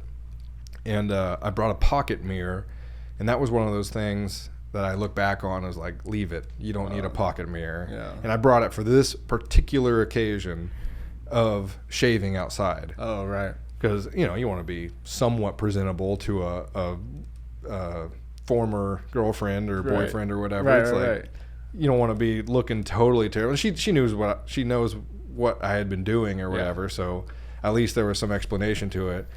But it's like I could barely stand the shirt that I was wearing, and 2 weeks, all this undergrowth, neck beard was all nasty, and like my cheeks were overgrown, and it was like, no.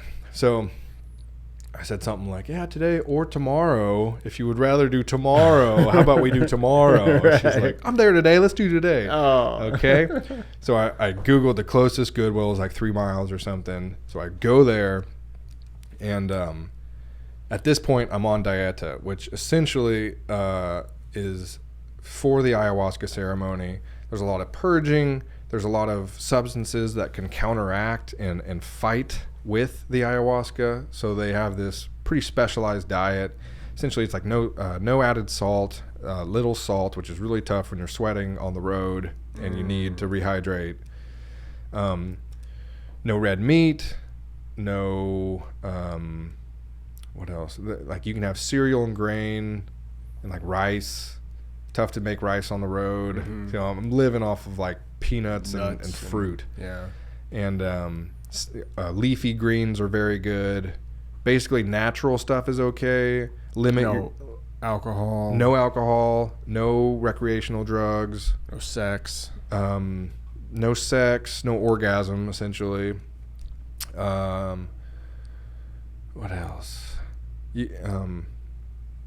Yeah, so there's certain things you can have that just in a household maybe wouldn't have been so bad. Right. You know, you have an oven, you can, do all this stuff. Bake a no potato. sugar or very little sugar. They said honey was okay, a little bit of honey if you want that. No caffeine. By this point, I am caffeineless. I haven't had caffeine and I am out of any withdrawals. I wake up and I feel okay and then I get going and I feel great and I get tired when I get tired. Mm. So, by this point, caffeine's a non-issue, thank goodness.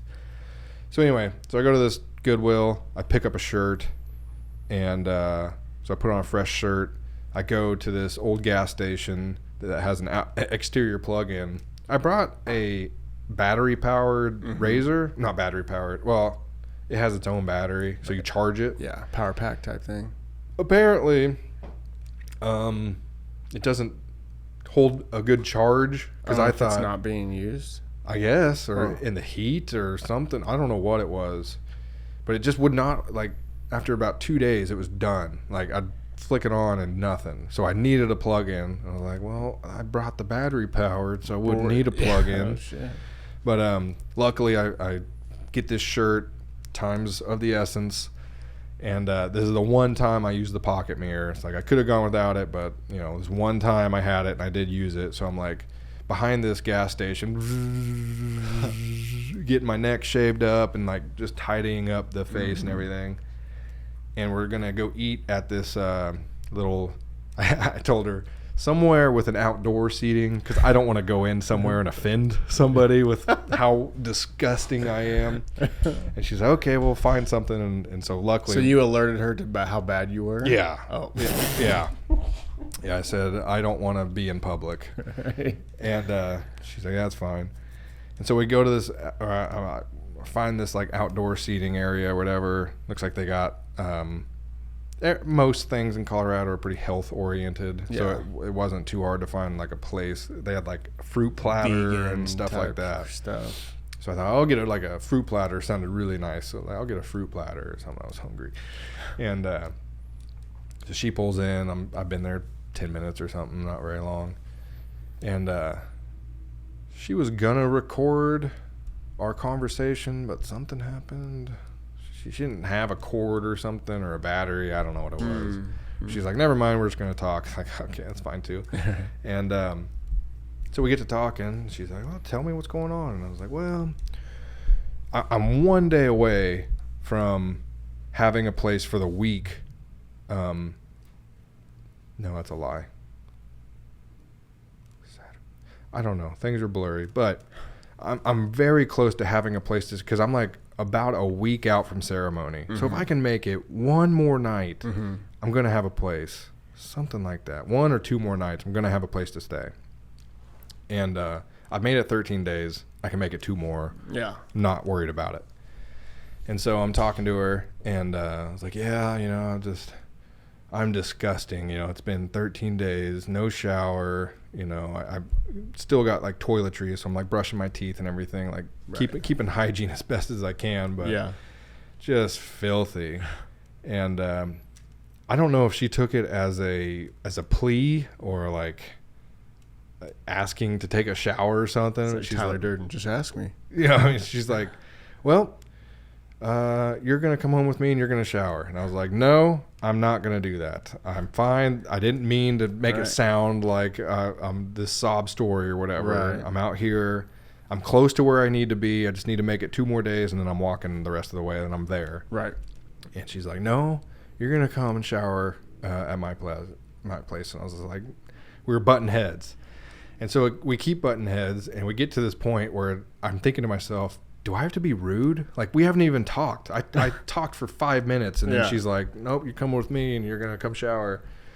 And I'm like, I might have to be like rude and say, no, I'm not going to do that. Wow. And you can leave if you want to leave, but like, I'm not going with you. Like, it was getting to this point of... This is the art teacher? No, science. Oh. Oh, okay, yeah, okay. Science teacher.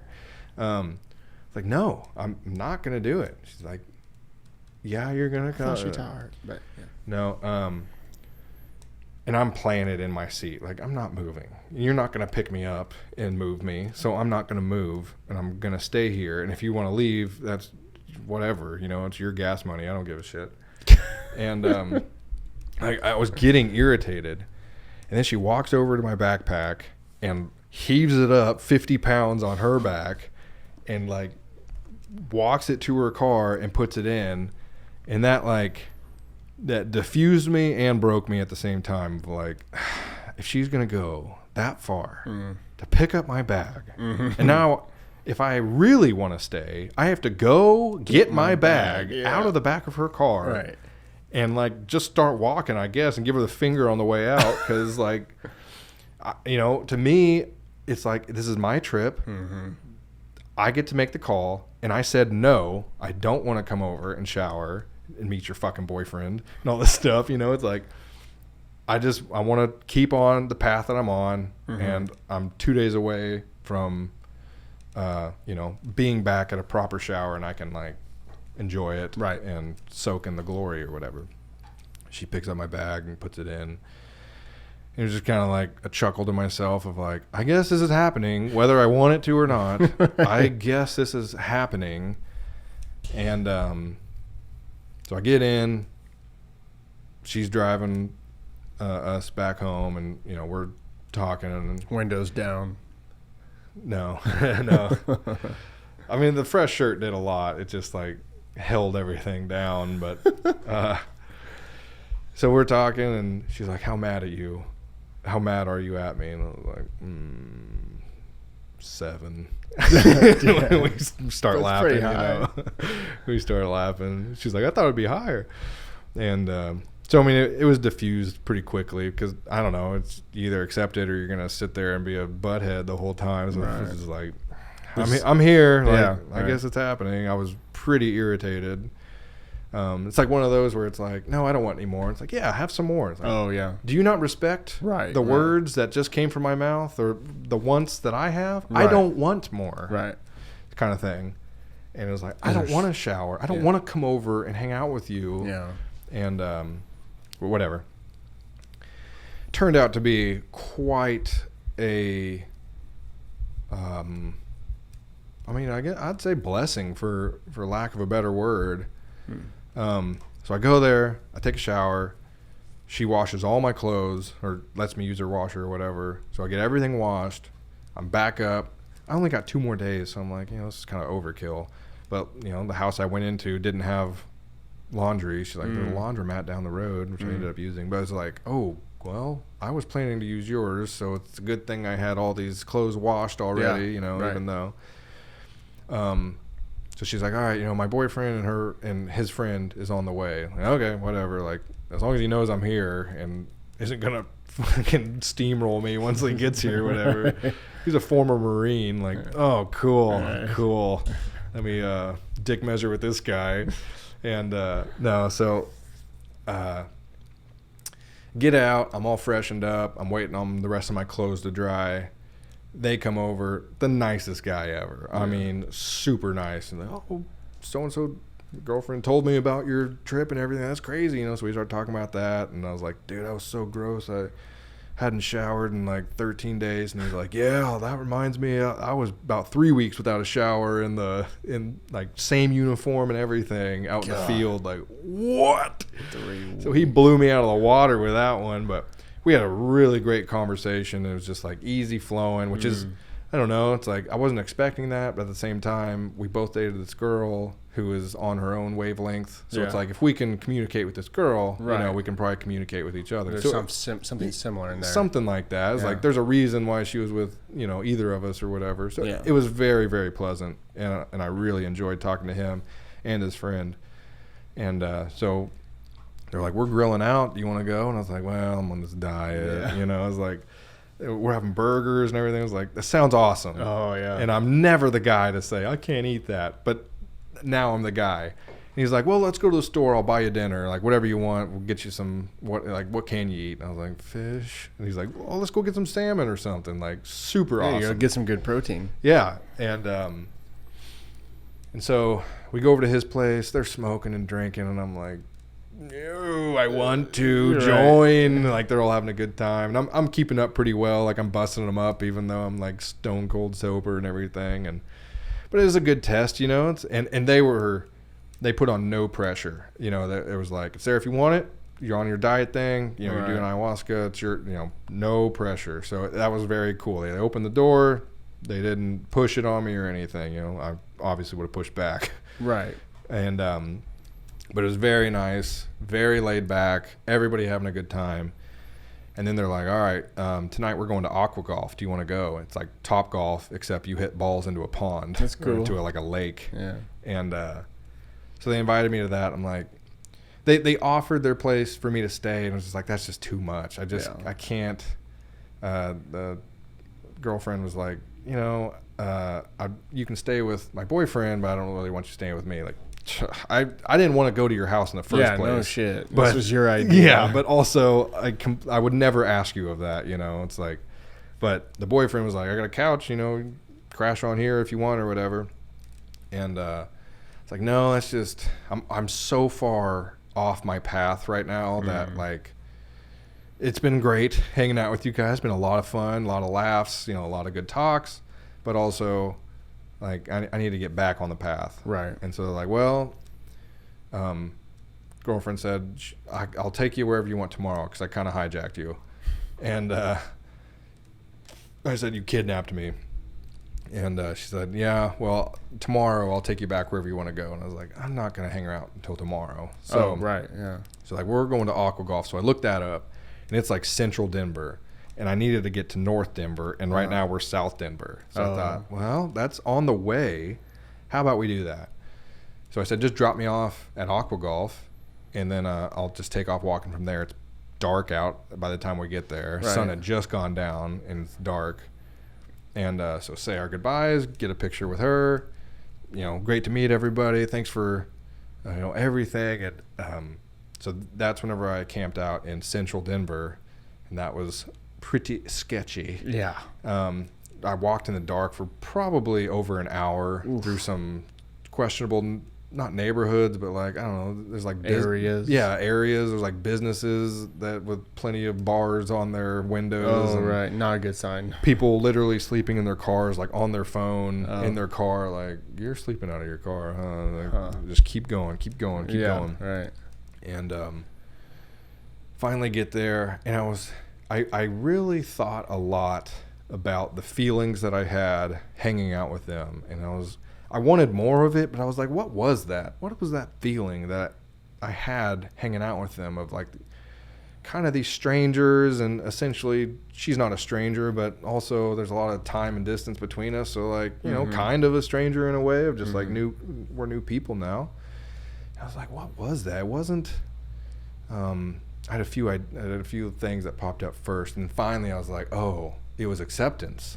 It was coming into an unfamiliar place, or, you know, unfamiliar people, and being completely accepted as I was. And like, I didn't have anything to offer. I couldn't, you know, even chip in on the burgers or even partake in the, you know, good times and everything like that. Yeah. So I had nothing, but yet this whole time I was very well, completely accepted into it. And it was just such a cool feeling. And that was 100% what I was feeling, of like, what is this feeling that, like, it's not that I want to hang out with him more, you know, it wasn't that, but I mean, I would happily. Right. But like, well, it was acceptance. It was just coming into a, somewhere I've never been, and just like welcomed with open arms. And Right. like, that was a Without very, question, without judgment, without Yeah. just Yeah. Without any of that attached to it. Just like, oh, this is you? Cool, man. Like, let's talk. Let's not hang why out. or not. Well, they might ask why, Right, but right. not in a like a judgmental way. Like, why are you doing that? It's more of like a curiosity. Like, oh, wow, that's cool. Why? And you know how it is. Conversations, give and take. You know, plenty of balance. Not. They didn't just command the room or whatever. Right. You know, I want to talk about baseball. Yeah, I felt freedom to like speak my mind, and you know, they had That's cool. little inside games or whatever that they invited me in on or whatever. It was like one of them was it's like the start of a porno, and then how absurd that could be. So you're like talking about anything, and it was like, I'm gonna jump off this balcony. That's gonna start the porno. However, like, Oh, right. So it was like this little Play joke. on words. Yeah, Nice. yeah. Like it was the beginning. How does it start? You know, and it was just a lot of fun. You know, banter or whatever. Anyway, so just extreme acceptance there. A little bit upset that I'm camping in the middle of Denver, but what are you gonna do?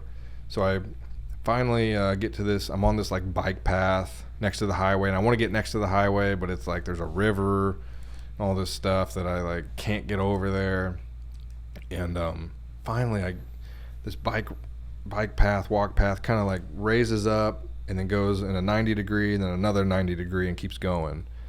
And on the first 90 degree angle, there's like this fence directly behind it. And so I kind of look at the fence, and human, animal, I don't know, there's a hole cut out in the bottom of the fence. And I thought, okay, so if somebody's coming at me, it's going to take them a second to get like through the fence. Yeah. That's an avenue for me to get in there. And so I got in there, I crawled through the fence. I think I had to like send my backpack first and then crawl through afterwards. And then I walked along this fence line for a while just to see, is there any flatter spots? It was like a pretty sharp drop off to the river. Yeah. I was looking around, and really there wasn't anything. So I just set up camp like 10 feet out from the fence. Didn't like it. And there's people like walking. I mean it was late at night, so I mean not really, but there was maybe a bike or two that, you know, rode by. And I was like, okay, this is not one where I'm sleeping in. This is one, as soon as the sun comes up, I'm packing, I'm out. Yeah. And so I sleep okay. I'm packing up, and I'm getting ready to roll my sleeping bag, and I look up, and there's this guy with a black backpack on, and there's like a handrail that you can either go up the bike ramp, or you can take a left and go to the side road where I am, and to the fence. And I see him go to the left, so he's like, he's approaching me. I'm the one that he's coming towards. And I just kind of like look up, see that he's coming, look back down. I'm rolling up my tent, and then I, you know, anticipate, okay, he's probably about to the fence now. And I look up, and he sees me, and he goes, "Oh, you're not who I thought you were." I was like, "No." You know, I was just like, "Okay." He said, "Oh, sorry." And he turns around, and at this point, you know, I haven't really like scouted him yet. He turns around, he's wearing a black thong, no pants, he's got bare ass hanging out, wearing shoes. So he's got like this, he's wearing all black. So he's got black shirt, black backpack. I didn't even notice, you know, I'm just like thinking, where's my pepper spray? I got my knife. I'm way bigger than he is. Yeah. And then he turns around, I just see ass cheeks, like, oh my God. Who were you looking for? Dude, I don't know if somebody sleeps here often and you were looking for that guy. Right? But Is Greg around? yeah, I was happy he was walking the other way, but that was a close encounter, and luckily I was like almost done. So like, jump, put everything away, and we're out of here. And so then I say being kidnapped by my old girlfriend was a blessing, because now I'm 10 miles away from the hot ceremony. When before I was there was no way. I think I could have made it, but I was 13 days no shower. I'm not going to insult everybody with my disgusting. That was my mindset. Like, I'm not. We should give him more space. Yeah. Like how all about the space. How about you go over there? We'll bring your hot outside. So it's something that never do. It's a ceremonial bath. Yeah. So I thought, well, I got the shower. They got me to like middle of Denver, and I need to go. Hoppe was just a little bit above the center of Denver. Mm-hmm. I thought I could make it. It's 10 miles, but I got to be there by 2, so it's going to be some hard walking, but I could make this. And the Mile High Stadium was right on the way, so I get to walking, get to the stadium. They're doing a weekend barbecue cook-off, of course, and I'm like, I mean, maybe there wasn't even food ready because, you know, barbecue takes all day, and it was in the morning. Right. But it was like the second day, so I don't know. I'm sure there was food around. God, my nose itches. I don't know what. So much good smells, though. Just Oh, man, I was just like, come on. because you're, what, two weeks into this diet? Or I'm probably like 8 5 days or something. Okay. So, yeah, you're still probably within the threshold of it not being easy. Yeah. I mean, it got more difficult if you ask me. Oh, really? Yeah. I mean, maybe not like the few days leading up, but it was just like, I'm tired of this. I want to eat. And so I take some pictures at Mile High, you know, very cool. I'm looking around, see the wild horse statue out front and everything. Okay, that's cool. And then I was like, okay, I'm going to have a little lunch here and then look at the time and see if I can like actually make this. And it's like, yeah, if you walk hard, you'll be there like an hour and a half early. So that's walking completely there. And usually, you know, at this point, now that I'm on dieta, not eating what I want to eat, it's tougher. It's like I got to stop every hour instead of every 2 or 3 hours. Mm-hmm. So like, I know it's not going to be straight through, but I think I can. And a lot of the times I'd want to take off my boots because my feet would be so sweaty and let my feet air out, but that takes more time, and then it's harder to get back going because like, oh, I gotta put the boot back on, tie it all up and everything. Yeah. So I have a little lunch at Mile High and then start walking to the Hoppe thing. I get to the Hoppe thing with probably like 30 minutes before ceremony. I don't know what it is. I just know it's non-psychedelic, and that's about all I know. It said like in the description, like you can drive, you know. And this is from the church else. group, like they broadcasted it Yep. to the. Okay, yeah. So this is there's a group. I don't think I'll shout it out, but it's a Facebook group. Yeah. And essentially, so they'll post community events in that, and then it's like, you know, suggested donation or whatever else, which I actually didn't even know there was a suggested donation. I need to read better sometimes, I guess. But so I get there, make sure the address is right, and it's kind of like a weird, like, come in through the back door around here or whatever.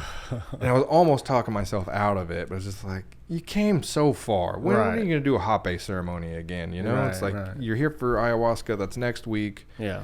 And you're not going to hang out for the next Hoppe ceremony. So you should probably do this one. So I'm like hanging out in the kind of yard area under a tree resting because I'm so tired. And I switched shirts. So I put on a fresh shirt. And I'm waiting for somebody I recognize because at this point we had done a few prep classes over Zoom. You're right. So I was like waiting to see a familiar face. And I guess everybody just shows up late to these things. And it's like 3 minutes before ceremony is going to start. And it says in the description, call Kathy if you need directions or anything. I'm like, I was just hoping to see somebody. And then like, oh, hey, you're whatever his name is. Confirm. This is Yeah, is this Hoppe? Okay. And never did. And I thought, I'm not missing this. Like, if I have anything to do with it, if I'm in the total wrong spot, then okay. So be it. Yeah, so be it. I tried. So I called Kathy. She's like, hey, Casey. And I was like, what? Yeah, you already know who's calling or whatever? Like, oh, yeah, we got your number saved and everything. I was thinking, like, they've seen me in Zoom, but I was also thinking I'll have to say, hi, this is Casey. I'm planning to be in the June ceremony. Right. I wanted to come to blah, blah, blah. She's like, hey, Casey. Right. So that was pretty cool. But I said, I think I'm here. I don't know. And she said, yeah, the door's cracked. And I saw this, like, door cracked open. Yeah. I thought, okay, that's got to be it. And she's like, I'll come outside real quick. I said, okay. So then this was like my first experience with the church. Yeah. This was a week before ceremony, so say easily 3 weeks, 4 weeks. I don't know. May 15th. Probably about a month. It was probably about a month from starting. Mm-hmm. And this is my first face-to-face. I was getting ready to meet Kathy. I was getting ready to meet Gervais, a.k.a. Mama Bear, and some other church members. So Kathy comes out, and she gives me a big hug. You know, it's like, hey, how's it going? And I was like, okay, in here. And so I walk in. As my first experience with Mama Bear was I walk in, and she's like, I don't know, she was messing with papers or something. And I don't know, you just picture somebody a certain way digitally. You know, I'd only seen, you know, this far and up as far as Zoom meetings. I'd only heard her voice over Zoom. I'd only seen pictures or seen her post or something. And so, you're usually wrong. And it was almost one of those where I assumed her to be like not taking her own advice in a sense, or not listening to her own teachings, almost like a crooked pastor or something, Right. for no reason, I guess. I mean, I don't know. It's just like what I expected. And I remember her, she didn't really look up, and I was kind of like, oh man, I was expecting like a warm welcome. Right. She's been very loving over Zoom and everything. Mama Bear. Yeah, she, was like nicknamed Mama Bear, and she loved it and ran with it because she is very protective of her church and the people in it and everything. It's kind of like where it came from, and so Kathy's like, sit wherever you want. There's like just kind of round tables in a small room, and so I kind of like put my bag off in the distance, and Mama Bear still, I don't know what she was doing, maybe texting or writing or something, and kind of like get my chair or whatever, and like, okay, I think I'm gonna sit here. And then she finishes whatever she's doing, and she like looks up at me, and she stands up, and she's shorter than I thought she would be, and she's thinner than I thought she would be. So it was like, I don't know, I saw, I guess, really how thin she was, and that's what showed me like, oh no, she's very serious about what she does. She's not Very disciplined. She's not telling you to obey this dieta. She's like 100% dieta. Like she All the doesn't time. stop. Yeah. And it showed, like she just looked like a healthy human. Yeah.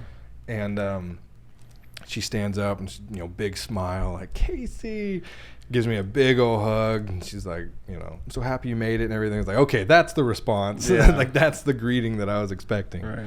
So it was nice to be welcomed in on that. And it was just like, yeah, I'm happy to be here. Thanks for having me. And then people started trickling in. And then a few faces I recognized from the prep classes. A couple I didn't recognize. It's like, all right, here we go. And so we get going. I'm sitting at a table with, I don't know his name, Patrick and Ellis. And then on the table next to me is Scott. I love Scott. He was in on the, I love all these guys, but he was in on the ayahuasca ceremony. Patrick was the hybrid, was the volunteer and the participant. And then Ellis was the guy the Belarusian that I hung out with majority of the time from this ceremony, which is why I wouldn't have gone to this ceremony had I not been kidnapped and taken a shower. I would have missed out on all this happening. And it was nice to put a face and like an accurate mental picture to these people that I would be spending a very vulnerable weekend with next week. So I really like that because, I don't know, you just...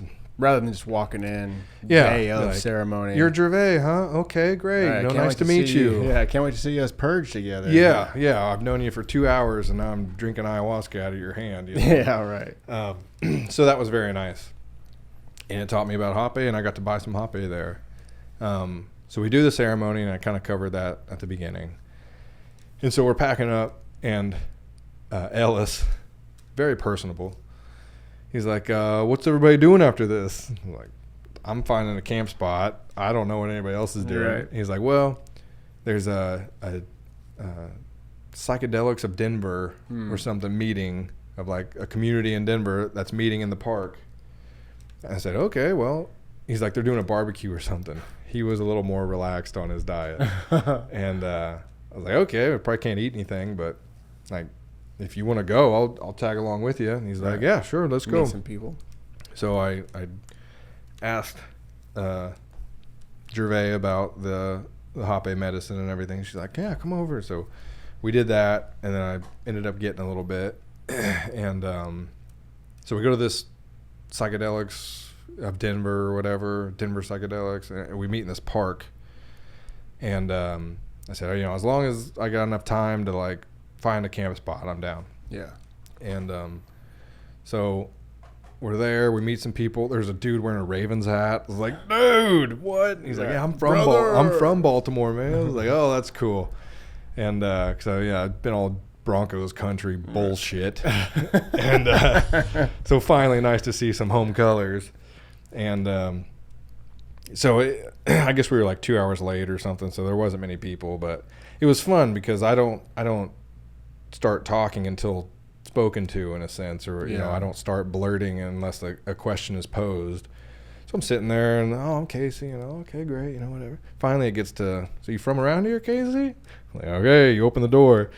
And so I told him, and then also, you know, it's just like all eyes on, all focus is, wait, what?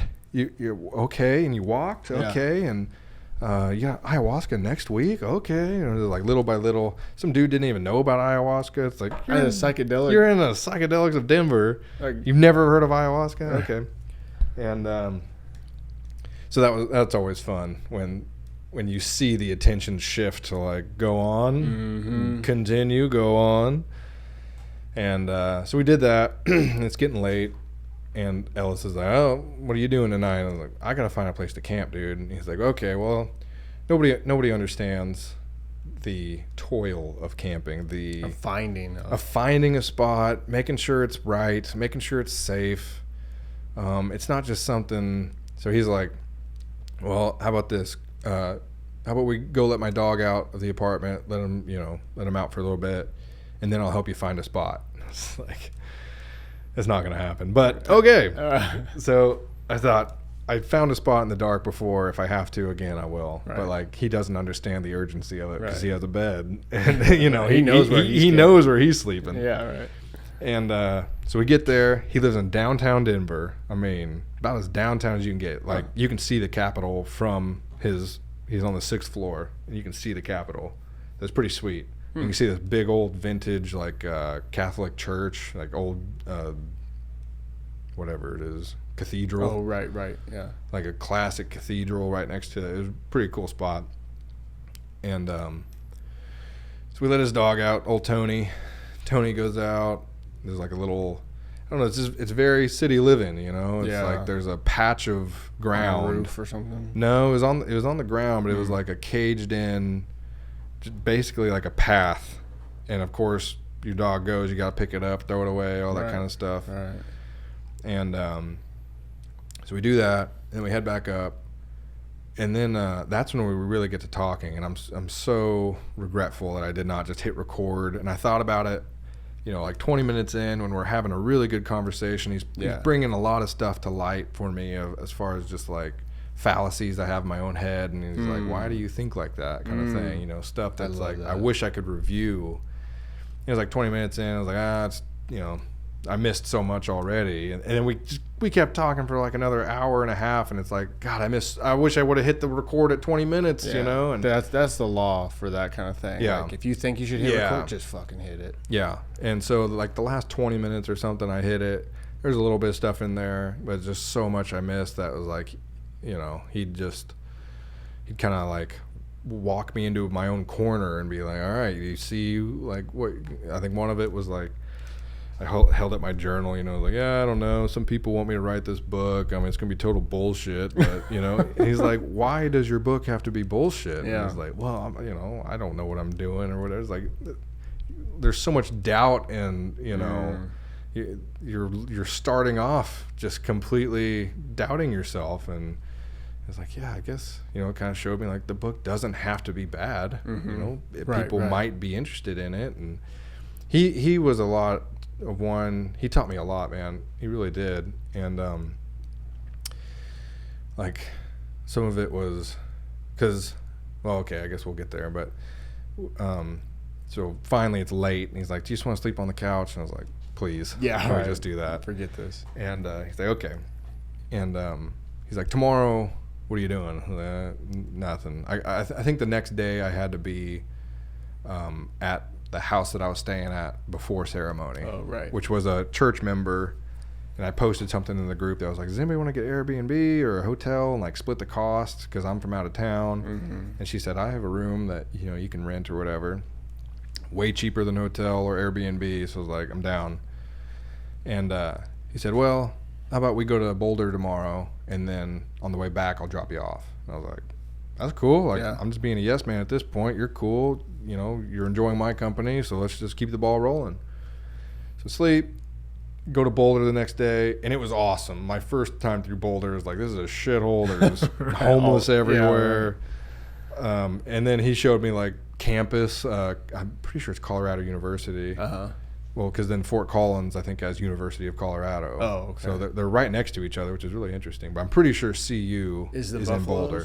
Yeah, CU. Is that Black Buffalo? It's just logo. Buffaloes. Oh, yeah. Yeah, CU. Is where he went to school, so he was like walking through memory lane or whatever, and that was Sunday, so that was our very last prep class on Zoom, and he always walked, so he's like, how about we just walk? And I'm like, sure, you know I walk, so okay. Right. And so he drives me up this big mountain, and that's where that picture of me by the reservoir was, and we were there probably 15 minutes, and then the storm came through. It about blew us off the mountain, and it was funny. I walked like towards the edge of, because we were way high up, and I walked towards the edge, and I was like, it's amazing. It's like, I understand now how these hiking accidents happen as I'm looking over the edge. And he's like, yeah, and you're walking towards the edge. What are you doing? I was like, I'm just saying, I see you now. Right. The voice of reason. Yeah. He's like, I don't know what you're doing. And so then, man, because we went to Boulder again. I don't know. Maybe we ate. I don't know what happened, but after the mountain, he said, "Let's get some food." And I said, "Well, I don't know what your dieta is, but I'm on dieta." And he's like, "Yeah, you know, I'm kind of in between. I'm kind of staying off and kind of on." He's like, there's this really good Indian place. It's an Indian buffet close by. And I was like, okay, you know, usually that's like vegan and everything else. And so we go in, and she's like, if you have any questions, let me know. I was like, what's vegan here? And she's like, everything but like these 3 dishes. And I'm like, awesome. So like almost everything. And so that was like the first really, really good food. Just load up. Yeah, that I could eat as much as I wanted to, and I just went at it. And so ate really good there. And he was very kind. He took care of the bill and everything. It was just like, you didn't have to do that. I was like pulling out my wallet ready to pay, and he's just like, don't even worry about it. Yeah. It's like, okay, well, that's very nice. You housed me, now you fed me, you know, just like, you're taking good care of me. He knew the situation, I suppose, you know, he knew the whole story and everything. And it was funny because we hung out enough that somebody would ask. And it got to the point where I was laughing at him. I was like, you're probably like rolling your eyes, like, another story you got to tell somebody else. Now I got to hear it again. Like, he heard my story more than anybody. And so then I think after that, maybe we walked up this hill. We kind of like go to Pearl Street, which is like their walking street. There's a bunch of shops, and it's a pretty awesome spot in Boulder. And so we keep walking, and then we go up this hill. We had a lot of good conversations there, and one was like something about pretty much accepting. And I was like, well, what if we're talking to somebody? It's like, I like to be careful when I talk to somebody because I want to take the correct avenue, and just say there's like a fork in the river of you can take, you know, these certain avenues in a conversation with somebody, and I take the wrong fork and I can't go back and take the right fork. And he's like waiting to answer. He's like waiting for me to finish to answer. And I'm like, you know, I don't want to, you can't backtrack. You can't unsay something and then take the correct active measure. And he's like waiting for me to stop. And I'm like, so, you know, then what do you do? And he's like, accept that too. And you accept everything that happens and you move on with it. And it's like, you missed your chance, accept it and keep moving on. It was like, a lot of that was, what else can you do? What else can you do? But it was just like, I you know, played devil's advocate as much as I could, and it's like, accept that too. It's like, I can't get away from it, you know. Yeah. So that was really good. And there's more if I can think of it. From him. Just a lot of talking, and you know, we talked about his family, we talked about my family, and he's got a younger brother that's like 3.5 years. Yeah, it was really strange. And I was like, okay, well, and but yeah, I bounced a lot of my ayahuasca questions off it. That's when he was like, "You ate the hape. You'll be fine on ayahuasca. I've seen it take down grown men." It's like, I don't know where it went. So then he drops me off at the house, and then essentially it's just all eating fruits and berries and nuts, and just kind of like mentally preparing for ayahuasca. So I was there Sunday night to Friday morning. And so Friday morning, Ellis comes back to, no.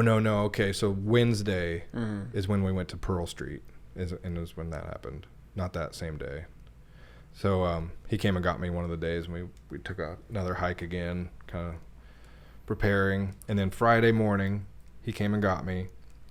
You can't eat after 2 p.m. So I stopped eating at 12. And then we're on our way. And one of the notes I have here is, so like a week before ceremony, there's a messenger chat of June ceremony. So only volunteers and participants are in this group chat, because then there's like the other whole community on Facebook. That's like a Facebook group, not a messenger group. It's a Facebook group with everybody, like 400 or 500 people. This June ceremony group is only the participants. So it's whatever, 20 or 30 people in it. Right. But it was like, hey, we need some things for ceremony. We need 12 boxes of Kleenex. We need 4 watermelons. We need a couple packs of blueberries. We need this, and this. And I'm thinking, what the hell? I just gave you $600. Yeah. What was all that money for? Yeah. I was like, I was kind of thrown off by it. And of course, this is just pure ego, I guess. I don't know. I was just thinking, what good was my money if somebody can't go run and get this real quick?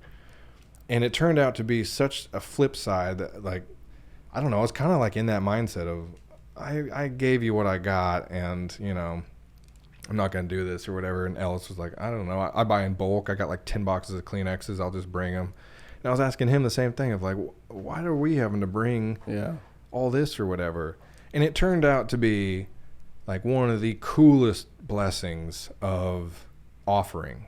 It was bringing an offering. It was bringing the incense and the myrrh and the gold or whatever that story is of like, I kind of got him, and I was like, okay, whatever. But then in ceremony, when it's like, would you like some watermelon? I was just like, because I got the watermelon. I picked up 4 huge watermelons. And dude, it was just like such an honor that I could have ever helped, or brought an offering. Provided that. Yeah. It was it was just like, I will never again question a requested offering. It's like, it was such an honor, and I don't know, not privilege, but just like, I felt so blessed to be asked of that and to have given that. So it's like the offering was divine in itself. Like I was just so happy that I did that. Wow. So do not question the offering. Just get what you can and bring it and be thankful. And I'm very happy I did. So we show up, and day of we show up. We have a small bag. It's like, you need a water bottle, a couple changes of clothes, and that's about it. Like, if you have any like sacred object, sacred token or anything, mine was my notebook. I was like, that's just what I'm going to have with me, and that's what kind of brings me back home in a sense. And I guess it was that one over there that's scribbled in. But so some guy had like a coin. I don't know, other people had their own thing. And there it's like where we're meeting people, this is a few familiar faces, get another hug from Casye. And Kathy's the one that she's like, I don't know about crack. I was a hard drug user for 55 years. and one ayahuasca ceremony, I never touched it again. Wow. So she had a pretty powerful story, and I got a lot of notes from her, like, your loved ones don't define you. You have to let your light shine, and, you know, just stuff that a lot of it when you're under the medicine, because even out of ceremony, it's like you're still in it. You're still in the medicine, even though the ceremony lasts, you know, 4 or 5 hours. You mean you're still in it while you're at the church, like during those 3 days? Yeah. Yeah. Well, like from the time you take it, right, it's in your system. Right. And then that's why they say after ceremony, it's pretty smart to stay on dieta. Right. Because you don't want to just go straight Smash back a bird into or it. something. Yeah. Because you still have medicine in your system, so Right. it can still counteract, and, you know, you don't want to upset it, essentially, or whatever. And so yeah, it's Friday. We're pulling in. We're ready. It's day of. I'm sending my last messages out. And so you walk in, you grab your mat. It's like whichever one speaks to you or whatever. So I wanted to be on the outside and kind of be left in solitude, because I'm thinking it's a psychedelic trip. You know, I don't want to be disturbed. I don't want to, you know, this or that. Right. So I guess quickly, ayahuasca, whatever I say about it is not going to touch the surface. So you really need to research it. If you're still questioning what is ayahuasca, probably just pause this, do your own research. Documentaries, articles. I mean, just Wikipedia, I'm sure, could give you the quick rundown. It's a vine from South America that has been brewed into a brew. It's not really a tea. And it's reduced to where it's just like this thick molasses looking tar stuff. It looks disgusting. It's like black.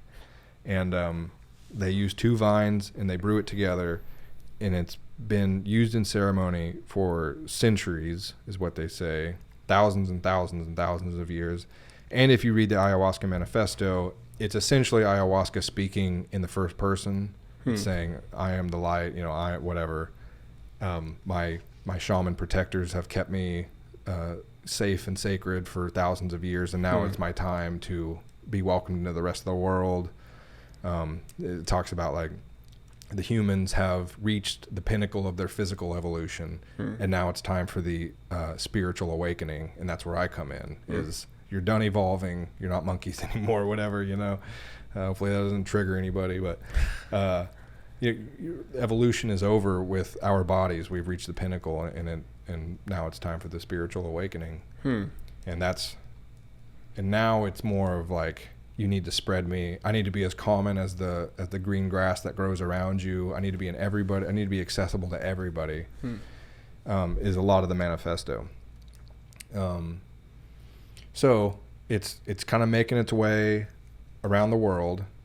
They brew it into this brew. You don't need very much. And essentially there's orally activated DMT that normally your body would digest, but there's a MAO inhibitor that essentially your body, it blocks your body from being able to digest it, so you sit in the medicine longer. So if you smoke DMT, I have never done that, but if you smoke it, it's an instant high that lasts a very short time. It's my understanding, 10 to 20 minutes, and it's over, and you're completely back down, because your body digests it so quickly, but your lungs absorb it instantly, just like anything. And so the orally activated is just like taking an edible versus smoking weed. You smoke weed, you get high instantly, and you come down pretty much instantly. You take an edible, it stretches out over a long time because your whole body is digesting, and it goes through your liver, then your liver throws off whatever compounds. Right. Same with this, essentially same with DMT. And so to me, it's very important that it's done in ceremony. It's not one to do recreationally. There's nightmare stories. If you have psychosis in the family, they say do not do it, because it can put you in a permanent psychosis. So essentially, I didn't know if I was coming back or not. That's kind of one reason I called you that day. Cause, I mean, not to say that I didn't think you were coming back, but I just knew it was such a big event that it's like, man, So no, I'm thinking about you. I know you're prepared, but I know something big is coming down the pipe. So I'm just making contact, you know. What instruction did I give you and Mick? If I don't come back, I had something about he wanted your truck or something. No, if I go comatose, you pull the Oh, plug. that's right. Yeah, we were in Home Depot. Yeah. Yeah, if I'm a vegetable, pull the plug. If I'm laying in a bed and a vegetable or something, or if I'm just gone, and it's a plug pull, have some empathy. You know I don't want to be there. Get rid of it. Pull it. I don't want to be there. To speak on your thoughts on doing it ceremonially or ceremoniously, always. My first podcast of SciFi And Friends is with Wes Warner, who did it on the roof of his house in Orange County and ended up with a spirit or a demon or whatever it was like lived in him for a while and had to have like a exorcist type event, you know. And it's in my first episode if you ever want to listen to it, but he did it on the roof of his fucking house. And I always had a problem with that story because I told Adam and Wes about ayahuasca when I first heard about it in 2015, probably on Rogan. And I was saying, oh, it's so cool. And I was watching documentaries on it. And Wes was like, I've done it. You know, I'm like, oh, wow. How was that? And he goes, it was terrible. And so that always stuck with me. And then as time went on and I learned more about it, I'm like, you did it by yourself on the roof of you brewed it yourself on the roof of your house by yourself. Like you went traversing in the spiritual realm all alone. Like, and then, you know, like I said, time went on and I was able to process that and like, you had a terrible trip because you did it that way, you know, versus what you went through, which your trip was difficult, but you're here and you're better for it rather than what his outcome was. So, yeah. I don't know. It's just one that like from my research, I did like a report over it in college and, you know, I got the wide eyed and like, what are you talking about? Everybody laughs when I talk about the purge, and the purge is like, it's very real in the sense of it's part of ceremony. It kind of needs to happen, and like people don't purge. I don't know how. I got super nauseous, but it's like your body gets what it needs or whatever out of this medicine, and then dude, it's like poison. It's like eating a poisoned dart frog or something. I don't know what it is, but it's like all of a sudden you start kind of tripping and then nauseous, and then once you get it out, it's a spiritual purge, it's a physical purge, it's an emotional purge. You just get it all out, and then you're left with like bliss and peace and like a lot of stuff. So we circle up, my mat gets moved to the middle because there's not enough room wherever it is. So I'm like, oh, that sucks. It was great. It was perfect. I'm so happy it did. accept that. Accept that too. Just like, okay, that's where I am. It's not where I want to be. It's fine. I'm not in between people. I'm not on the very far side. I was like right next to the bathroom, and I used it a lot. And so we kind of meet. I had some I don't know, repertoire or whatever with a lot of people, because I'd get you're the guy that walked. You walked, you know. So I kind of I kind of already had that. So that was kind of fun to like talk to people about and all that kind of stuff. And then so we all go in, and then Ash appears out of the mist, as he does out of the light. He just forms himself wherever he wants to be. And Ash Ruiz, he's got a big following on Facebook, and he was part of there's a Amazon Prime documentary about the band that he used to be in. I still need to watch it. Menudo, I think.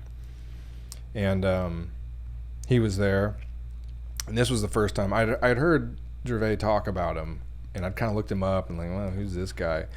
And all of a sudden he's there, and it's like, you feel it. You feel the presence walk through the room. It was really strange. And then you like talk to somebody else about it. Like, did you feel that? Oh yeah, I felt that. It was like, wow, very, very strange. Huh. And I don't know. I'm sure he would laugh his ass off at this, but it's like, he would be the closest. Like Duncan Trussell talks about gurus. Right. I could see him being a guru. I could see him being more enlightened than I will ever be in my life. Like, the ease that he walked through, or like, I don't know how, it's so hard to explain. And I think I commented, I put a big post on our little ayahuasca page and everything, and he put something like, it was so great to meet you and everything. And I said, Ash, the most difficult part to explain to anybody is who you are. Like, I can't explain it, and I can explain ayahuasca, okay? Right. Like, when we come to Ash, I don't know how to even explain it. He was awesome. And I mean, maybe not a must-have for ceremony, but brought such a presence. Like, I can't even imagine ceremony without him. Yeah. I can't even imagine it. Because he, you know, apparently, I learned some of this after the fact of, like, because I was talking to some of the volunteers. And so there was about 18 of us on mats participating in ceremony. There was probably 8 to 10 volunteers, probably not even that were sitting around the room. They would take a small amount of medicine just to feel the presence, just to be in the medicine with the people, but not crazy, very small portion. And it's a very grueling process, this ayahuasca. And so they would essentially just be sure that things were going as normal. If you used your puke bucket, they would swap it out for a fresh bucket. You know, everybody had their own box of tissues. Everybody had their own trash bin for vomiting. And those two never left your side, especially the trash bin. They said, well, so the volunteers would just be sure everything ran smoothly. And they were light workers, man. They were, the patience that they had. There was one at the very end of ceremony. One guy was talking, and he was like talking about one of the volunteers. He's like, John, you helped me so much. I hooked a loogie on your leg, and you were just like, it's fine, it's fine, don't worry about it. Like, you don't know what you're doing when you're there. And so just the patience of some of these guys. I just cannot. It would have been completely different without him. So Ash and Gervais, aka Mama Bear, are kind of the head of the spear or whatever. They're running the show. Really, Mama Bear, and then Ash is like support of Mama Bear, and a little more hands off. But I guess what I was getting with the volunteers was I was talking to one afterwards, and he's like, "You really don't see when you're in it. You really don't see the energy work that Gervais and Ash do." But it's like you can watch them, and they'll walk the room, they'll walk around, and they're moving energy, and you can watch that happen. And when you're laying down half dead, and like you don't see it, but so you know, alone on your roof, you're just embracing. I don't know, whatever the breeze blows in. Nobody's protecting you. There's no. Even the manifesto says something like, you can do it with like 4 or 5 people, and then with a more experienced facilitator, maybe up to 10, and then a very experienced facilitator, 15 to 20. So we're at 18. Right. And then it's like with a master facilitator is like 25 or something. So it's like no more. It wasn't less than 5. Yeah. And it wasn't more than like 30 or whatever, or 25. But you need the people. Like I don't want to do it alone. I would never do it alone. Right. So the people is such a part of it. And so we finally make it to our mats. And it's like, okay, are we ready? And they do a very official opening and closing of ceremony. So like, we're going to open ceremony, and here we go. And I think we went around the room, introduce yourself again, tell us where you're from, tell us if this is your first time doing ayahuasca, and what is your intention. So one by one, we go around the room, and we say our name and everything and our intention. And, you know, it goes anywhere from like, I can't stop smoking meth to, oh shit. Yeah, there was one of those, and he's a sweet, sweet guy. And, to, directionlessness, to overcoming trauma, to I was in a war zone as a child, and there's that childhood trauma that I still wear, and, you know, like, how do I get over that? So kind of all over the place. And that's it's another reason why ayahuasca is so hard to explain to somebody, because it's not like, weed gets you high, and it's just so much. There's so much there. There's so much depth. There's so many reasons why you might want to go. There's so many reasons why it could call to you. So I don't know. It's like. Your intention was direction. My intention was mostly find direction. I was warned in a sense of like, my first ceremony was a lot of forgiveness, and I'm thinking, I don't hold on to that much, It like, should have been a clear sign. I'm quite forgiven, like I don't, whatever. It was a lot of forgiveness. Very interesting, because it's like, I don't know. We'll get there in a second, but so we go around the room. We say intense. We say, okay, one by one, you're going to come up here, and you're going to take the medicine.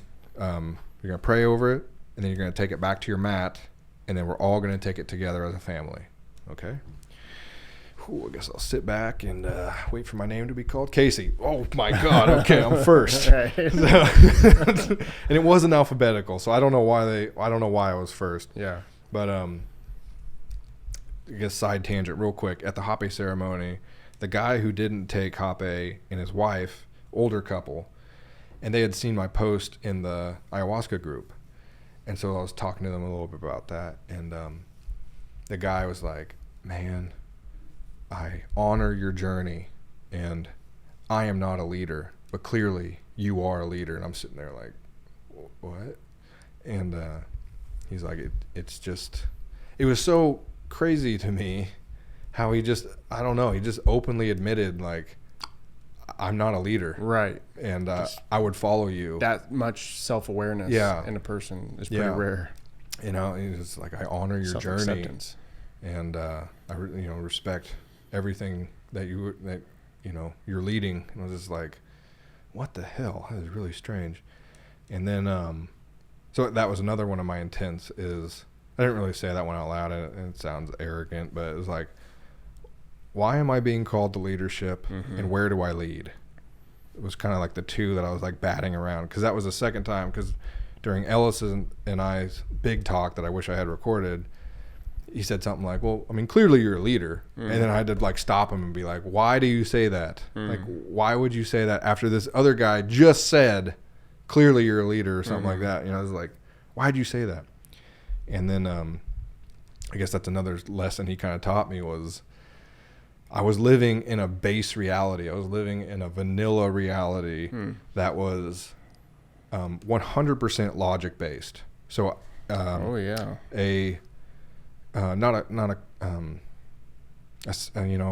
serendipity or whatever, not an intuition. It's logic. It's don't assign meaning to it, because the meaning is probably flawed, type of thing. And I was not living with intuition. I would say, yeah, I feel that, but logically it doesn't add up. Why would I'm not going to render it meaningless. Yeah, I'm going to render it meaningless, because you can assign meaning to anything. And I wouldn't assign meaning to anything. I would say that's coincidence. That's a crazy coincidence that it happened. It means nothing. Yeah, right. It means nothing. Yeah. That's the reality that I was living in. And then after a lot of our talks, because I said, I don't know, this is like, I'm not a leader, I'm not like leading anybody or whatever. And he's like, well, two people that you don't know at all looked at you and saw a leader. Right. And you're going to write that off? And then I was like, yeah, you're strangers. Like, you don't know me. Yeah. Well, why would you? You judged wrong. Yeah, exactly. And he's like, well, maybe, or you can take that into your intuition and see where that leads, kind of thing. And that kind of showed me, that amongst other conversations with him was like, oh my God, I have just been, and so much of ayahuasca is an open invitation to feel. That so much of it, that's scary. You think it's logic, you think it's psychoactive, and it is in a sense, but 90% of it is feeling. Is straight feeling. You can feel everybody around you. You can feel the heartbeat in the room. And 10% of it is like psychoactivity. Tripping, hallucinating. And you say 10%? Yeah. Wow. Yeah, probably that. so much of it is feeling. And it, so much of it to me was you have complete and open permission to feel. Go. No holding back. And in fact, these walls that you have up, we tore down half of them, more than that, we tore them down to where you don't have to jump over these walls to feel. It's just feel. And so I think that's really hard to explain to people. It's another one of those referenceless points that it's like, what do you mean feel? Right. Go do it, man. Yeah. Go find it. So we all have our glasses, little shot glasses. They're like a third full, 2 tablespoons, very, very small. And we said a quick prayer, all together. Okay. And, at this point, I've been walking for 4 weeks. I've thought about this every single day. I have it in our hand, and we're like raising our glasses or whatever. Seconds. You have like flashbacks to the Greyhound station. And it's like seconds. Dodge City. Seconds from, 4 weeks to 1 second. And then here we go. Take it down. Tastes terrible. She walks by. There's like still gritty stuff in the bottom. It's like real thick, so it's like you didn't get it all. So she walks by. She pours a little coconut water in there. You can, swirl it, put it down. Can I lick the bowl? So I lean back, lay back on my mat. Very comfortable. There's like multiple blankets, nice pillow. All right, cover up. And so this first ceremony, there's 3 offerings. So that was offering number 1. And so I lay back, and I was told, I was told that you can talk to ayahuasca as a person, and she'll answer you back. She'll literally talk to you back. So you can ask a question, and you will get an answer. And so I was sitting there, and I was kind of like waiting, and then I thought, okay, I'm going to talk to her. So I said, how long were you probably sitting for? I mean, at this point, 10 minutes maybe. Okay. I'm like, I'm going to start talking to her. Yeah. So I said, all right, I'm here, Mama Aya. I am here. And this is in your head? A little bit of both. Kind a little bit of in my head, and then like laying back, just like, I am here. Oh, okay. I am here, ayahuasca. Yeah. Okay. And nothing. I'm like, okay. I kind of, open my eyes every once in a while, look around, nothing. Okay, I've heard that sometimes your first time, she doesn't show up. And you drink as much as you want, and she never shows up. And she's like, you'll be frustrated because you are here for a reason. You're not here to stay sober. And she's like, sometimes maybe you cheated on your dieta. Maybe you're in the wrong mindset to like accept her in. Maybe she needs to humble you a little more before approaching you. Maybe you need this silent treatment or whatever. It's like all these reasons. I was thinking, no, man, not me. And you hope not. You hope not. So about an hour, I'm laying there. I'm here, ayahuasca. Mama ayahuasca, I am here. I am here. Finally, I've made it. I am here. Nothing. So then they say, all right, second cup. Anybody with second offering? And so as soon as you take ayahuasca, as soon as you drink it, you can't stand up on your own. They say, you think you can, but you're going to stand up and you're going to fall down. So get help.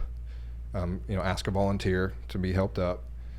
And take your bucket everywhere you go. If you come up for more ayahuasca, take your bucket. If you go to the bathroom, take your bucket. Anywhere you go, take your bucket, because you don't know when the purge is going to happen.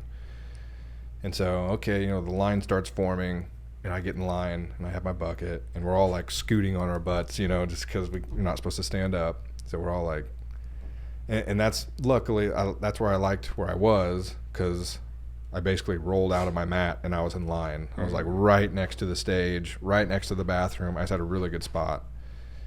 And so I'm in line. I'm like kind of wondering like, what's going on? I know there's 2 more offerings, so maybe we'll be fine.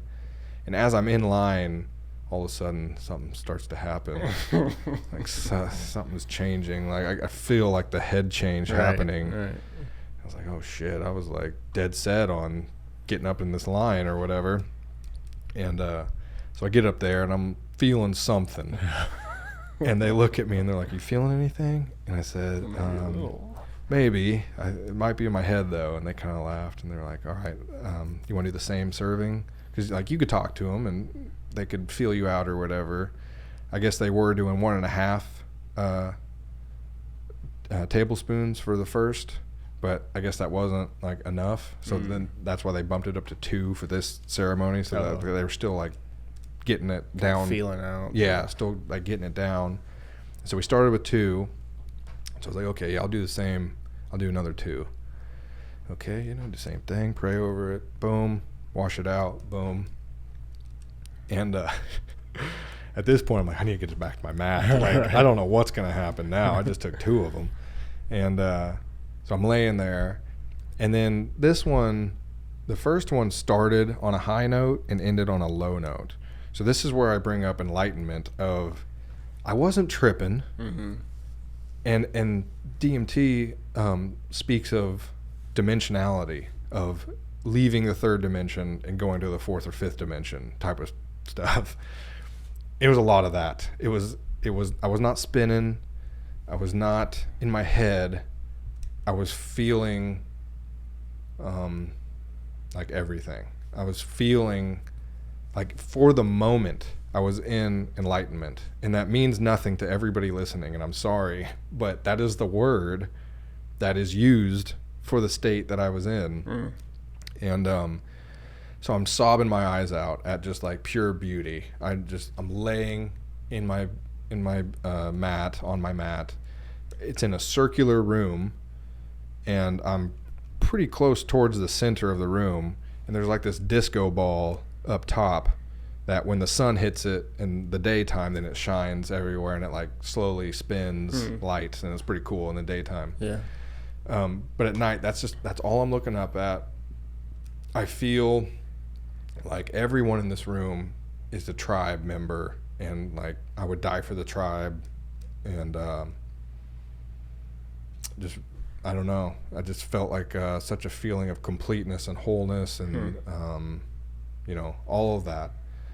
And so a lot of bliss, a lot of these words that are way up on the feel-good list that just don't even touch it. There's not words to explain what I wish to explain, and I am sorry about that, but I hope it grows curiosity in the listener, in yourself, to explore more, because my lack of wordage, I think, is pretty universal. We have integration to where we still meet weekly, and that was kind of the topic of the last integration of like, how is your family taking it? How is your friends taking it? And so much of it was like, less is more in a sense. Like you can keep talking and keep talking and keep talking about it, and you just like, you scramble the brain of whoever's listening, because you're like, oh, I thought you said it was like this, and it's like, yeah, it's so much that it's hard to speak on. And so I've tried to search for the right words in a short sense to get somebody can get the gist of it, but you will not unless you experience it yourself. Right. So I started off on a really high note, and I was crying and snotting everywhere, and it was amazing, and I was just having a great time. And then the nauseousness started to hit, and I was like, oh, I don't like that, but I'm not really ready to puke. And they say openly invite it. When ayahuasca asks you to purge, do it gracefully, or like, gratefully, right, and soon. Yeah. And I felt a little bit, I was like, okay, not quite there. I'm going to just kind of stay where I am. And I stayed there in the blissful state, and I was just enjoying my time, and like swimming with your hand and just really having a good time with it. And then the nauseous kind of comes over again of like, that one's harder, that one's like worse. Right, intensifying. And then it would kind of subside, and then I'd be back in it. Okay, here we go. And then it came on, even more intense, and I'm like, okay, like I need to start looking at this bucket over here. Yeah.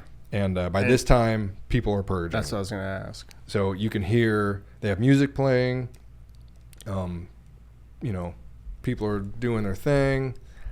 And I think So people are purging, everything's happening. And then here comes Ash walking around. And this was when I was in a beautiful state of like, I love this. This is amazing. And I see Ash walking by and I'm like, hi. And he has a tuning fork in his hand. So it's like this thick metal fork. And he looks down at me and he's like, would you like the tuning fork? And I looked up like, please. Like, I don't know, maybe I do or whatever. I was just in a great spot. So he gets like behind me and he has a ring on his finger and he like ding and does the tuning fork. And he puts it right on your forehead and it's like,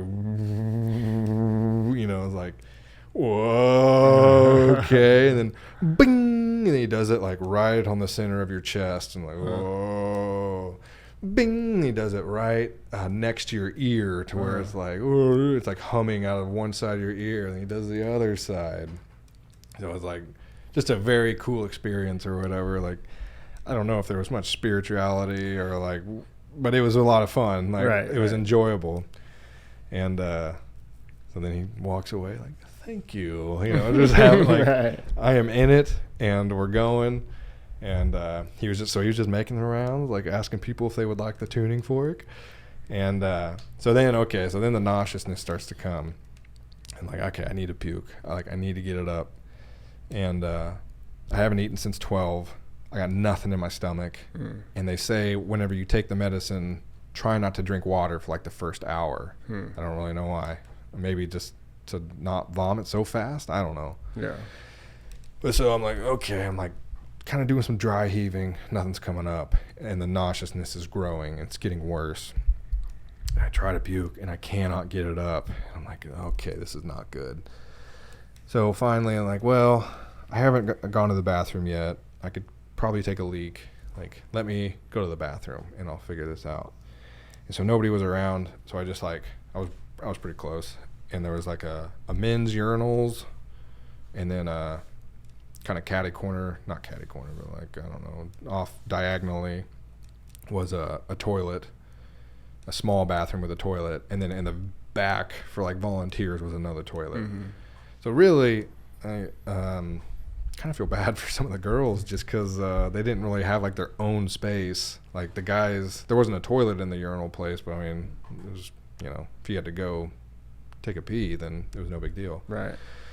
So I go in there and I thought maybe if I like get moving around and stuff, and at this point it's probably been 45 minutes that I can't puke. Oh, and I'm really struggling. Well, how much time altogether?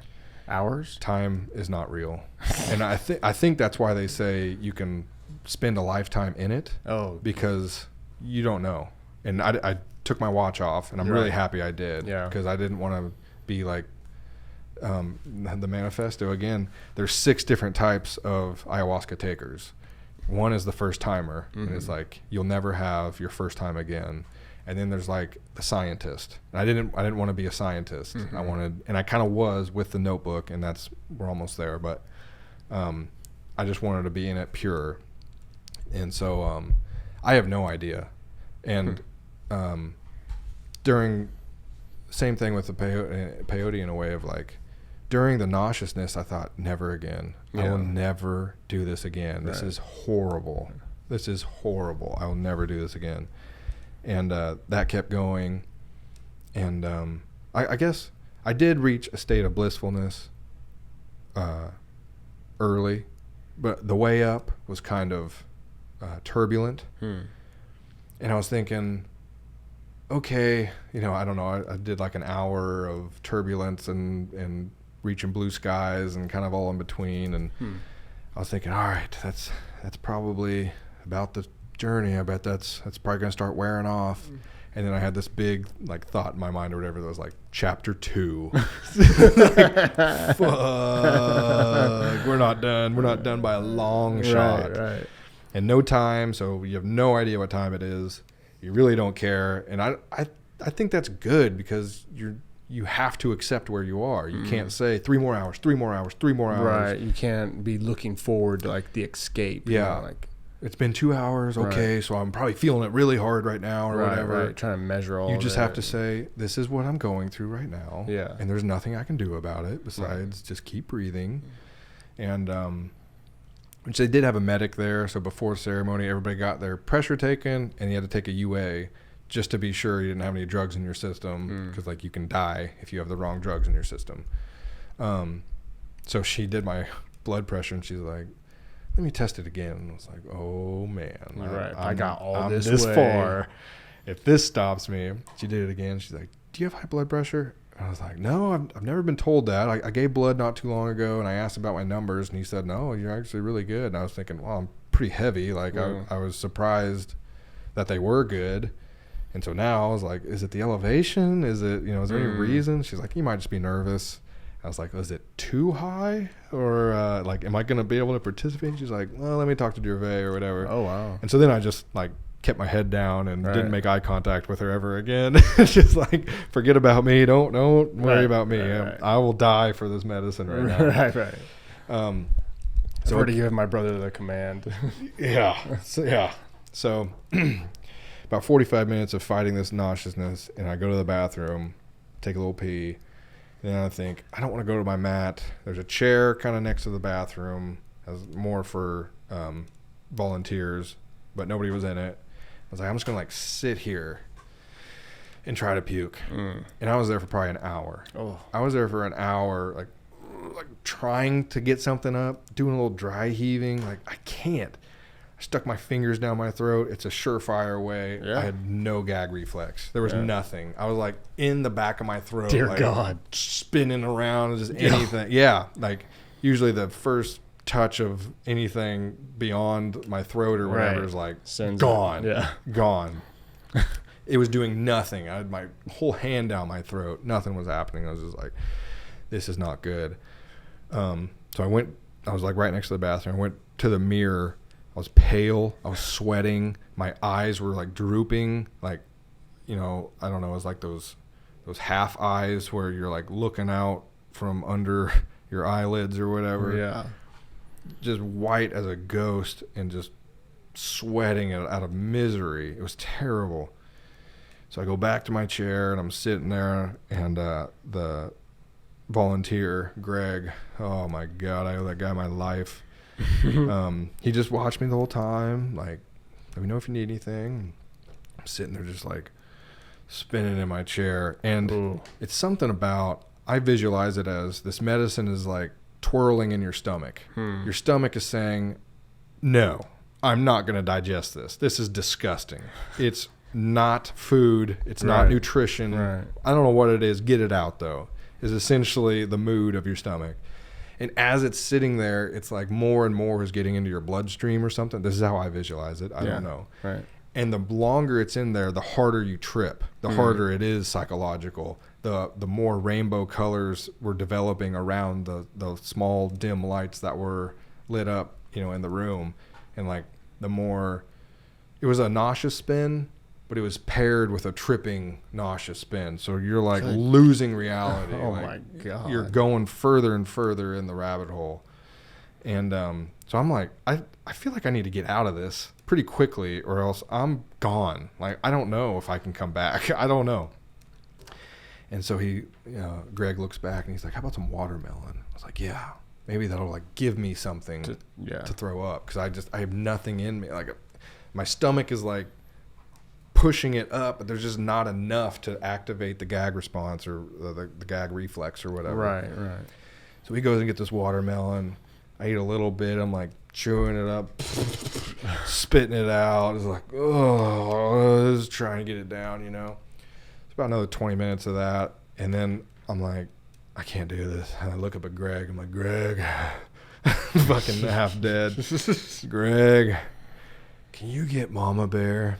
And he's like, yeah, sure. So he goes, gets Mama Bear. We're nearing the end of ceremony here. Oh, really? I mean, we're getting close to the end. And we're probably, my estimate, probably 4 hours into it. And I'm like, can you get Mama Bear? He's like, yeah, sure. I put my head back down, and she comes over. She's like, what do you need, baby? And I was like, I need to puke, and I can't. And I had it in my mind. I thought, if she says Hape, I'm going to say no. Because I don't want any Hape. Right. And it's not going to work. Like, I know it's not what I need, but I need help or whatever. And it's so funny. It's like, whose voice was that? Who's saying it? Yeah, like who said that? It's very interesting. Like you're more aware than you think you are. It's really strange, which is why I say it's less psychological and more of this feeling. You're more on this like different dimensional plane, but you're still here. You feel like it at least. She says, "Hape, you need hape," and I said, "Okay." So I knew that wasn't the problem. I knew my stomach needed something. I don't know what else to do though. Right. And hape can help induce. Hape is like used in ayahuasca ceremony to help induce purging. Mm-hmm. So I was like, okay, I should probably go back to my mat because I'm like blocking the entry. Not blocking, but I'm like in the entryway of the bathroom. And I remember as I'm like sitting there spinning, this guy walks by. He's like, "Oh, excuse me." And I was like, "Yep, nothing gets by the Willie inspector." And like, so I still had jokes, you know. Right. It's like, "You passed the test, go on, buddy, you're good." Or you passed the inspection or something. So it's like I was still like joking. Correct, yeah. And I was like, okay, I should probably get back to my mat if I'm going to be vomiting. She's like, "Yeah, it's a great idea. Let's go." So I get back to my mat. I'm sitting there. And I'm like, just feel terrible. I look terrible. I'm just spinning. And in the row behind me, there's this girl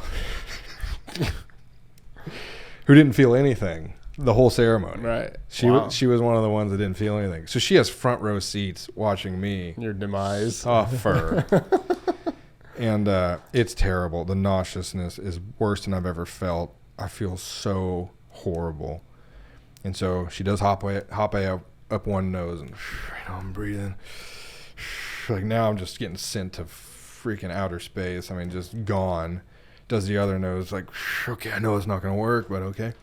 And then like, as I'm blowing my nose, you can almost feel it, like it, because hape is kind of in the back of your throat, and like the something about the pushing out or whatever. It's kind of doing it, and I'm like, maybe. Nothing.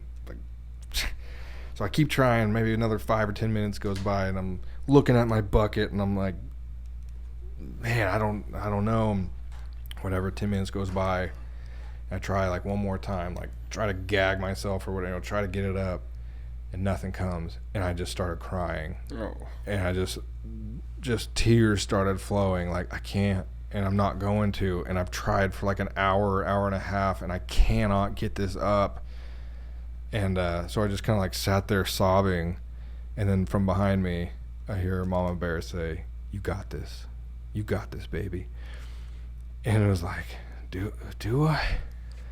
And then that was like the Grinch pulling the sled. Oh, like, yeah. Like I got mad or something. I got like angry. And I kind of like hit the ground, and I was like, I'm going to fucking puke. Like, dedicated now. And she was behind me the whole time. Oh, man, the other thing is they'll blow, like, smoke in your face. Tobacco smoke. It's nauseating. They don't tell you that. It's nauseating. It's meant to help you purge. So you think, I don't know if it was tobacco or sage or whatever the hell, but you smell it like, oh, it's horrible. And not all of it. So I don't know if it's strategic. I don't know if you're nauseous, it'll hit you like that. And if you're not nauseous, it'll take care of you. I don't know. It was despicable. It was disgusting. And so they're blowing this stuff in your face. And I'm sitting there with my eyes closed, and Mama Bear's like right in front of me, blowing this like nauseating stuff in my face. I'm like, it's not working. Quit. And so she's behind me. She says, "You got this." And she's got like the shaker on me, behind me. I'm looking at this bucket like, I'm going to do it. And then probably about 15 minutes later, fireworks, just threw it all up, threw up everything, threw up all the watermelon, threw up black tar, threw up everything that I had. I was like, I didn't even know I had that much in my stomach, I was drinking water and stuff, so a lot of that, it pulled from the depths of my intestines back up, It was just like so much. I was like so thankful, I'm just like, why? Did you feel better? I felt way better, but I wasn't out of it. So my head was so far gone in the depths that, like, I bet less than half hour later, okay, and ceremony is going to be closed. And that's what I said about the official closing of ceremony, to where it's like somewhere in there was third cup. Obviously, I was not taking any. But then, 30 minutes after I vomit or whatever, to me, in hindsight, okay, that will end the ceremony. I'm in bed, like, spinning. It was like almost like the drunk spins of, like, I could start hearing some murmuring of some conversation happening over there. How was your experience? I can't even. I gotta, like, just 1 second at a time. Oh, my God. Fetal position, like I'm done vomiting. I still feel a little nauseous, but way, way better. Yeah. And it's just my head is just spinning and spinning and spinning. Colors are still weird. And all I can do is just like lay my head down and close my eyes. And they're like, all right, if you want to eat some food, you can eat some food. I'm like, I should probably do that. I should probably get a little bit in me, just a couple nibbles or whatever. I think somebody got me a little plate. Like, would you like some food? One of the volunteers, is like, just a little bit. Yeah. And so, they'll bring you like 2 squares of watermelon and 5 blueberries and like just very, very, you don't want much. Not so much. You don't, yeah, exactly. You don't want much at all. And so pretty much the rest of that night, I'm like just spinning, hurting, had a great time, but a terrible time. And I'm just like slowly, just piece by piece, eating just a little bit of food. And then there's still some talking and stuff going on. And then kind of like little by little, it's like one light here goes down, and then another light over here goes down, and then another light here goes down. So it's like slowly dropping the room down. It's probably like 1 a.m. or something. Mm-hmm. And you said you were in bed? Yeah, on my mat. Oh, okay. Yeah. So you just stayed on your mat? Everybody's on their mat still. Okay. Or up and walking around or whatever if you're able to. And so then eventually... Gervais comes by one last time and she's like, all right, you have everything you need for bed? Yeah. She said, if you can, try not to sleep on your back, because if you vomit and you suffocate, we don't want that. I said, I hear you loud and clear. Right. Sleep on my side. And she's like, great, love you did a great job, good night. So then the lights go down, and she made her round to everybody. I'm sure I was So you're just in a room with 18 people on yoga mat type things, sleeping? There's in the ceremony, you'll hear somebody in the deepest sleep of their life, and it's just part of ceremony. What? Like really strange. Yeah. So I mean, even before ceremony, she's like, the farts, the vomit, it's all going to happen. Don't worry about it. If it's you, don't worry about it. If it's somebody else, don't worry about it. Like, it's just going to happen. Part of like the shame exorcism that is happening, It's like, don't even worry about it. It's literally part of ceremony, and it's going to feel weird. Really, in the moment, it doesn't feel weird because you're so connected. And like, I felt no shame and vomiting or judgment or anything like that. And it's like, if you judge me, go for it. Right. What is that going to change on me? Well, or whatever. But also, like someone else that's purging, you had no judgment towards them. Well, that almost was sympathy or empathy. Empathy for sure. Yeah. That was one of my, like, you would hear it and you'd think, like, go, buddy. Oh, yeah. Get it. Right. Get it up. Yes, there it is. Right. Get it. And that was one of my questions to Ellis was like, everybody's going to be vomiting around me, man? I don't want to, like, derail my trip or something. Not even close. Like, not even close. If there was 4 of us in here and somebody started vomiting, it's going to off-put everybody. Right. Yeah, well, in ceremony, that doesn't happen. Right. It's just part of it. And nobody says anything, and everybody's going to do it. So I had no shame. You'll experience it, too. Yeah, I had no shame as far as, like, I'm not here to pick up a girl. I'm here for ceremony. So if it's part of ceremony, I am 100% in. So I didn't have much trouble with it. A few times, third ceremony, shitting, I was just more of like, sorry, everybody, this is bad. But like, everybody was doing it, so whatever. And I don't know. I can't imagine somebody was holding it. But there was a few, like, even the first night, I didn't sleep at all. So it was like everybody's bedding down. I'm like coming out of my spins after like 2 hours, probably after ceremony, is finally like, okay, I could maybe have a conversation with somebody, but I don't know how you guys were doing that 2 hours ago. Like, I was not ready to be talking to somebody and like, how was your trip? But that's what they were talking about. Wow. And, but there'd be like, 2, 3 a.m. runs to the bathroom or whatever like. So some people are still experiencing symptoms. Yeah, symptoms or, things like that. And it's funny. It's like, you would think everybody's asleep, and then somebody would go to the bathroom and just rip ass. It's just like, I heard it. Right. Right. But literally no care in the world. Right. So I'm laying there and I'm thinking, I'm not going to sleep. And, it got to like 4 or 5 in the morning, and I thought, should I just like get up and stay up, or, what should I do here? And the volunteers pretty much stayed up till probably like 3 or 4. And then by the time it's like everybody's asleep pretty much, like we can go to bed now. Everybody's taken care of. Everybody's essentially out of the medicine, but like still in it. You took it. It's going to be in your system for a while. So then, 7, 8 roll around, and like I'm still up. I'm still like trying to sleep, and I was just getting to like kind of catch that drift of sleep. And I say, if I slept 10 minutes, like I'd be lucky that I like dropped into sleep for 10 minutes and came back out. So I essentially stayed up all night, didn't sleep at all. And so the morning comes by, people are getting up. I'm like, I'm not ready. So I had the blankets over my eyes, and I hear Kathy making the rounds. And so second ceremony was optional. You could do it if you wanted to or not. And I can hear her coming. She's like getting closer, and I can kind of see it from under the blanket, and I like see her close. So I raise the blanket up. And I was like, hey, Kathy. And she's like leaned down. And she's like, do you want to do second ceremony? And I said, I want to do it, but I feel really weak. And 'cause you hadn't really eaten, Right. just stayed up all night. I'm just exhausted. I was like, I want to, but like, is it even worth it? I said, I'm really weak. She said, okay, well, there's still, probably over an hour before we start ceremony. So, you can get up around and you can let me know what you think. And I said, okay, that sounds good. And she looked up at whoever she was talking to, one of the volunteers, and she's like, grab one more bed. So I was like, okay, I guess I'm doing second ceremony right now. She'd get me a bed. So, so I got up, kind of like,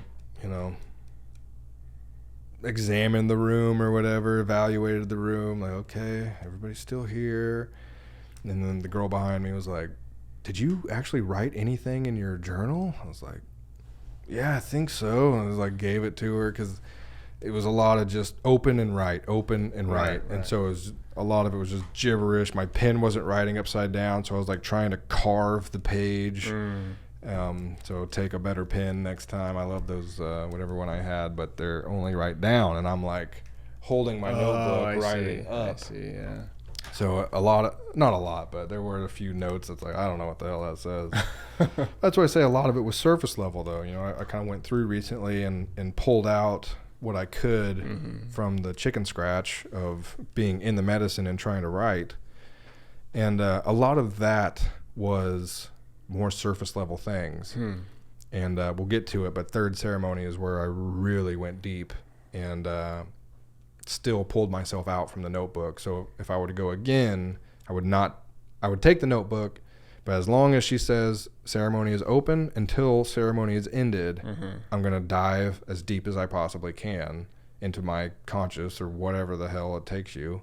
And then when she says, okay, ceremony is now over, Grab the end, now you can grab the journal and write whatever you can bring back. But I was pulling myself back out of the medicine during ceremony, and that would be my regret of ceremony, but it's all good. I did get a lot of good notes and everything like that, but I should have waited and then pulled after ceremony.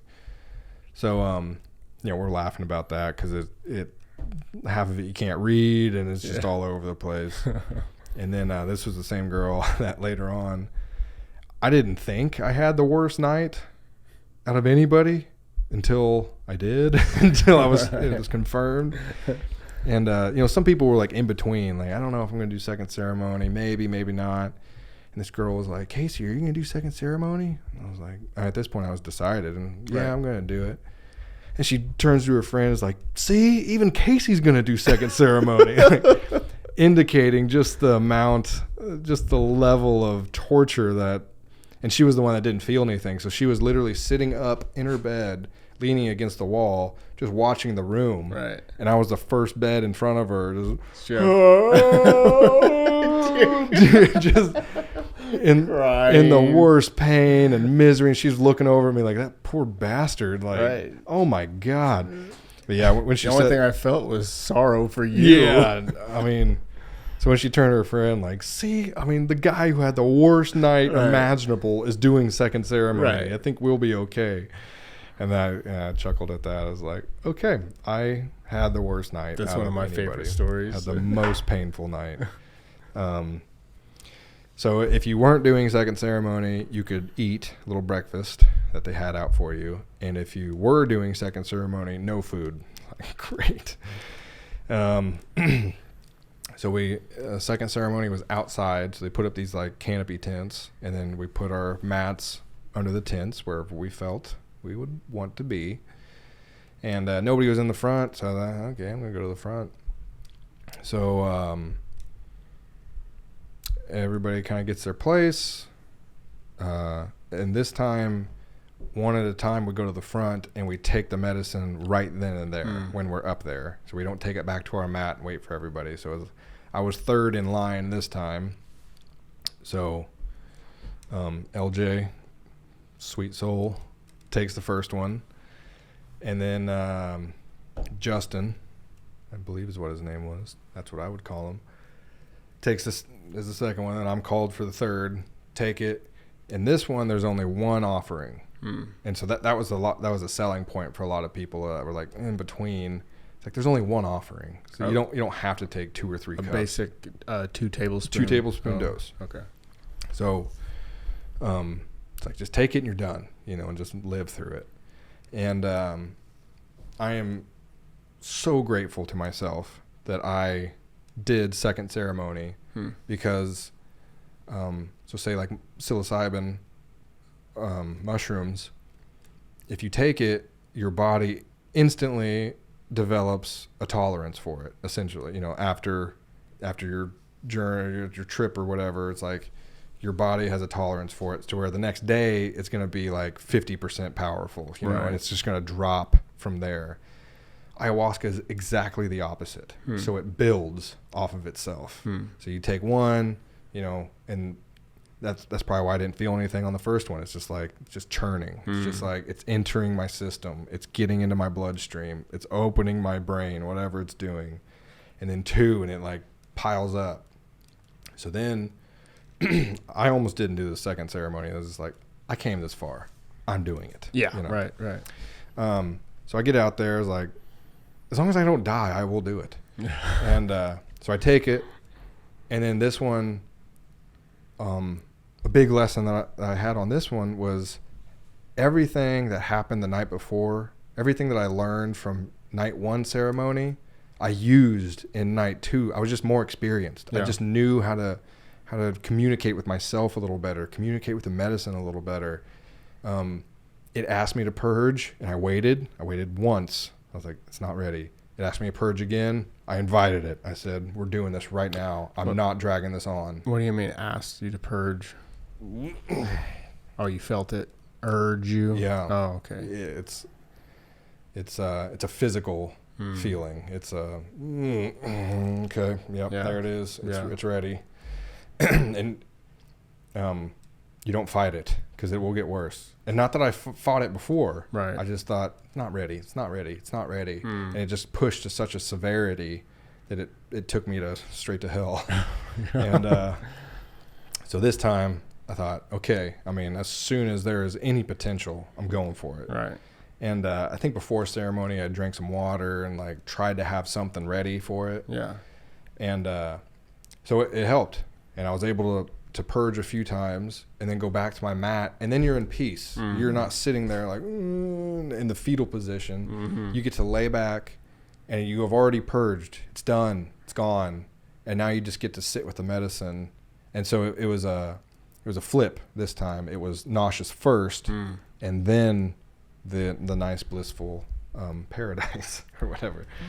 So this one, honestly, I don't really remember a whole lot about the trip. I remember it was a lot smoother than the first ceremony because of the lessons that I learned in the first ceremony of just how to talk to it more, like better, how to speak to it more, how to like obey a little bit better. I stayed eyes closed a lot better.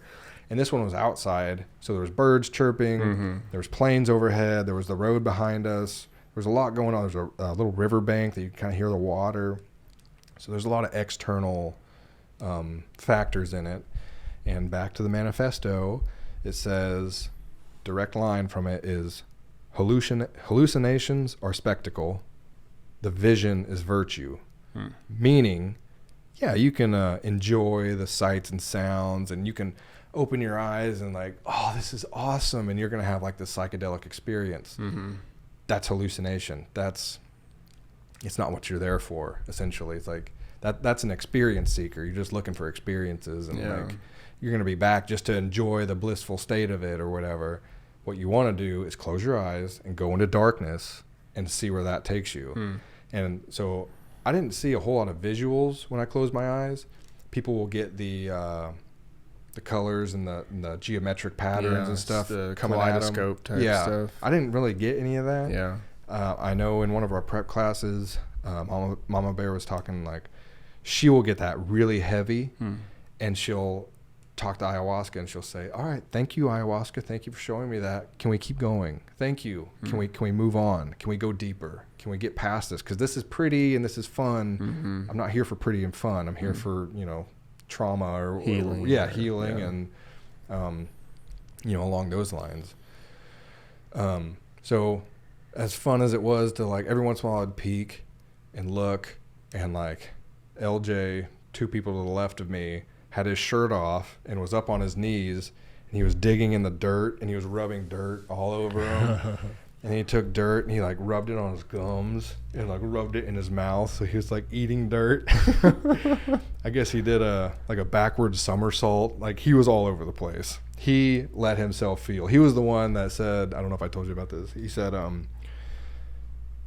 the only decision that I made was that I am not making a decision. Right. And then this was the one where he said, he's like, I felt this. This was after the fact. It was after second ceremony when we had our first integration.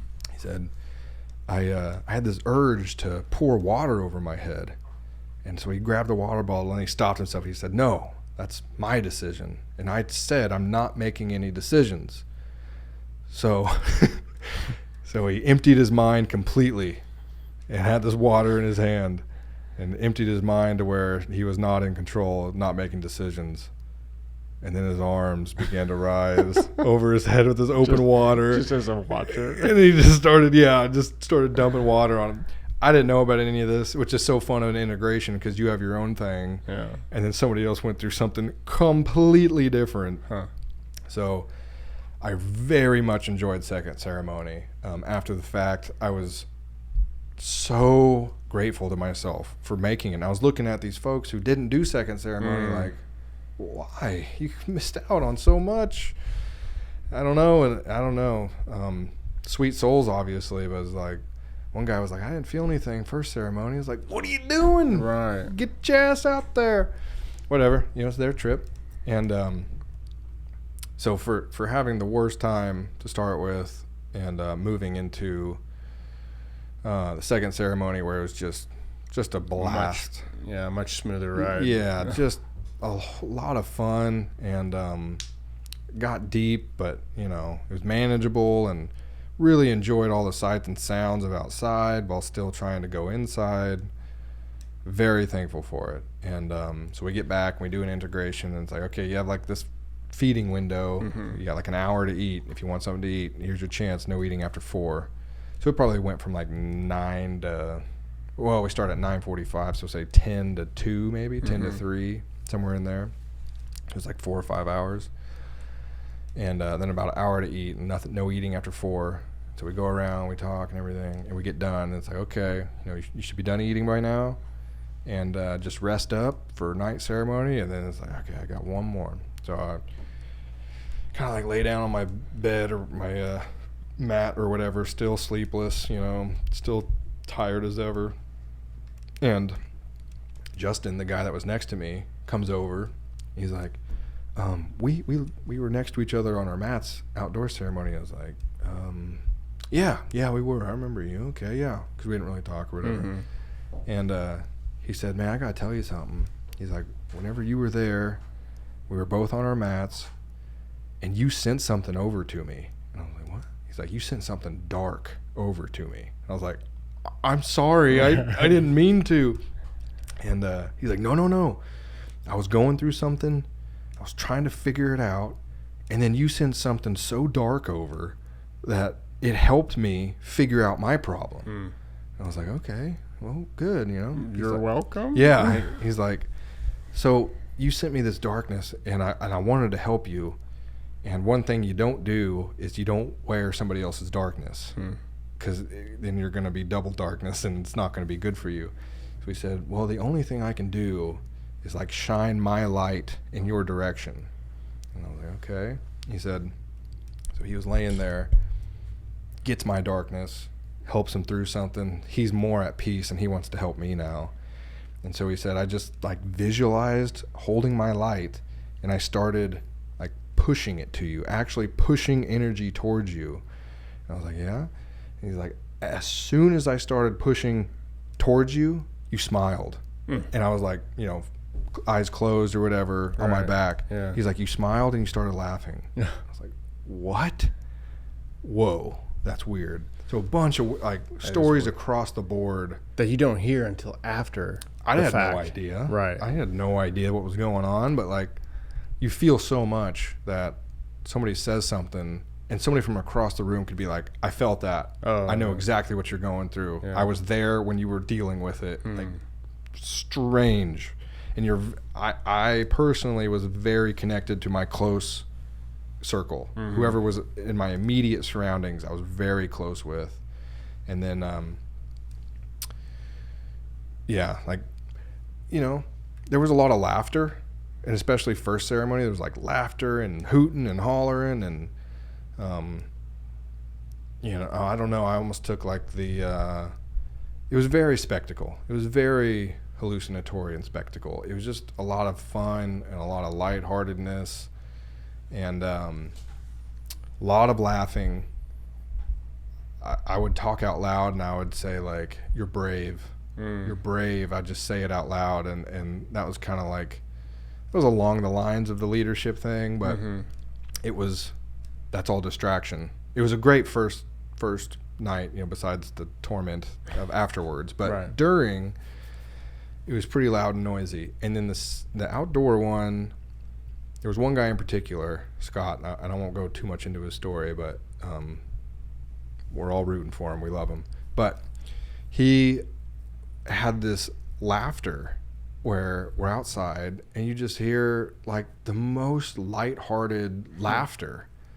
And we all know what this guy's going through. And just to hear like the most free, just like a kid, just like there's nothing holding it back. And so you'd feel that, and I kind of had a thought on him, and I said something. I wrote a note, and it said, you outshined your light. And I gave it to him, and I said, I wrote this when I was under the medicine, and you were laughing behind me. And he read it, and he just like stands up, and he's like, dude, he gives me a big old hug. He's like, I'm keeping this, it's just like really strange, magical things happening. So that, that was cool. And speaks a lot to ceremony. It speaks a lot to ceremony, and it speaks a lot to the uniqueness of your ceremony. So that no ceremony will ever be exactly like another one. No medicinal brew will ever be brewed exactly like another brew. It'll be close maybe, but it's not going to be the same. Each trip that an individual has will be unlike any other person's trip ever in the history of ayahuasca for thousands of years. Mm-hmm. And each person's individual trip will be completely different than any other trip they personally have ever had. Right. So it speaks to the uniqueness of Scott will never be in the position that he was at that time, right, and affecting my journey or whatever, my time under ceremony in the medicine, ever again. And my next time will be with different people, maybe right, some of the same, but we'll be with different people and everything. And that's why I say, like, Ash, give or take, like, he was there and I was so thankful he was there, but at the same time, there's majority of ceremonies Ash is not in, right, so it's just completely different. So we do integration, we get a little food. What did you say, like, during integration, like, of your day 2, I guess? I said something about how, because you got a stick. Yep, there's a talking stick, so it got passed from person to person.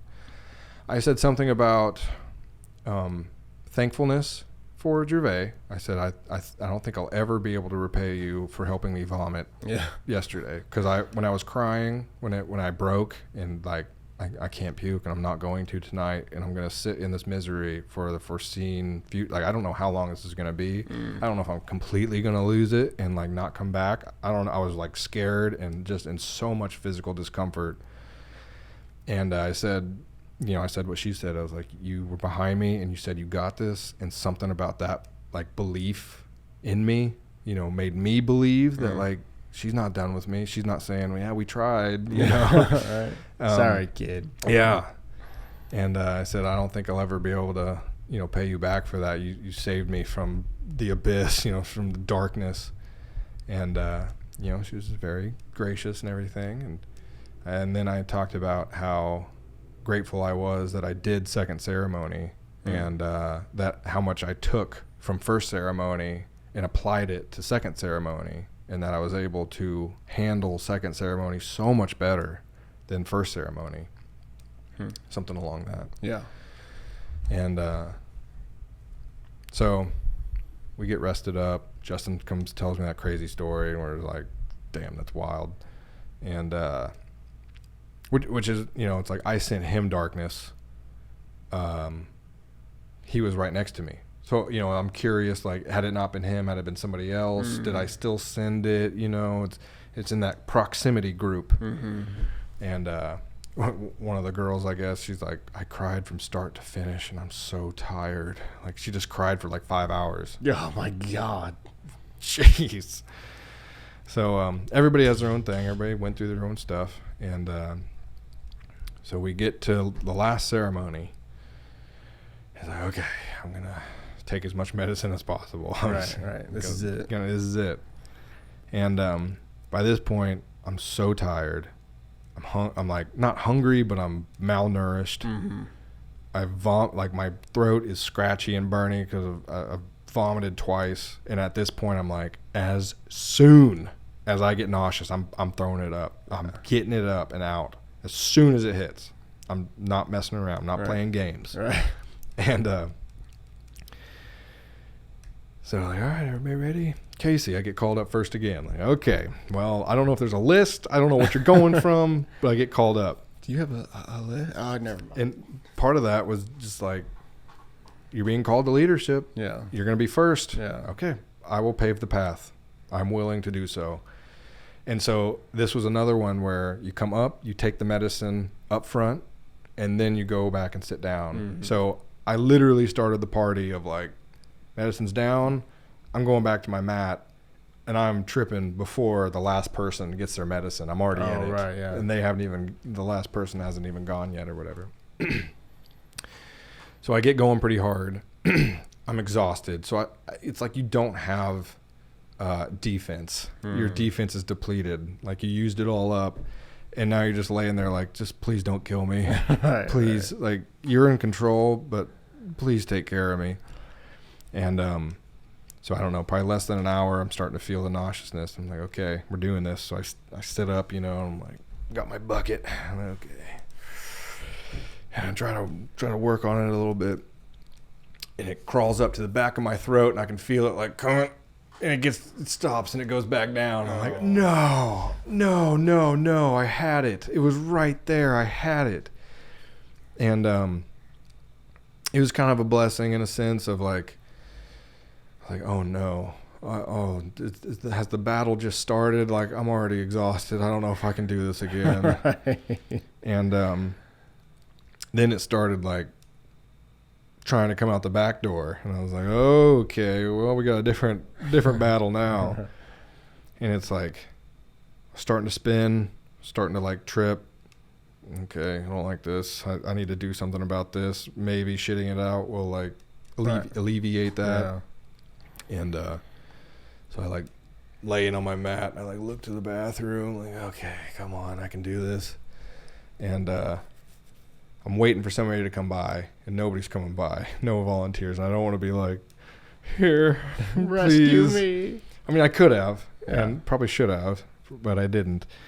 And like, I gotta make it. And so I take my bucket. I'm about to shit my pants, and I have like my right knee on the ground, my left foot up, and slowly I just drag myself. It's probably 15 feet, 15 to 20 feet from where I am.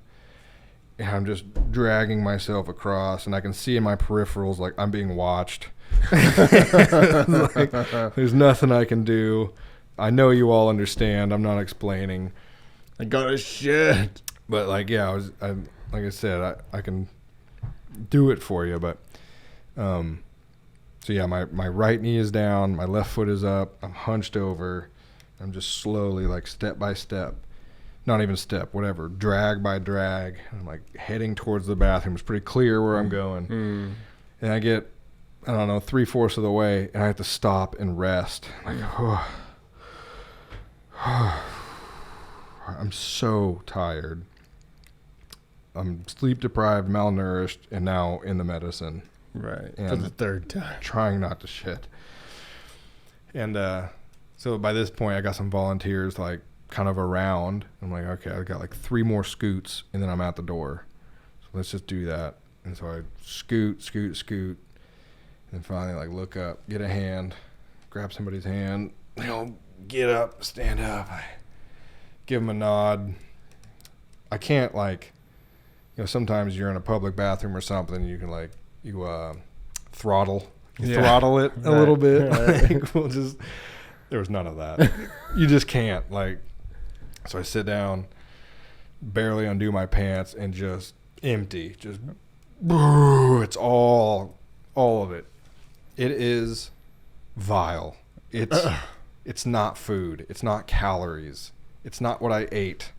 The smell, it's not like a poopy smell. It is evil. Jeez. It is evil. I'm not shitting you. I mean, so the relief on top of that, this was the most religious moment I've had on the toilet in my life by far. Right. And I was sitting there just like thanking heavens. I don't know. I was just sending out gratitude and love to all things, walking of just thank you. That is gone. It is gone and out of me. I am now purified. Right. It is gone. I just couldn't believe it. And I was in there for a long time, and finally I get a knock like, you okay? Because they said, you can shut the door. Nobody's going to come in there with you. Like, you have your privacy, but do not lock it. Yeah. Because if you lock it and we need to get in there, we're going to bust it down. We don't want to do that. Right.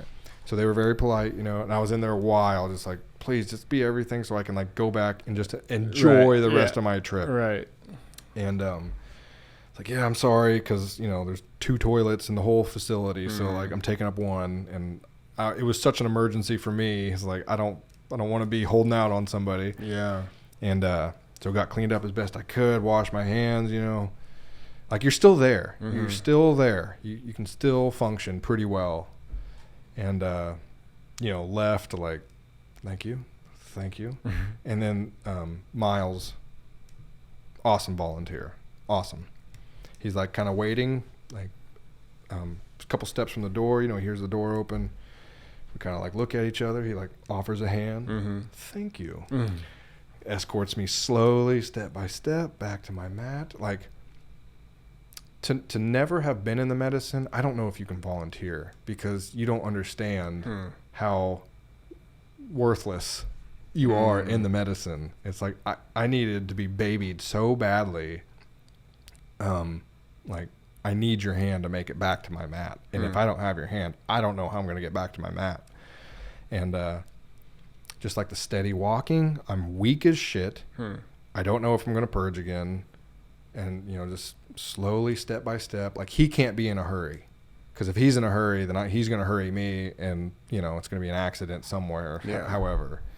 And so just props to those volunteers of their patience and kindness. And just, we're on your time. Whatever you need, we're going to get it for you. Like, do not worry about it. And Gervais and Ash are doing a lot of energy work. They're singing. Like, a lot of the songs are from the computer, but then a lot of them they're singing in the midst of vomiting, in the midst of just like trying to get it up. The worst, grossest sounds you've ever heard. They don't miss a beat. They don't miss a note. They don't laugh. They don't, they don't like, oh, that was a funny sound or whatever. Right. They are so in it. Like, definitely that last night, Ash kind of really took a step up, and it was cool. He would read like poems. He would sing like funny songs. He'd make us laugh, all in the medicine. So that's why it was very unique in this. Like, he would keep it. I don't know. It was like keeping evil at bay or something. It was just like, this is and one of my notes is laughter is divine. It was like something about the laughter. It brought so much peace and enjoyment out of it. And it's like, it doesn't have to be torturous. Like, right. Yes, there is torturous aspects about ayahuasca. Not all of it. And the way I kind of explain it is, for however terrible and miserable it got, at some point in the ceremony, it was matched on the other side. That's good. For how deep and gross and dark it got, it also got to the pinnacle of the next mountain. It's like, so it was balanced, as all things are. And, there's like the yin and yang sign all over. And there's constant reminders that, yes, you are going through this and it will not last forever. And there's light at the end of the tunnel. And so that's kind of where I go with first ceremony, good, bad. Second ceremony, bad, good. I did that weird. But and then third ceremony was kind of all over the place, but equally good, equally bad. So I purged out the back end, and then I'm laying there like, God, I feel so much better, and I'm so happy I didn't puke. And then 20 minutes later, I got a full tank again. Like, I got to go. Wow. I got to go. And so I look up, bathroom's open, and I do the same strategy, but it's a little like quicker. It's a little less weak. It's a little less miserable. And I finally get there. I get helped up. Thank you. Boom, gone again. I mean, all of it. And it's pretty quick, It's just, and it's like, I don't want to get too graphic. Sorry if you got a weak stomach or whatever, but it's like when you have a dump and you take it, and then it's like there's more in there, and then all of a sudden it feels like it comes straight from your intestines, not from like, I call it the poo chamber. Right. Like the chamber where the poo is like, we're ready, and then you feel the pressure in the chamber, and that's how you know. Yeah. Well, then you empty the chamber, and you're like, there's still more. And then it feels like it comes straight out of your intestines. Yeah. So it empties you out more. There was a lot of that. A lot of like, okay, poo chamber's empty, and then you just like push a little bit, and then the next blah, blah, blah, blah, blah, blah, blah, comes flying out of you like, ah. Right. And so then that happened 7 more times. I was thinking on like the 3rd trip, I was like, man, it's going to be crazy when I tell everybody I shat 3 times, and then it happened 4 more times. 9 times. Dude, it just kept going to where it was like, yeah, I lost count at 7. It was just like, if I got to go again, I guess I'm going to go again. And it got a little easier to go to the bathroom, but it was back and forth and back. Right, and I'd lay down and be like, oh my God, that's got to be it. Yeah. Nope, it wasn't it. And Chapter 3. yeah, it was for sure, without a doubt, a pleasure getting it out. Like it felt like you're expunging evil. That's what it felt like, and that's what it smelled like. It was not a shit smell. It was evil, and you felt so good. It felt like your blood was pure or something when it was out of you. It felt so good, and so that's why I say the last one was a lot of up and down, because there's a lot of bathroom trips, but it was a sweet victory of first ceremony. All I did was just couldn't vomit, and that was like the bane of it. I just couldn't do it. And the second one was better. I was able to vomit more, but the third one was vomitless. I didn't vomit at all, and I didn't need to. It was all out the back end, and there was such a sweet victory, a sweet ending to the tale of I didn't have to puke anymore. Yeah. Can you believe that, guys? I didn't have to puke anymore. And just your mouth isn't coated with a bunch of bullshit, and it was just all out the back end, and it was just so sweet to end on that note. Kind of the last thing I'll touch on is, so the medicine piled on itself, and it got stronger as the ceremonies went on. And as it got stronger, I got weaker as the ceremonies went on, right? First night I didn't sleep at all. We're not eating hardly any food. So as the medicine is at the strongest and I am at the weakest, I got deeper than I ever got. I got to trauma. I got to like what you hear about in my third ceremony, not my first, not my second, my third ceremony. I finally got there. And I kind of had things that I wanted. I was more of like ready to have a conversation with ayahuasca. I was going to say, what should I be doing? How should I be spending my days? Where do you want me to live? All this stuff of just like, I do a lot better with answers rather than vagueness and like, trust your gut. Obviously, I've been living in vanilla reality. Yeah. So I don't follow those kinds of intuitions, and now I'm trying to do that better. If I have a feeling on something, I will listen to it. I won't say, what does logic say? And then stick with logic. Yeah. And there's a time and place, obviously, for everything. Yeah. So I got so deep, and they played the deeper song. Right. And so It's a great song. I was, in my mind, I was pointed straight down in the ocean and just like parting the waters and going deeper, parting the waters and going deeper, and pushing myself deeper and deeper and deeper. And I would say, I'm only going to write in the notebook if something I have to remember comes up. Well, that happened a lot. Yeah. So I would say, I have to write this down, and I'd pull the covers up, and I'd grab, and I'd scribble, and I'd try to get it down, and then, okay, let's go back. And those interruptions kept me from continuing to dive deeper, and kept me from tying a cinder block to my foot and just letting me go, which is what I want. Like, I didn't know that at the time. You're kind of scared or whatever. There's a lot of talk, and that's what's interesting about this church versus other, I'll say, ceremony spaces, not even churches, but just ceremony spaces, is there was a lot of talk of love and benevolence of the medicine, and you trust her, and she will take great care of you. She will take you to the edge, but she won't take you over the edge. She needs to teach you a lesson, and she's going to take you very, very far out of your comfort zone, but she will not turn her back on you. She will not push you over the edge. She will take you to the edge. But she does it out of love. She does it because she cares. And so, in the first ceremony, I talk about feeling enlightened. It was a bright spotlight in my mind. I was just looking at it like, that's it. That's her. That's what I'm looking for, Second ceremony, it was like going through a swamp, and you could see the sun or, see this light in the distance. Like, that's where I need to go, but I got all this swamp. Third ceremony, it was like a jungle, a thick, dark jungle of treachery, and way off in the distance, you're like, I'm lost. I don't know where I'm going. I don't know what I'm doing. Way in the distance, there was a glimmer of light, and you could recognize it. That's the light from the first ceremony. That's the light that I followed the second ceremony. Now I'm in the third ceremony, and I can barely see it. let's go. Like it gives you a direction. And literally I'm in my mind foraging through this jungle, trying to get closer to the light, and all of a sudden it disappears, and you go like, it's scary. It's really, really scary. And you don't know what to do. You don't know where to go. You open your eyes like, nope. You're just gone. You're lost. You don't know where anything, you know, up or down. You're tripping. I lost my mind.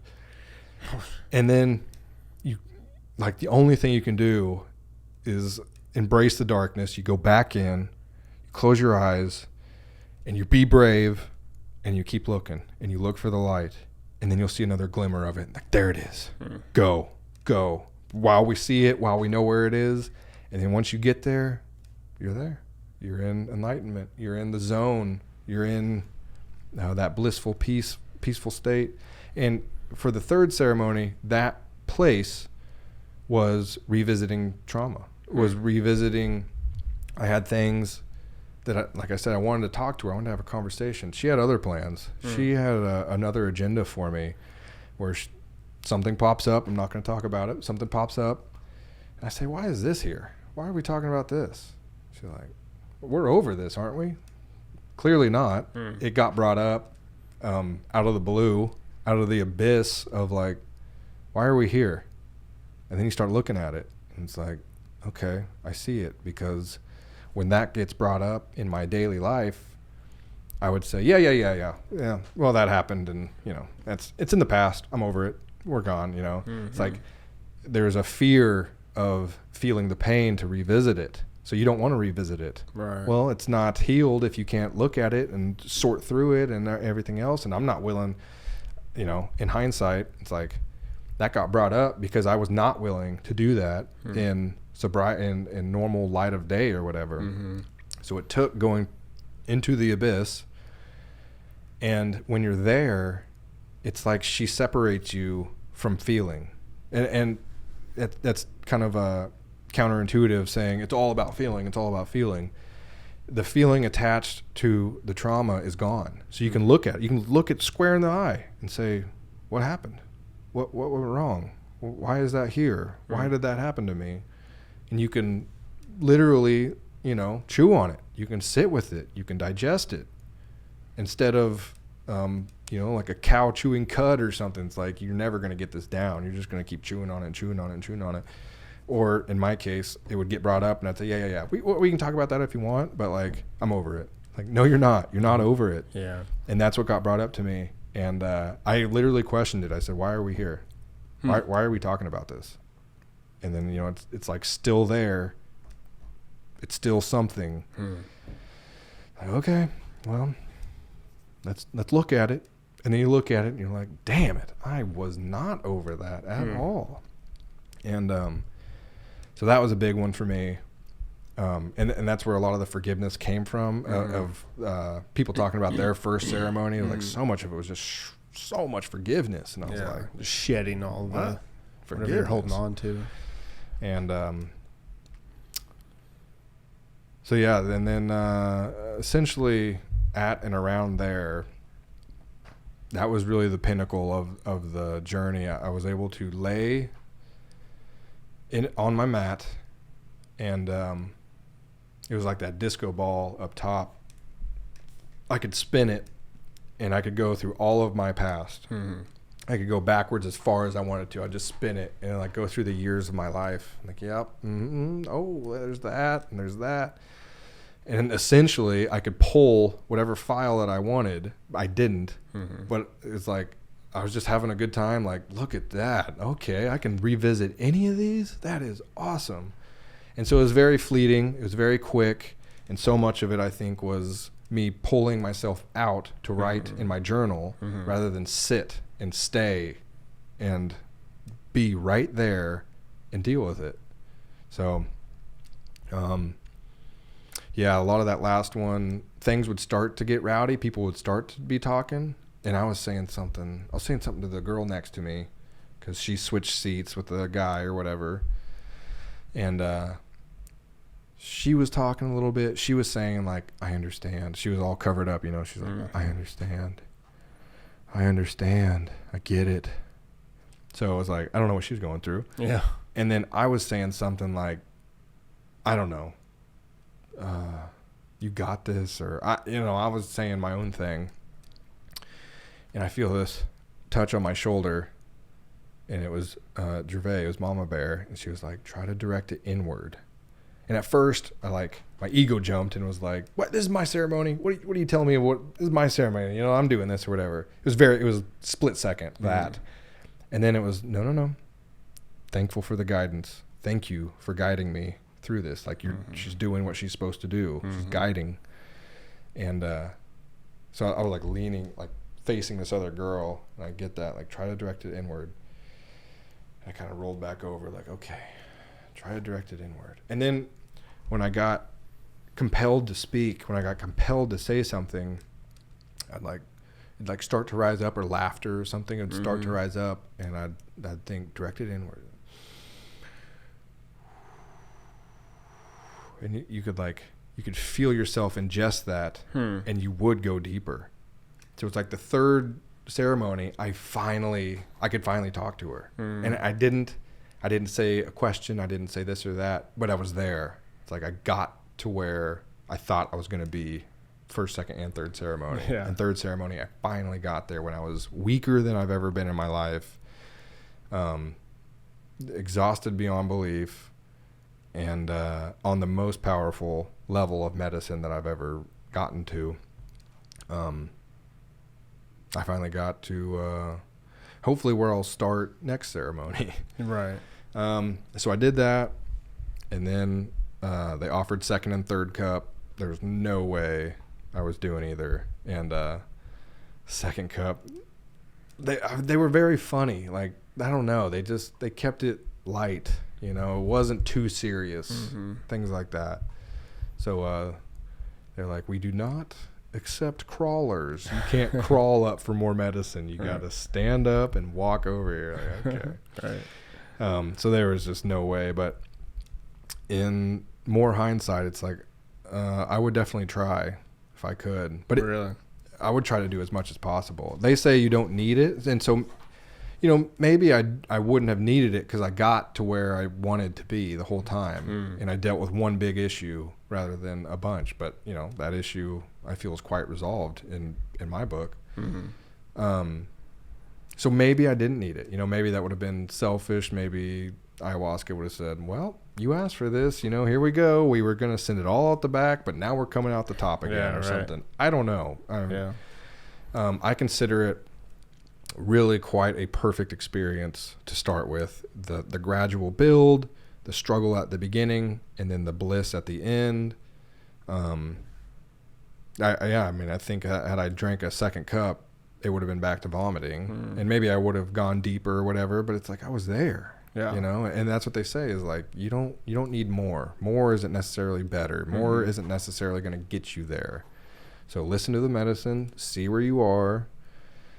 And it's like I would start my first ceremony covered up, gone, purging at the first request, directing it inward, directing it all inward, no notebook, just go deep, just sit in it, go as deep as you fucking can and just sit.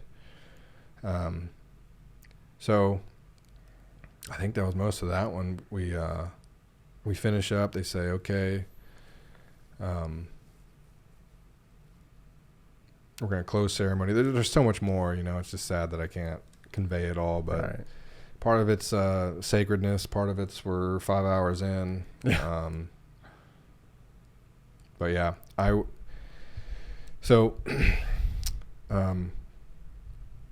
after ceremony ends, they say, okay, we're gonna have a little food out for you if you want to eat a little bit, snack a little bit. Everybody's kind of talking.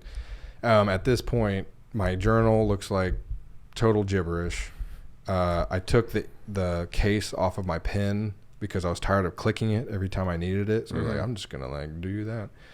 And I was bending this plastic thing that held all the ink. And so it went everywhere. So my hand was covered in ink. I had it on my forehead. It was on my lip. So I go to the bathroom, and when I lost my mind, I'm like pulling my hair.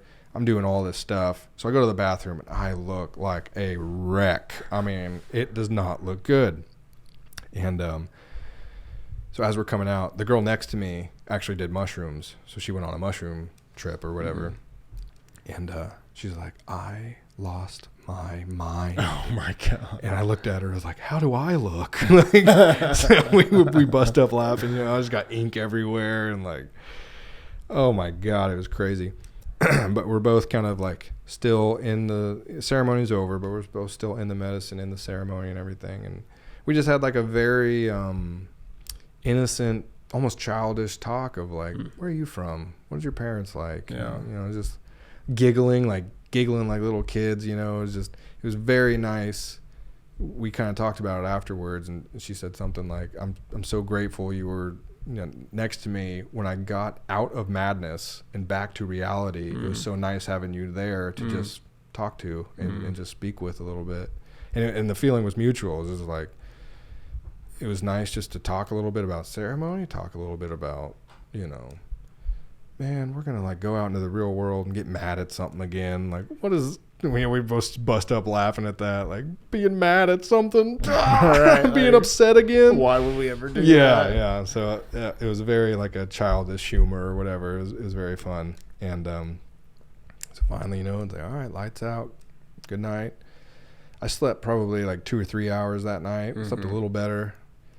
And then I was like, all right, we're going to get up, have some breakfast. And they had like cereal. It was very, very good. Very good. A small bowl, you know. And had a little bowl of cereal. And then we did our final integration. I was like, tell us about your journey. You know, tell us what happened. So a lot of good stories there. And we all kind of cleaned up and packed things away, and volunteers did most of the work, and we were able to eat and talk, and then we did integration, and then just like that, it's over. You know, it's like you think it's going to last forever, and it feels like it lasts forever. When people say I was there for a lifetime, it's like I get it. I see what you mean. It was 5 hours, but also you don't know where you are. You don't know what. Time is non-existent. Like it's more than non-existent. It's completely irrelevant. You are not. If somebody told you the time, you'd be like, "What are those numbers? What are you even talking about?" Right. Time is completely out the window, which is, I think, a testament to the dimensionality talk of it, in a sense of like, you're not on this realm anymore. You're gone. You're somewhere else. Outside of time. You're outside of time, which I think is a dimensional concept. I don't know. Does fourth dimension do time rules, or is it like the fifth dimension that can work off the fourth dimension and go forwards and backwards in time? Something like that. Manipulate time, stuff like that. So it's like time is the least of your worries. I don't know what would have happened had I worn my watch and like calculated it or whatever and like stuck with it in a sense, but I'm very happy I didn't, because it allowed me to say, no, fuck you. You have to sit here and accept everything that's coming your way. Yeah. Everything from millisecond to millisecond, you have to sit in and be with. And I'm very thankful that that's the way it turned out. So we, gave our final hugs, took a big group picture, exchanged numbers or whatever, like wished each other well on their way. And Ellis had from his ceremony before, he had a couple folks that wanted to host dinner for us after ceremony, and keep it dieta and like keep it light and everything. So I got nothing else to do. Okay, so Michael and Wendy, and we go over to their place, and older couple, but retired. Michael's a musician, so he still like sings at breweries and stuff, and both very, very sharp. And so we get there, and I'm like strangers, but Wendy had messaged me a little bit about my journey, and she's like, it's just like the hero's journey and everything. And I was like, yeah, that's cool, good way to look at it. And so she's like, as soon as I read your post about what you were doing, I just wanted to meet you so bad. I'm so happy you're here and everything. It's like, okay, cool, right on. And so we have dinner, and of course they're like, you guys must be exhausted. And I'm like, barely can even hit my mouth with the food, And that's an understatement. Miles is one of the volunteers, he was there, and Ellis was there, and I think they were dog sitting Ellis's dog while he was in ceremony or something. So cooked us dinner and everything, and a guy at ceremony said, "Where are you staying?" Sunday or whatever. He's like, "Where are you staying?" And I was like, "Well, I got a flight leaving next Monday." Yeah. And so I was just, camping or whatever. And he's like, "Well, I leave town tomorrow, and you can stay at my place for 2 nights if you want. Nobody's going to be there. Help yourself to food or whatever." I was like, "Dude, thank you. That would be such a nice That thing. would be amazing." And yes, like who offers their place To a stranger. to a complete, after ceremony stranger. Right. And which you you talk to everybody. Mm-hmm. But obviously you talk to more than others. He was just on the other side of the room. Mm. He was one where I won't say names, but the one girl that was like, "I thought I was gonna sit next to you," Mm-hmm. and then her neighbor said, "I thought I was gonna sit next to Casey." It was him. Oh yeah. And which is just hilarious. But so like we had talked a little bit, and we talked like his first ceremony. He didn't feel anything. I was just like, really? I think he did 2 cups. He didn't feel anything. That's so weird. Yeah, really strange. So just for him to like bring it up and say nobody's there, you can crash there if you want. I was just like, dude. Especially after what you just went through. After- like you don't want to camp. No, I did not want to camp. Although it would have been fine. Right. In hindsight. If you would have had to have done it, like you would have made it.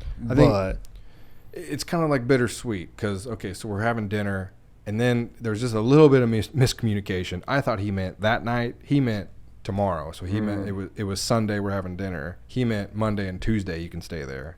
I thought he meant Sunday and Monday you can stay there. And so we're messaging a little bit, and I was like, just to be clear, he said, yeah, Monday and Tuesday. I was like, oh, okay, so I need a place tonight. Mm-hmm.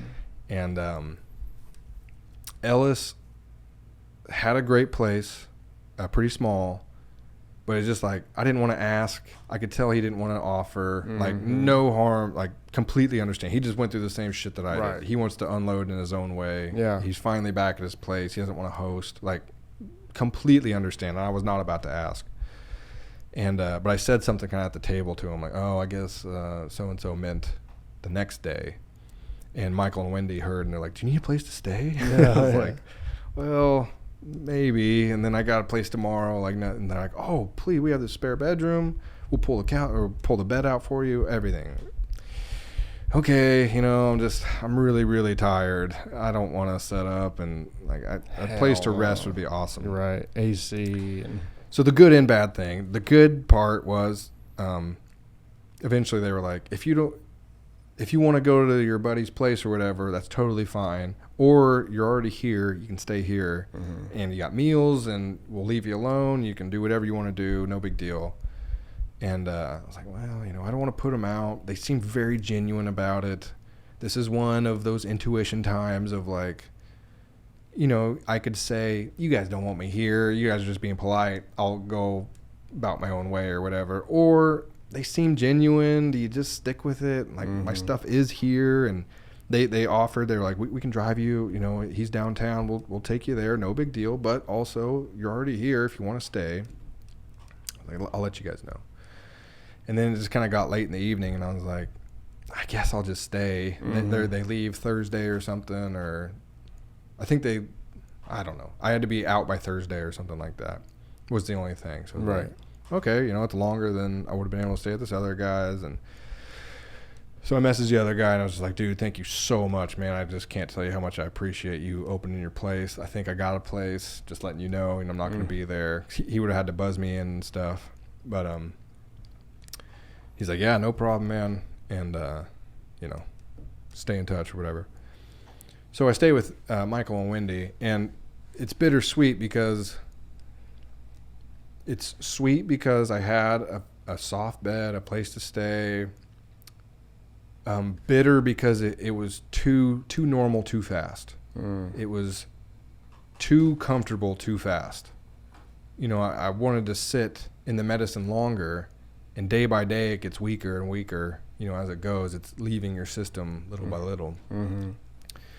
And so, and sweet, they took me around, and like we went to Golden again, and they showed me around, and then they took me to Red Rocks Amphitheater. Oh, yeah. So I've never seen Red Rocks. Awesome. And they have like a whole museum of who's been there and everything. So like I got to do things, just like going to the Hape ceremony. It opened so many other doors that I got to do that are more like, this is Colorado, not walking on the road. Yeah. You know. Right. And so both of them did a lot of that. And one day Michael was like, "Do you want to take a bike ride?" Oh yeah, I remember. Yeah. Why not? I'm not gonna say no. I'm not saying no to anything. You know, I'm still in yes man mode. Right. And so we went to the park and stopped at a picnic bench, and we just sat there and talked for probably a good hour, just life and his life and my ceremony and everything else. And they had done the May ceremony, which is how they knew Ellis and Miles. And so a lot of good things, but it wasn't until Wendy, I'm sure you're just finding out about this right now, but so there was a satsang in Boulder, which is essentially Ash sitting in a backyard with some people who want to go or whatever, and it's almost like a workshop or something, and he'll talk and he'll, you know, guru stuff. Yeah. And I was planning to go to that, and instead I went and bought a pack of joints, and then it was getting late. It started at 7. It's dark at 9. And it's like, I need a spot. It's in the middle of Boulder. What am I supposed to do here? So I hung out in Boulder for a while. I walked up and down Pearl Street again, and that's where. So Pearl Street, Boulder, was the first time I was in public after medicine. Even though it was like 4 or 5 days, but it's like, I'm really curious what 2 days would have been like or something like that. But I'm walking, and I've never felt so third person. I was so out of body. I was looking just straight ahead, walking. I think I had my sunglasses on, and I was walking straight ahead. And there's a lot of people, and it's like a street made for walking, so it's like all bricked or whatever. You know, it's like made for foot traffic, but it's like street size. And so, dude, it was like a choreographed play. It's like people were like predestined to walk where they're walking. They were pre-choreographed to go where they're going. And the people sitting at the table eating their lunch, was every movement was pre-recorded and pre-rehearsed. And a guy kind of like, he didn't cut out in front of me, but like he, you know, it wasn't rude or whatever. He like pulled out in front of me or whatever, and it was like, everything is unfolding. You know, everything's already happened, yet it's unfolding right now. It was like the strangest feeling. I was like, that was weird. Let me snap out of that, because I don't like that. It was so much. You look around and it's like all randomness, because who knows what the next second is. Yeah. And this was like, oh no. Everybody is walking the path that they are going, and they are already there, just not there yet. Oh, wow. Really strange. It's like, okay, that was weird. But very cool, and it was like clearly the medicine. Okay. Right. So I was like, okay, I'm not going to go to the satsang. It's just too late. And I don't want to ask somebody there to stay the night at their place, you know, and just keep couch crashing or whatever. So I was like, well, I had that spot south of Boulder that I camped before. Yeah. So I revisited that spot and stayed another 2 nights. And that was very, very cool, because I had done the exact same spot, completely pre-ceremony and sober. So I don't think I was in dieta, but I didn't have anything. And so I was there in camping or whatever, and then I revisited, and to be in the exact same spot, exactly the same spot, like you could see the dead grass, like, oh, nice. This is where I was. To be at that exact same spot after ceremony, and to be able to like really compare and contrast like my feelings and everything. Yeah. That's what makes me think like, dang, I should have been out here sooner. To like really, no distractions, no dinner time. Right. It's just all, you just sit here as long as you want, and you can write about it. And that's kind of what I didn't do. I wasn't really writing as much as I wish I had been after ceremony, because I was in a house and I was comfortable, and there's food around, and now we're doing this, and it's like, yeah, I want to do that, and that's all distractions and excuses for writing. But like then back out in the wild, I don't know, something hit deep. It was like, this is cool. I like this. I can see better the differences. I'm back on my own, and I'm not distracted, and everything is visible from a, direct link of I was exactly here pre-ceremony, and now I'm exactly here post-ceremony. So I camped for 2 nights, and then it was Saturday. And I was hanging out with Ellis on Saturday, and I knew Sunday night there was the church barbecue. And they had truffles there, so they were like, you can crash here if you want, or take off or whatever. And Ellis said, either way, you can either crash on my couch, and he said he'd get me to the airport on Monday. Okay. But it was Saturday, and we had gone out before the last time I stayed, but we were on dieta, so neither of us drank. We had waters, and we're sitting at this bar, and I was like, oh, God. It was fun. It was fine. I was just thinking, if I could, I'd be buying some drinks. But so I was like, if you want to go out, I'm down, and we can hit up wherever. He's like, okay. So Saturday, I pack up camp, and I'm going towards this haircut place, Supercuts. But it was in town. It was probably like 2 or 3 hour walk. And I get there, and Ellis has hit me up about this time. And I was like, yeah, I'm going to get this haircut real quick. And but they said it's like a half-hour wait or something. He's like, well, I'm almost there. So he pulls in. He's like, let's go get a haircut downtown. It's closer to where I live. And like we can wait as we drive or whatever. So he hits up this place. I was like, I don't care. I just need a basic haircut or whatever. And so he hits up this place, and gets me in or whatever. I'm like, okay. He said, well, I'm going to go grab lunch for us, and you get your haircut or whatever. So, okay. He leaves. It's my turn. I get up there. I'm getting a haircut, and I wasn't going to say anything. But she asked. Right. She asked, what are you doing in Colorado or whatever? I said, I just got out of a ayahuasca ceremony. Luckily, it was a roll of the dice, because I didn't know how she was gonna. What's ayahuasca? Like, that's what I didn't want. Right. And she knew all about it. She's like, ayahuasca. I've always wanted to do that. Like, okay, cool. We can have a conversation about it. Right. So I'm telling her about ceremony. I'm telling her, yeah. Then I walked here, and that was the whole thing. And then Ellis comes back through the door, getting groceries. I was like, Ellis has to be so tired of me telling this story. I don't think I said anything, actually. I think I kept talking. And then I was like, okay, thank you. And I wrote down the name of the church, and the Gervais, wrote her name down. I wrote my name down. I was like, this is where I went. No, whatever. I can vouch for him, though. Like, it's up to you. Let it call to you, and follow where it calls. And then we get outside, and I was like, before you say anything, she asked. Right. She asked about it, okay? I did not bring it up. I'm tired of talking about it as much as you are. He's like, hey, it's fine. And, I accept all things. Yeah, I accept that too. And so then we go out and have a few drinks. Good time. We were at the bar. And he would approach girls with I am enlightened. I have tasted ayahuasca. And then I joked. I was like, you just need, because it's a talkative subject. If people know what it is, they want to know what's it like. What they have their questions. And so it really was quite the icebreaker. And he dragged me in on one of those conversations. It was he was talking to a girl and her mom from Texas, and the mom had no idea what ayahuasca was, and the daughter was like, it's drugs. So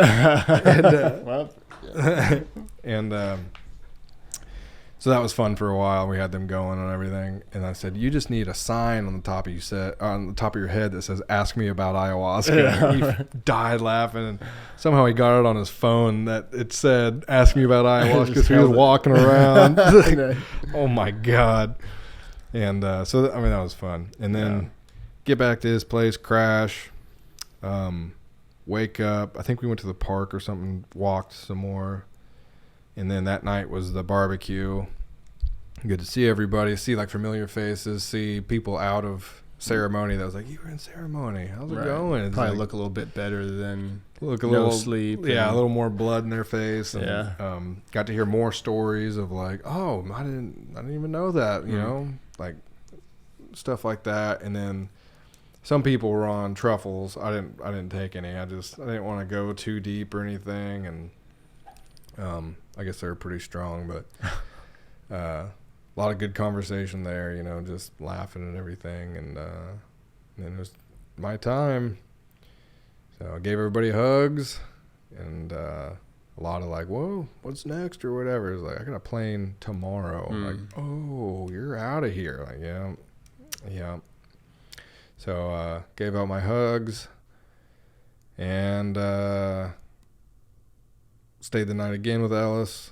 And then the plane, 1:30 flight. So we got there at like 10:30 or something, 11. It was July 4th. So luckily the airport was just about empty. And got on just fine. A little turbulent, getting going, and then smooth sailing after that. And got back, and you guys picked me up with the dogs. Got a little Chick-fil-A. That was pretty much it. That was the end of it. I had closing statements on integration, and that's when really people got honest and just like, this is it. And yeah, like I said, you feel like it's going to last forever, and all of a sudden you're saying goodbyes to the people of ceremony. And it's like, well, we're never all going to be same place, same time, everything. Same brew. Even if I meet one or two of you in the future or whatever, it's like, it's not all of us. It's not all together. It's that group energy will never be the same. And I mean, I do feel very confident that, either way, if somebody called on me that was in ceremony, that they get a different level of respect or of loyalty or whatever. Right. Priority. And I would feel it vice versa too. I'm not saying they're going to the top of the list, but more than somebody I bump into Walmart or something. Oh, for sure. It's like, there's something much deeper there that says, I trust you already. What do you need? And I'll do whatever I can to help you. And so got back, and still a lot of unpacking to do. There's a lot in that trip. I know, like Ellis, he got done with his first trip, and that Sunday he said, I'm coming back next month. I'm already coming back. I know I'm coming back. Me, I thought about it for a while. I thought, I'll give it a year. Within the year, I'll be back. But there's so much to unpack. There's a lot of integration, and that's what they call it, of like, if you just come back, you're not supposed to do that. That's experience surfing. You should get some kind of message and then be able to chew on that for a while, integrate it, and pull it in. And so I guess a lot of my post-ceremony-ness is like, I came into contact with somebody who generally does not give off good energy. And a lot of the times, every time really, I would adopt that energy in my own way and pretty much shut down, not make eye contact, shove everybody out, and just get out of the circumstance as much as possible. And this time, it came at me, and I was like, here we go. And it was a force field, the strangest thing. It was this force field, and this negativity was coming at me. And it hit this force field, and it just went all the way around me and kept going. And I kind of like sat there like, why am I not feeling what I'm supposed to feel or whatever? What I'm used to feeling. And a lot of it was just, you don't have to wear that energy. Like, you don't have to put that on. That's that energy. You leave it where it is, or, it's like, let it pass you by. Yeah, you let it pass you by. And so I've caught myself in a lot of those times, either catch myself or the shield is up and I don't even know what's up. Oh, yeah. And, it's like, I'll catch myself. I'm not really liking this. No, it's okay. Sit in it. Accept it. You're here, and this is it. And So it's like, you know, little stuff like waiting on you to get here, being late is just like, you're going to accept that, and that's okay. Mm-hmm. And where else do you have to be? You know, you had this plan for the day, and things like that. Uncomfortable times where it's just like, if you accept it and you just sit there for a second, it'll pass. Like, it'll pass a lot faster than if you were to chew on it and, can we please? You know, it's just, I don't know, let it be. And then maybe as far as my intention going into ceremony, a lot of it really boiled down to questions lead to more questions. So, you know, you can ask the existential questions if you want more questions, but a lot of it you can just accept, be okay with it, live your life, you know, try to do the right thing. And there's a lot of peace in that if you don't want to ask more questions than you have, because it's like, I want answers to my questions. And life kind of is like, ask your question and I'll give you more questions. And I'm like, God dang it. So a lot of it is, so much of it is just accepting and being at peace with what is, and changing the things. What's that old saying? Change what you can change. Change what you're... Give me the strength to accept what I can't change, and something like strength to change what I can, or something. Yeah. Very true. So I, you know, if I do have some kind of question approach that is an intimidating question, I'm more likely just to leave it be, because it's just going to bring up more confusion, more detriment. Just accept. And I don't really have much of an ending, but I'm back home and still unpacking and going through my journal and my notes. And I think some way or another, if it's an ebook or something, I'll put something out. And I'm working on it. It is started, but it's a lot. So I need to be disciplined and make that happen. So, shitty first drafts.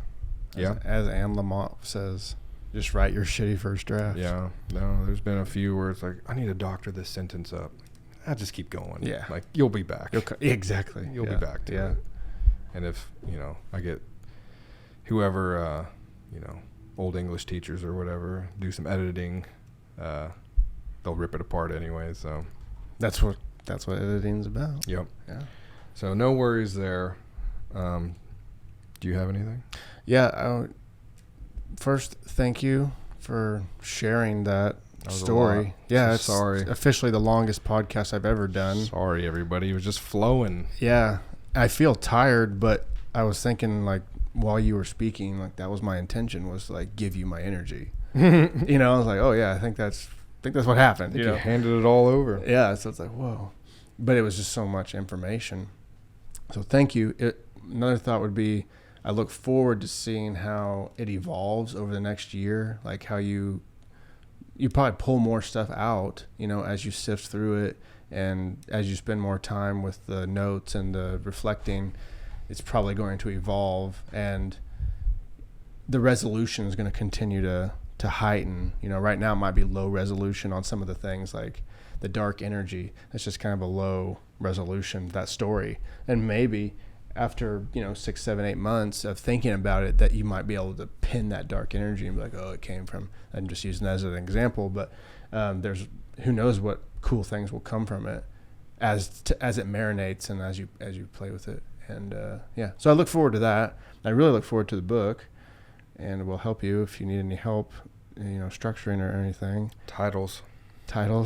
Right now it's something like Casey's Incomplete Guide to Ayahuasca or something like that. That's kind of funny.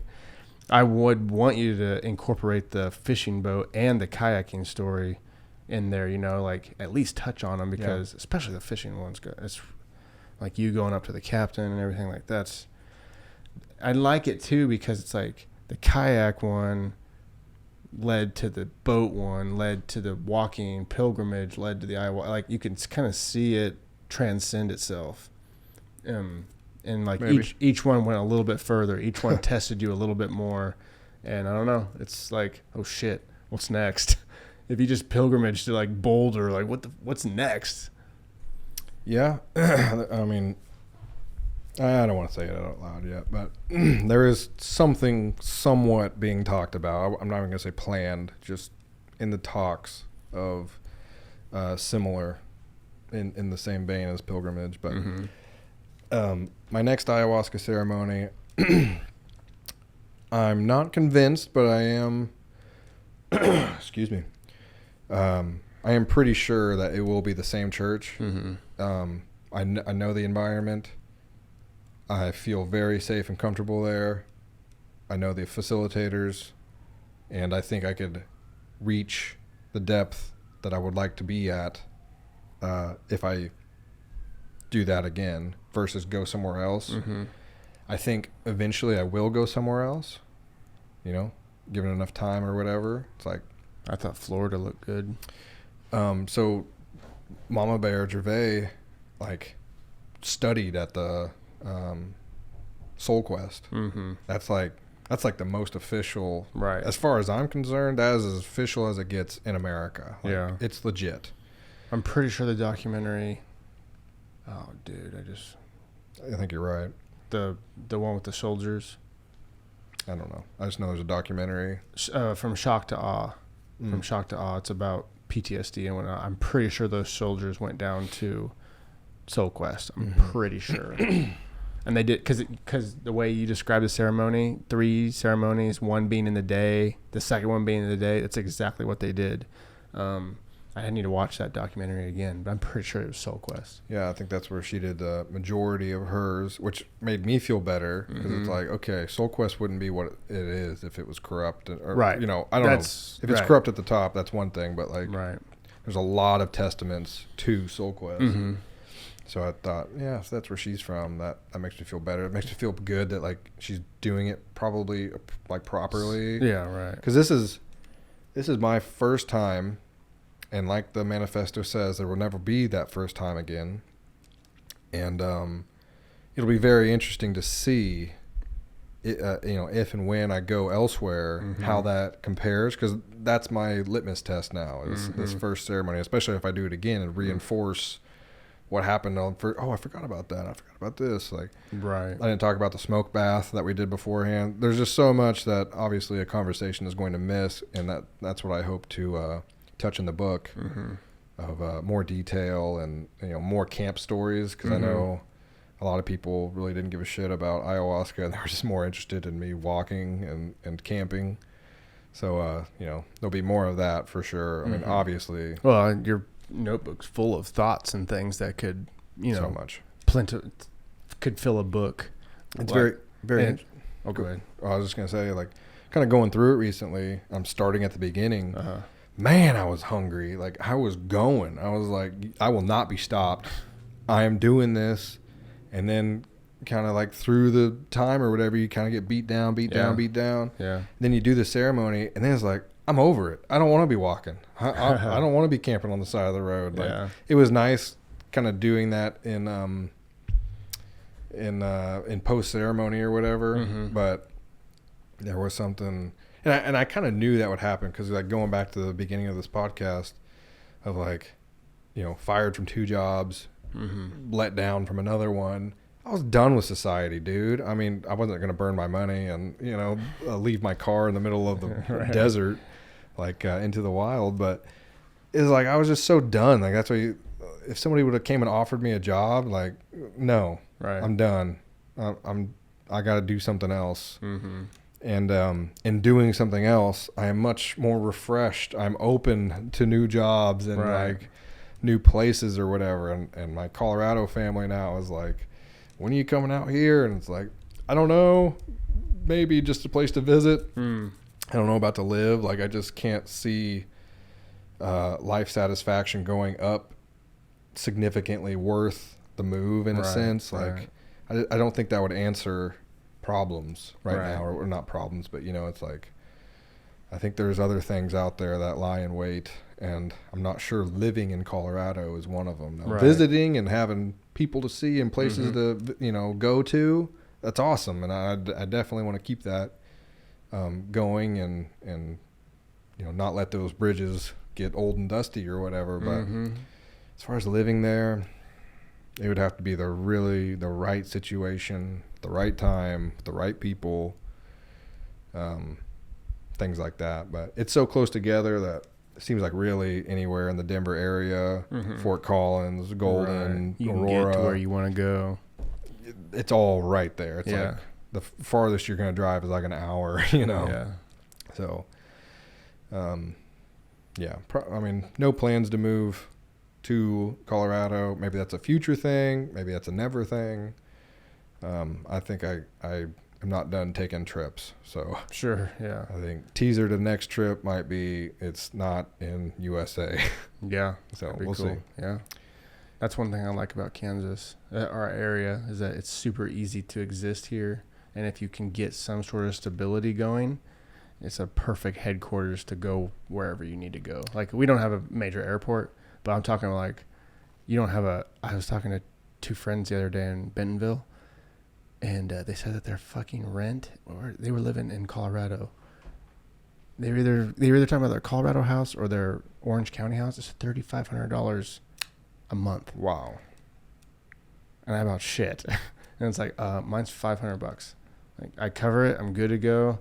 Keep the rest of the money. I got other bills and whatnot. But point is, like, that's one thing I love about like this place. Easy. Once you get established, it's easy to exist, and then you can like take your money and live like a king in Colorado for 2 weeks or a week or whatever, or save up and hop over to South Africa or wherever.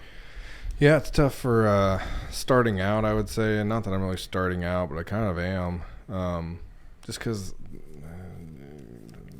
Lack of opportunity. As far as hiring, who's hiring? Yeah. Man, But if you can score like a remote job or if you something can score like that, something, then the cost of living might be worth it. But dude, they have King Soopers and what's their other store?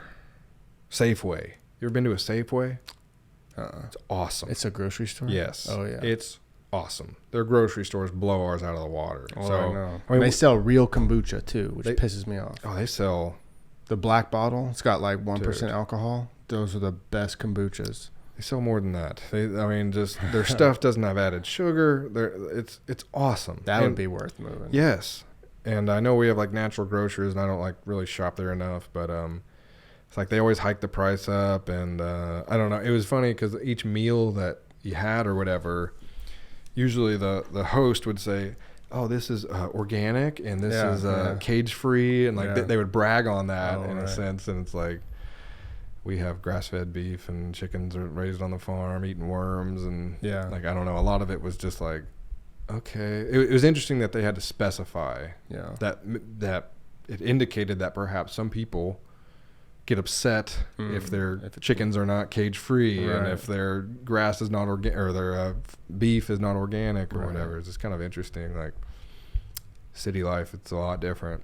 Yeah, there's a lot more opportunities and a lot less opportunities. Just depending on where you look. Like LA, there's a ton of opportunities, but this market is saturated. Like, everybody's an actor, everybody's a videographer. Here, it's like, I know most of the videographers around here, and we're all friends, Yeah. And we all can have strengths and weaknesses, and there's still enough jobs to go around, and there's still enough jobs in LA to go around. If you're talented, you'll pick it up. But yeah, just different dynamics in different places. So yeah, well, I got one more thing. Close us out. Oh, are you ready to end? 6 hours in, dude. We had one person write in. Oh, yes. Do you remember? Yes, Mr. Bradley. Brad Ash was the sole person. You got to listen to all 6 hours of this to get your answer. We waited till the end on purpose. Let's see if he gets here. We know Caleb's here. Oh, yeah. Caleb's here, dude. Might have taken him a day or two. He just like snapped out of a nap. Like, I'm here. I heard my name. I'm here. Yeah, I heard you. That was crazy. Ayahuasca. So I believe Brad asked if I were to take the trip again, what are the 3 things I would have to take, or if I could only take 3 things? Yeah. So I thought about this one, and I went through a few things, And my first thought was like, I don't know. I just kind of like mentally went to a different trip of like, what would I start with? And like water purification came up first. But I also thought, which, I mean, we didn't even get to the diarrhea story. Yeah. So, I mean, I got diarrhea on this trip, but guess you'll have to read the book. I thought water purification, but also I used it like 3 times, I think 3 to 4 times on this trip, and not all of them were necessity. I think there was one absolute necessity that like I was out of water. I have to pack up camp and go back into town if I want water, or there's a stream right here. So there was one necessity. So really for this trip, which I believe was what his question entailed, if you were to take 3 essentials for this trip. That's how I understood it. So that's what I'm going to go with. Any random trip, water purification. For this trip, in hindsight, which I believe was his question, in hindsight, it's kind of a combo, but like 1, tent. And with tent, I throw in there like sleeping bag, like sleeping. You have to sleep well. And you can cowboy camp, which is sleeping under the stars. Right. I'm not saying you're going to get eaten alive by bugs, but I know like one time I was just getting attacked by mosquitoes where I like the whole evening I had to just hide out in my sleeping or my tent. So I think number 1 is tent, and that is for comfort of sleeping. If you didn't have it, I don't know. It's just, I don't imagine a restful sleep. And that's just so necessary to keep your energy and to keep going and motivation and everything else. Tent, number 1. Number 2, must have spare clothes. Otherwise, day 3 hits and you have a raunchy shirt. Yeah. And bad socks. It's like recycling socks was not fun because about 10 minutes in, they're slippery and gross once more. So getting into a fresh set of clothes, especially like after a wilderness wipe or whatever, was very refreshing and invigorating. So I would say spare clothes, and with that combo little there, the sun hat. The hat that keeps your neck and your head out of the sun, because otherwise it is beating down on you and it's going to hurt. Yeah. I had a red nose a lot of the times. Got to have that sun hat. So I'd say spare clothes for number 2 / sun hat. And number 3, must have for this trip, toiletries. So I'd say bathroom supplies, toothbrush. You had a makeshift or a portable bidet. I did have a portable bidet. I thought I should have brought it, but it's all good. It fits. It's a very small little black piece, and it fits into the top of a water bottle. Yeah. Wedges in, and your water bottle's full, and you tip it upside down and squeeze, and it's like the perfect jet stream wherever you need it. And I used it, and it was awesome. Hell yeah. Oh yeah, it was awesome. That's not necessarily what I'm talking about. I'm talking more of like hygiene. So I mean, you could throw TP. Face wipes. You could throw TP. No, I'd say toothbrush, toothpaste. Oh yeah. And TP. Yeah. Would be like the top essential toiletries. the essentials that you have to have a little bit of. Because I don't know. Go a couple days without brushing your teeth. It ain't fun. Like food doesn't taste very good. You feel stuff in your teeth. I brought little flossers, so I kept pretty good mouth hygiene along the way. I just didn't want to like let things start slipping. Yeah. But I think as far as even as far as whatever it is, appearance goes, it just goes a long way to have a clean smile. And that's why every time I was at the hotel, I'd shave, and I'd leave that out if I had to. Like, I would rather have a toothbrush than a razor or whatever, Right. something to shave with. But yeah, I think in that order, I would say number 1, must have tent. Number 2, spare clothes, and number 3, some level of toiletries to keep you somewhat refreshed. Thank you, Brad, for the question. I appreciate it, and glad you participated and not just listened like all you lazy bums out there who somehow made it 6 hours. If you're sleeping, it's time to wake up. Officially the longest podcast we've ever done. I could keep going, but I think no reason to. I mean, hopefully we scratched an itch, that an itch of curiosity of folks out there that want to know more, but maybe aren't close enough to me to ask, or just too lazy or don't care enough. And I think that's the other thing is, like, I'm not going to talk about it if you don't ask, because if you're not going to listen, I'm not going to waste my breath. Right. So that's kind of how I look at any conversation. So I'm not super forthright, but I wanted to be as forthright as possible on this. So I just kind of covered, as it came to me, but I forgot the diarrhea story, and who knows what else. But man, essentially it's two stories in one. You got your walking, which is weeks and weeks of walking and traveling, and then your ceremony. It's crazy because your ceremony is 3 days. Yeah, but it takes up as much time as the walking stories. Pretty much. And in my mind, it's more ceremony than walking, which is just crazy. Well, and see, that's the same for me too. And I think it's because I followed the walking in real time with the TikToks and, texting you and stuff. And, I was part of that follow. And so it was stretched out over all those weeks. And then the ceremony was, you went in and I didn't hear from you. And then when you came out, it was like, that's all you could talk about. And that's all I wanted to know. It's like, what happened? Tell me. And you tell me a little bit about getting sick, or, session 2 or whatever. And it was like, there was just so much there. And I was like, I know you walked. I saw it. I know you camped. I know that is fucking cool. Tell me about the ceremony. Right. There was a lot of randomness and everything in walking, which I think people they want to know more about, like the day to day and everything like that. But there's so much more unknown traveling done in ceremony of, like, I don't know. I don't know what's going to happen. I don't know where I'm going to go. I don't know what I'm going to think and do and say and feel. I would say 90-10 feeling to psychoactivity, and it's not for everybody. So if you're like, I've never even considered it and I don't want to, like, that's fine. It might not be for you, and that's totally fine.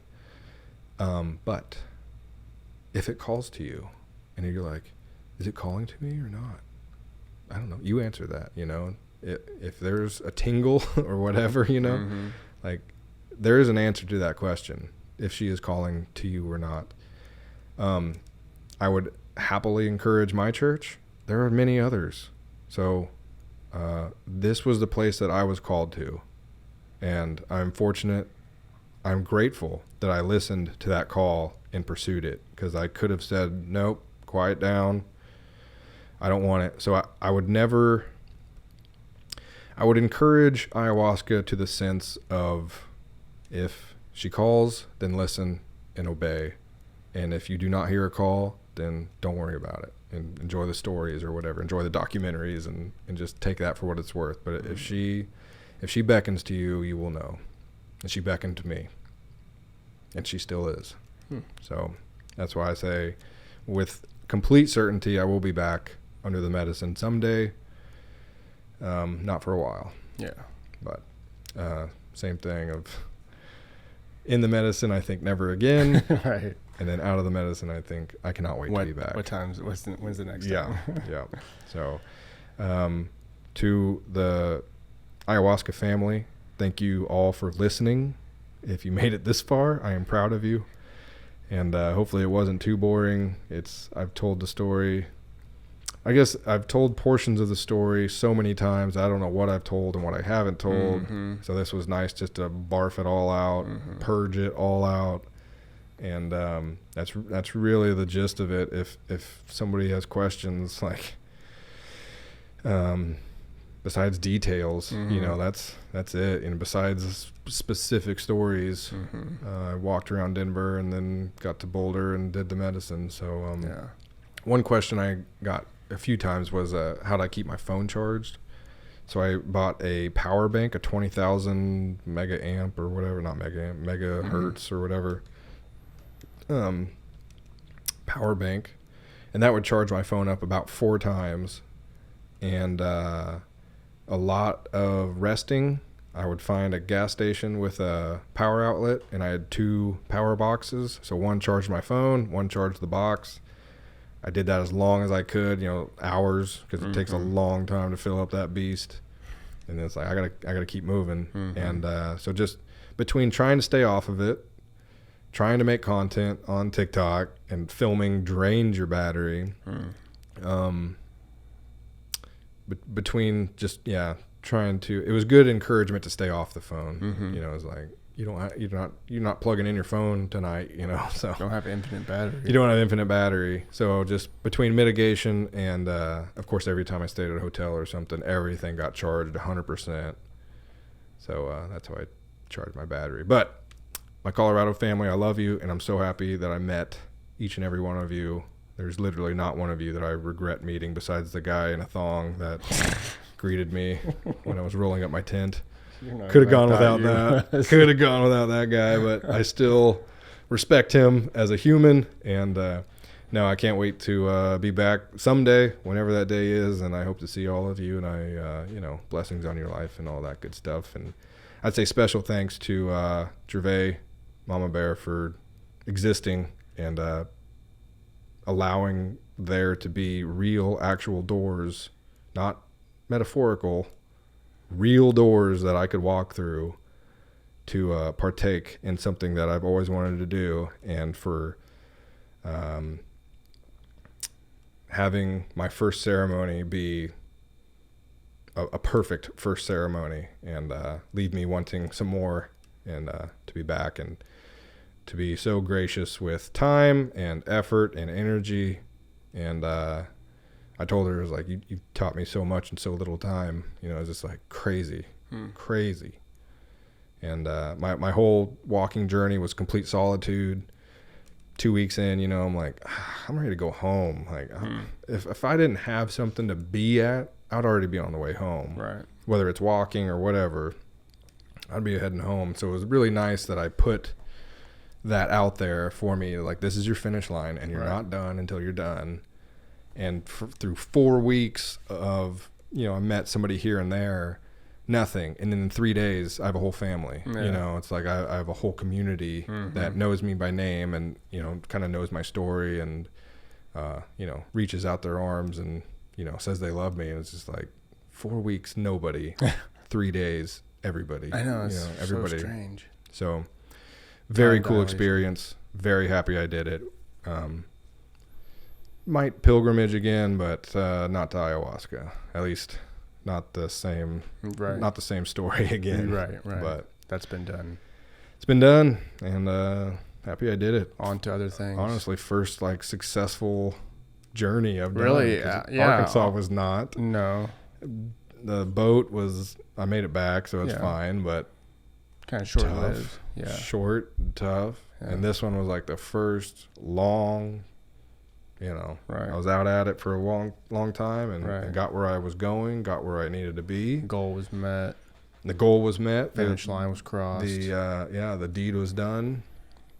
So, finally, sweet success. Sweet success. So, I mean, a lot of that's just planning better, and a lot of that's expectations are better. Lessons that you've learned from your other trips and stuff. I had a water purifier this time. I could have made it a lot farther on that dang river had I had a water purifier. Oh, hell yeah. It's fine. It's over. You've learned. Somebody got a broke down kayak down there somewhere. Hey, we can fix that. Yeah. And thank you too for having me on. Of course. Hopefully if you're interested and you're going to listen, and thanks for listening. Yes. Thanks for coming on. I really appreciate it. I was very excited. I texted you last night. I was just, because I had heard a lot of the story, I had heard like 80% of it, maybe more.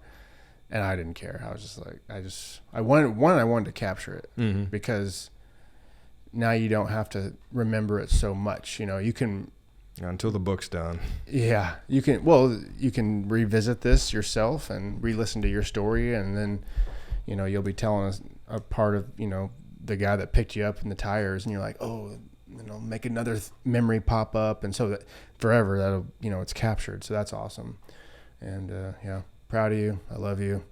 I'm glad you're home. Yeah, me too. Love hearing the stories. I love when you remember stuff and tell me, oh yeah, this happened in ceremony and stuff. And yeah, I look forward to one of these days, maybe ceremonying with you, you know, Absolutely. maybe journeying with you and experiencing it myself. Should be something awesome to look forward to. I'd say don't wait on me when you're like kind of like me on Pearl Street. Like, it's already written. You're already there. You're just not there yet. So whether I'm there or not, do your thing, and I'll support it as much as I can, but you have to be the one to walk. Right. So Yep. I'm at that point where you were before. Like, it's like someday, but what day? I don't know. Yep. I'm at the I don't know stage. Let it happen. Yep. Just let it flow. Don't force it. Don't do it on your roof. Don't do it on the roof. I love you, Wes. Cool, man. Well, thanks for telling your story. I love you. Let's get out of here. Love you too. Thanks. All right, everybody. Thanks for listening. If you made it 6 hours, 11 minutes, 34 seconds in, you're the real MVP. And if you have more questions for Casey, he is the Modern Tramp on TikTok. He's on Instagram, Facebook. First and last name, you'll see it on the post. First Casye, Seifert's Seifert. Hit him up with questions or tell him how much you love the podcast and the stories and any parts that might have touched you in good ways. So, alrighty. Hope you enjoyed it. Talk to you later. Peace.